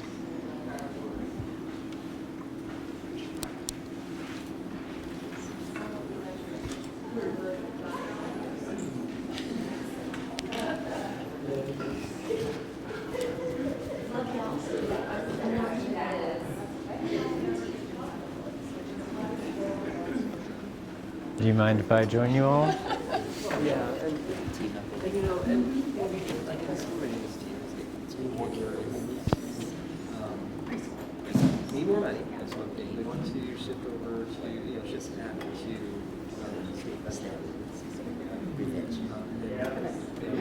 we did have discussions around, and this is something we can align private and days.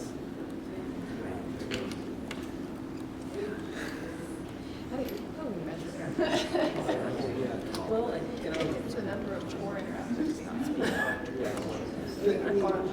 That's measurable. With a rough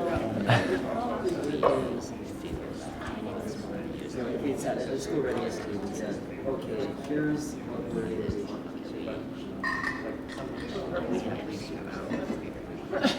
Yes, that's true. But we have a group from the Department of Workforce Services. just take it all off. Right? It's like, that's what we want. And we have a difficult interaction. It's supposed to be a partnership. They only use the partnership when they choose to use the partnership. Yeah.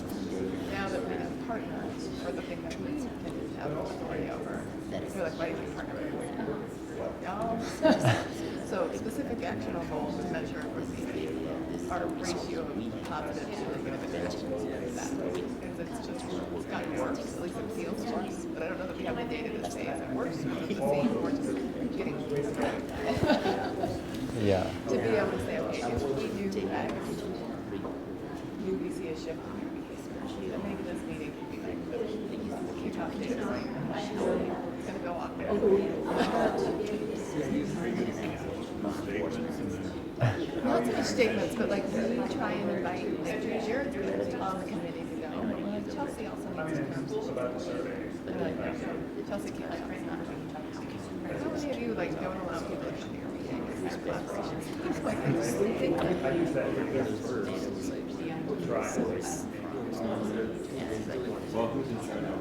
Make sure that we're Like, when you guys are support, who do you think about?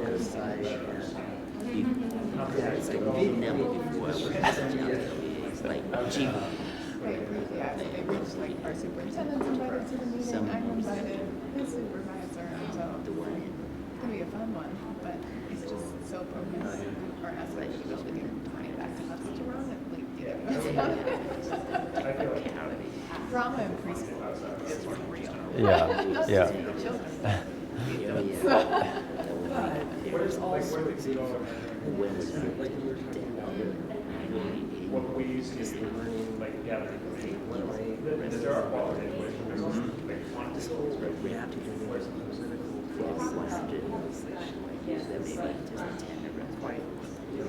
very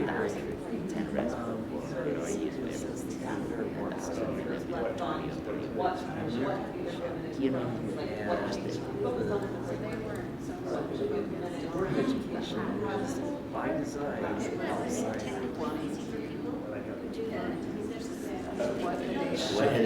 And then comparing themselves to others. So I can see that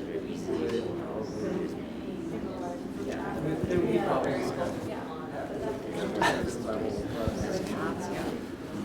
And so it's kind of like, okay, so we're kind of trapped here.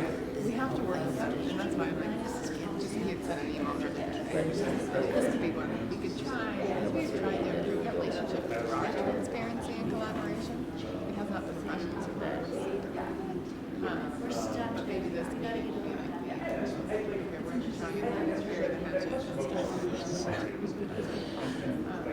I've been doing a difficult interventions chapter for myself when I get into a situation with individuals and others. What was the situation? How did I handle that? Yeah. Trying to like practice and like the frequency of those interactions and also like the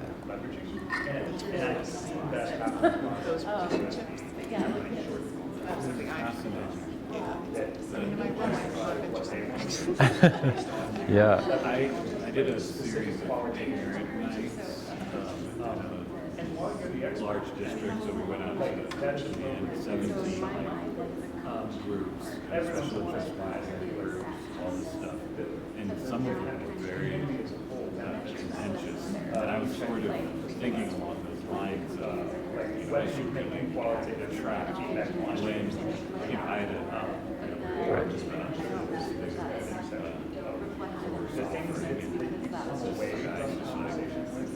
sorry, attacking person saying, you're gaslighting. You're gaslighting. Okay. Right. And I was thinking like that was a very negative interaction. There's also, like, what would have been that to correct? Yeah. Right. Yeah, and I think about that as right. Right. Right. Yeah. And the other side is like, from outcome basis, how often can you turn the conversation around, right? Where it's like, hey, it started negative, that's fine. But did we end neutral? Right.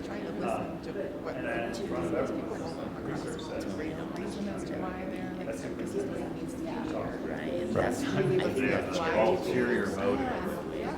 And figure out what that is so you can potentially come to like get where you're coming from. And if someone's calling you out like that, the emotional response, sometimes my emotional response outweighs my Oh yeah, yeah. ability to properly. Right. So when I was talking about the relationships, it's like huge emotional response, then be like, no, we have to empathize with them first, which is really hard to do. Yeah. Yeah. and making sure it's like targeting. Is there a These level? guys know that they're on the hot seat, like, Right. everybody's there, just trying to know. Yeah, but you guys know more. I'm just trying to dig in and understand. Out of like, any kind of malicious intent, I really want to see too much Your class and actors. But I think they do, they're probably trust us, that's against us. Don't ask questions. Yeah, just take it, you know, you can't break trust. Right. Yeah. Show them that it's not what they were doing. That they're used for you have a difficult interactions track. Yeah. Just a few, when I just started it, I started with them every couple days.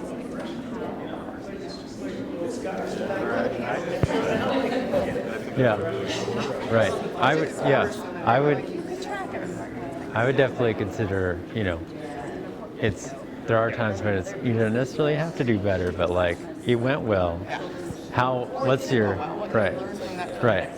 But understanding the ratio, I did turn it around to I didn't turn it around. Right. Yeah. Right.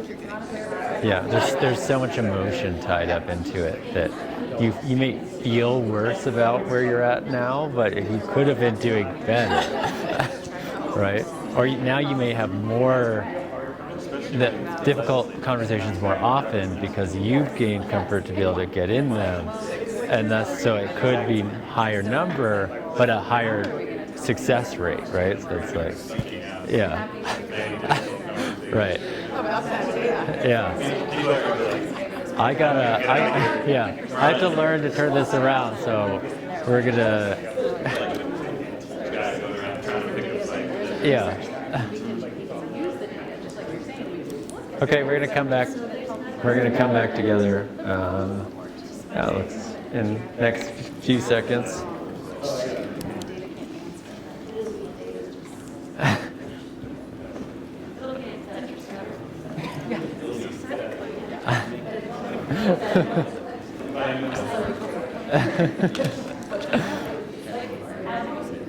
Yeah. Right. When did that abnormal and would be prefix? Oh.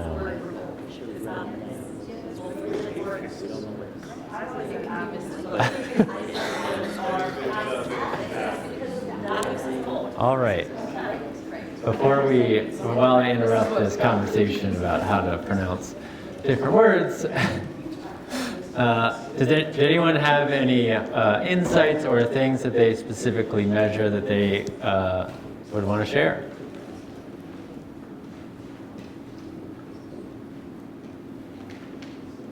No? No, I think Jennifer should share her metric. I thought it was really interesting. Okay.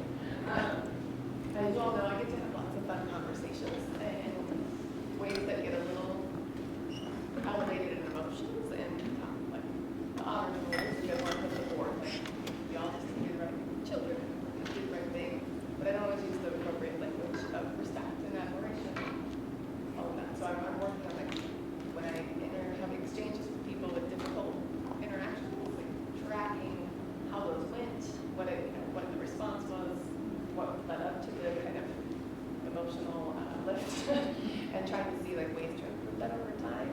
And so I just have a tracker that I keep in my OneNote that I look at every couple days and reflect, like, did I have any difficult interactions today, just in my work? And I'm sure you guys have those too. There's certain groups that we work with that are a little more challenging than others. Try to grow my skill set of how to navigate those challenging situations with a much more professional and respectful tone, although I'm always hoping to present that. It doesn't always come off that way, because you all know I'm very direct. Some people handle directness really well, some people really value that, and others are like, please don't say it the way you think it is. So trying to find those places for me to grow, to serve you and the board and the legislature more effectively. If you ever want to track your difficult interactions, let me know. You want to track your difficult interactions too? But I think that you would be like on like the third or fourth page of those with. She had 8 hours of difficult interactions. You're going to need multiple tabs.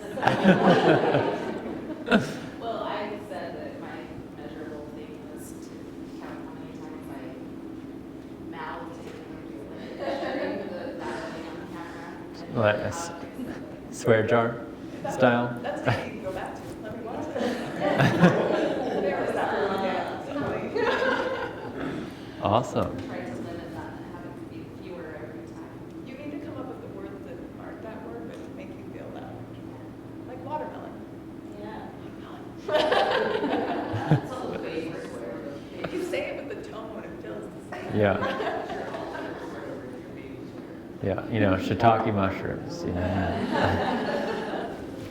All right, did anyone else have any specific specific actionable measurements they either are doing or want to do?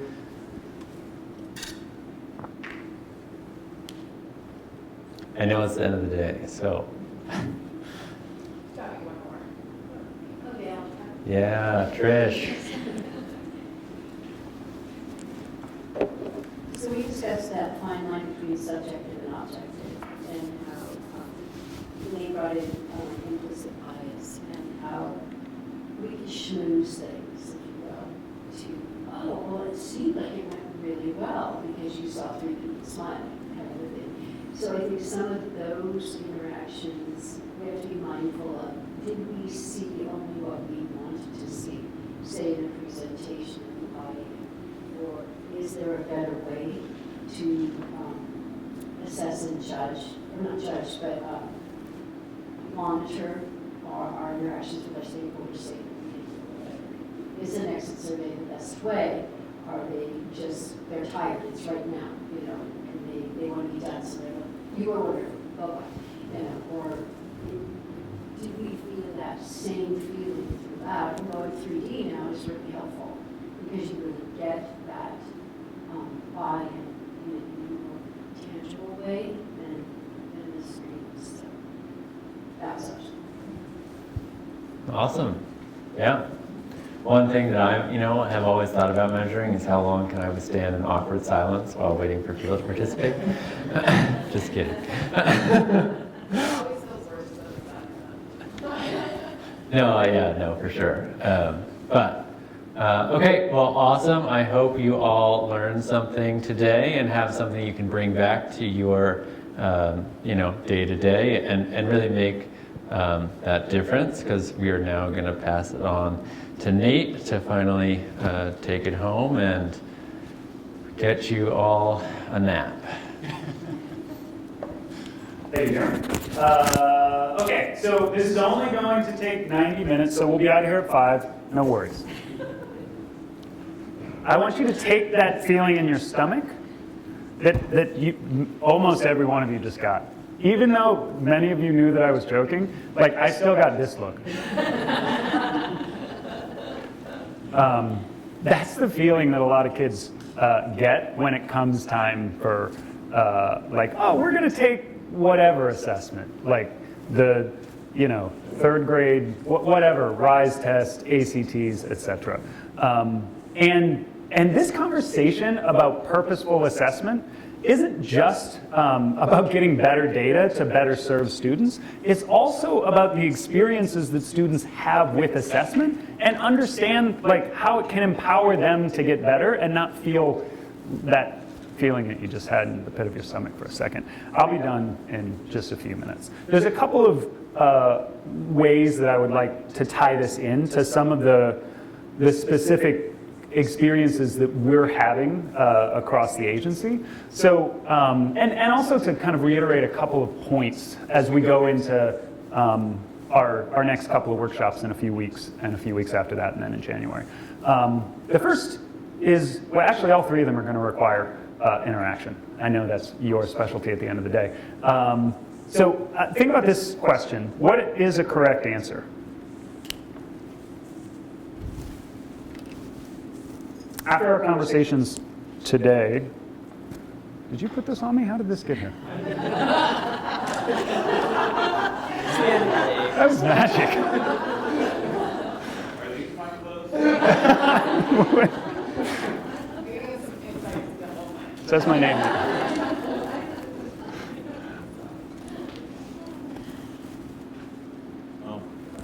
So, what is the correct answer? It doesn't say property of, it says custom tailored for.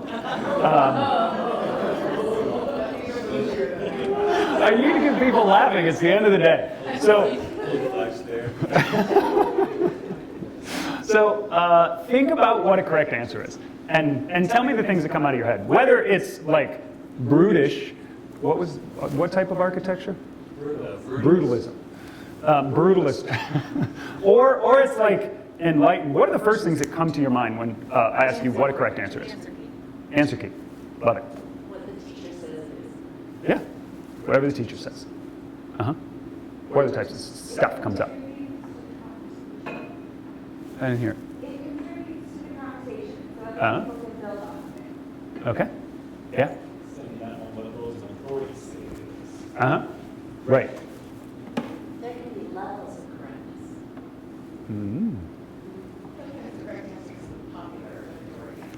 Totally.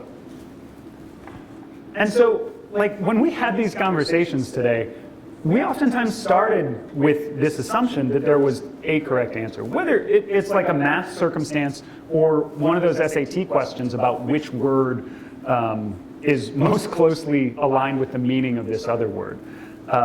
There's one correct answer, but then based on the ways that we broke down student responses, when we can make sense of student understanding and student understanding and student thinking, as a system and as an educator, we have the opportunity to better serve every one of the students in the class. When we know that this percentage of students chose this answer on a multiple choice test, it doesn't give us nearly as much information as when we have ways to be able to connect their responses, especially in a free-form way.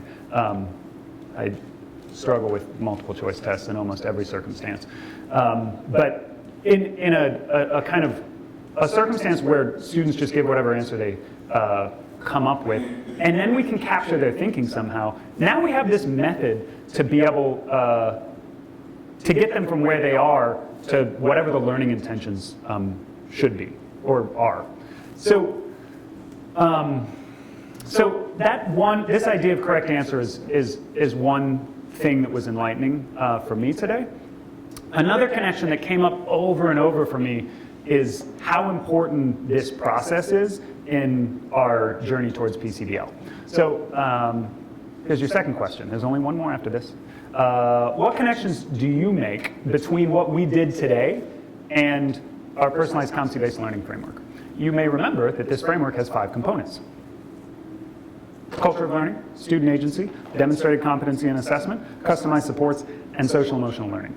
What are the ways that formative assessment, it's not on the board, and more specifically asset-based assessment connects to PCDL? Micro or macro, either way. Milo. It's a way that will allow you to personalize learning for the student as you assess what their needs are. It is right at the center of all 5 of those, right? That, like, if we're going to personalize learning for students, we need to effectively gather, like, information about their understanding so that we can lead them in the next steps. Awesome. Yeah, that really ties to what I was thinking, this idea of PCDLs. Where are they in their sense making? How can they show or demonstrate their sense making? How do they have a choice in showing their sense making? That really ties to this idea of what are we doing in assessment too. Yeah, totally. And so, like, in the sense-making process, it's not only about what lives in the student's head, it's also about creating opportunities for students to demonstrate that thinking, and for both other students and for educators to be able to see what that is. Like, eliciting that is a really important part of this whole process. Awesome. There's another hand. Chris, Rachel. Connectivity with SEL throughout this today, talking about just different reactions to how we go about assessment, to how do we remember the Pythagorean theorem, and some people were jazzed about it, and others were want to touch it. So, and then when the data, when you demonstrated the teacher data and also demonstrated what students see with data, and the way that that's presented can either make someone, in the SEL space, feel terrible or have an opportunity to see where they're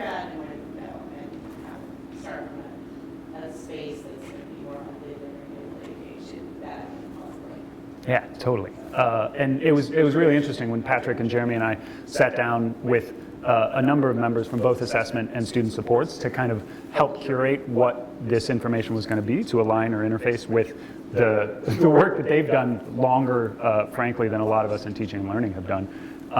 That was something that they said too, is that like the connections are deep and meaningful, not only for the content areas, but also for that kind of general social emotional health of like students and student experience.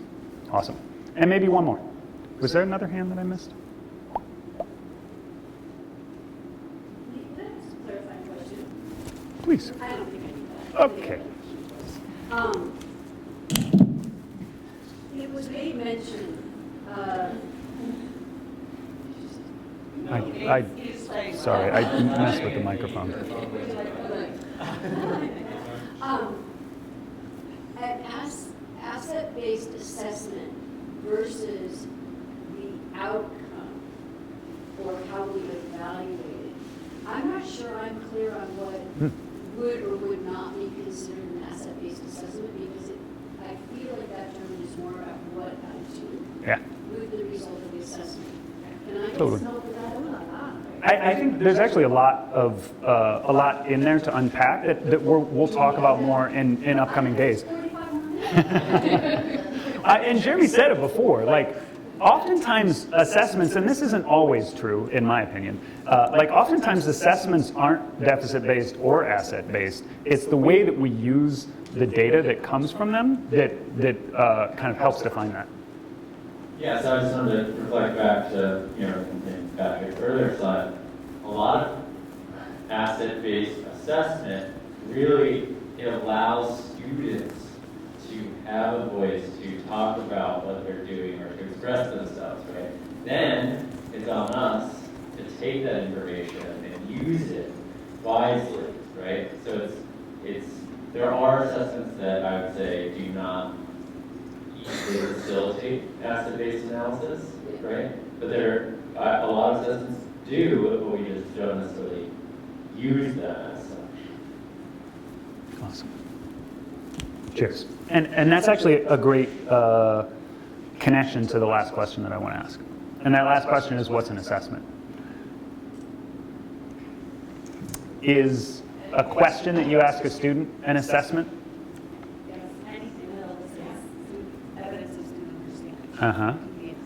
Right. So frequently when we think about assessment, especially in context of student learning, that it's a piece of paper or a computer screen that a student sits on for an extended length of time to give this like deep understanding about like a broad swath of standards or content. And it is so much more than that. When we say asset-based assessment, we're not only talking about RISE tests and ACT. Like those things are connected to it, and Acadians and dribbles. We're talking about the questioning strategies that you use within a classroom. We're also talking about the application that I use for my early college leaders across the state. We're talking about your programs at USBE and the way that you interact with state leaders. We're talking about the professional learnings that you have and the surveys that you give at the end, but also the way that you elicit ideas using idea boards or jam boards or whatever that tool that y'all use. I like it. Whatever that's called. Yeah. So like assessment is much bigger than these like kind of formalized experiences that we create with students, and more specifically, oftentimes, like the system builds with a purpose that's different than some of the ones that we're talking about today that are given to students. And so, like as part of our work, it's really important that we identify purposes for the assessments that we're using, and then make sure we align what that assessment looks like with the purpose that we have. And I think I will leave it there for the moment on content. So, we have one slide, I think? Yeah, and I'll just say real quickly that, first of all, this was, when we were asked to come here, as I said, Obviously we had a lot of math examples, we reached out. We're really interested in this space and getting your input as well. Here, if you can, this is a different bit.ly, so this isn't the aha slides anymore, but this is really important. We have 3 more virtual sessions spread out over the next few months or so. And so this is just really quick. We want to gather some formative feedback from you that will help us shape what we focus on. And so this isn't just a, hey, did you guys like today or not? This is actually, we're collecting information that will inform what we focus on. Part of today was to have an initial conversation, lay a foundation, provoke, have some questions, not necessarily always land on answers, that wasn't the goal here. But as such, we could go into a lot of different directions and we would love that input. So if you just would, I know we're right at the end here, but if you wouldn't mind, just, you can use your phone, click on, you can't use the same one, it's a different one. But again, like I said, it also is a chance, for example, Trish, you asked that specific question. If there was any lingering questions or things like that, or comments, I'm assuming we're getting something like, could we get, more examples besides math examples? We're working hard to keep bringing those in. But also, we would happy to, if you have ideas, to really infuse the ongoing conversations that are coming. So, in the end, we really thank you. This was a Friday. It was a full day, and I felt that the conversations were always very interesting. I really appreciate all the input. And so with that, this is it. We want to end with basically hearing from you to help guide where we go next and where where you want to dig into a little deeper, see some more examples, or have a little more exploration. So with that, thank you. Awesome. Maybe jazz hands, clapping, and or interactivity dance, like on that slide for Jeremy and Patrick. And then for those online, if you could give a single or maybe some sort of silent appreciation to Jerry Record. Without him, you would not be able to be seeing anything that you are seeing here today. Jerry, thanks so much for your help in the creation. Woo, Jerry! Yeah. We appreciate Jerry, and I hope everyone online does as well. So with that, I am giving you 1 minute back in your life, as long as you've already finished this. Have a great day, everyone. Thanks for coming. I always make this joke.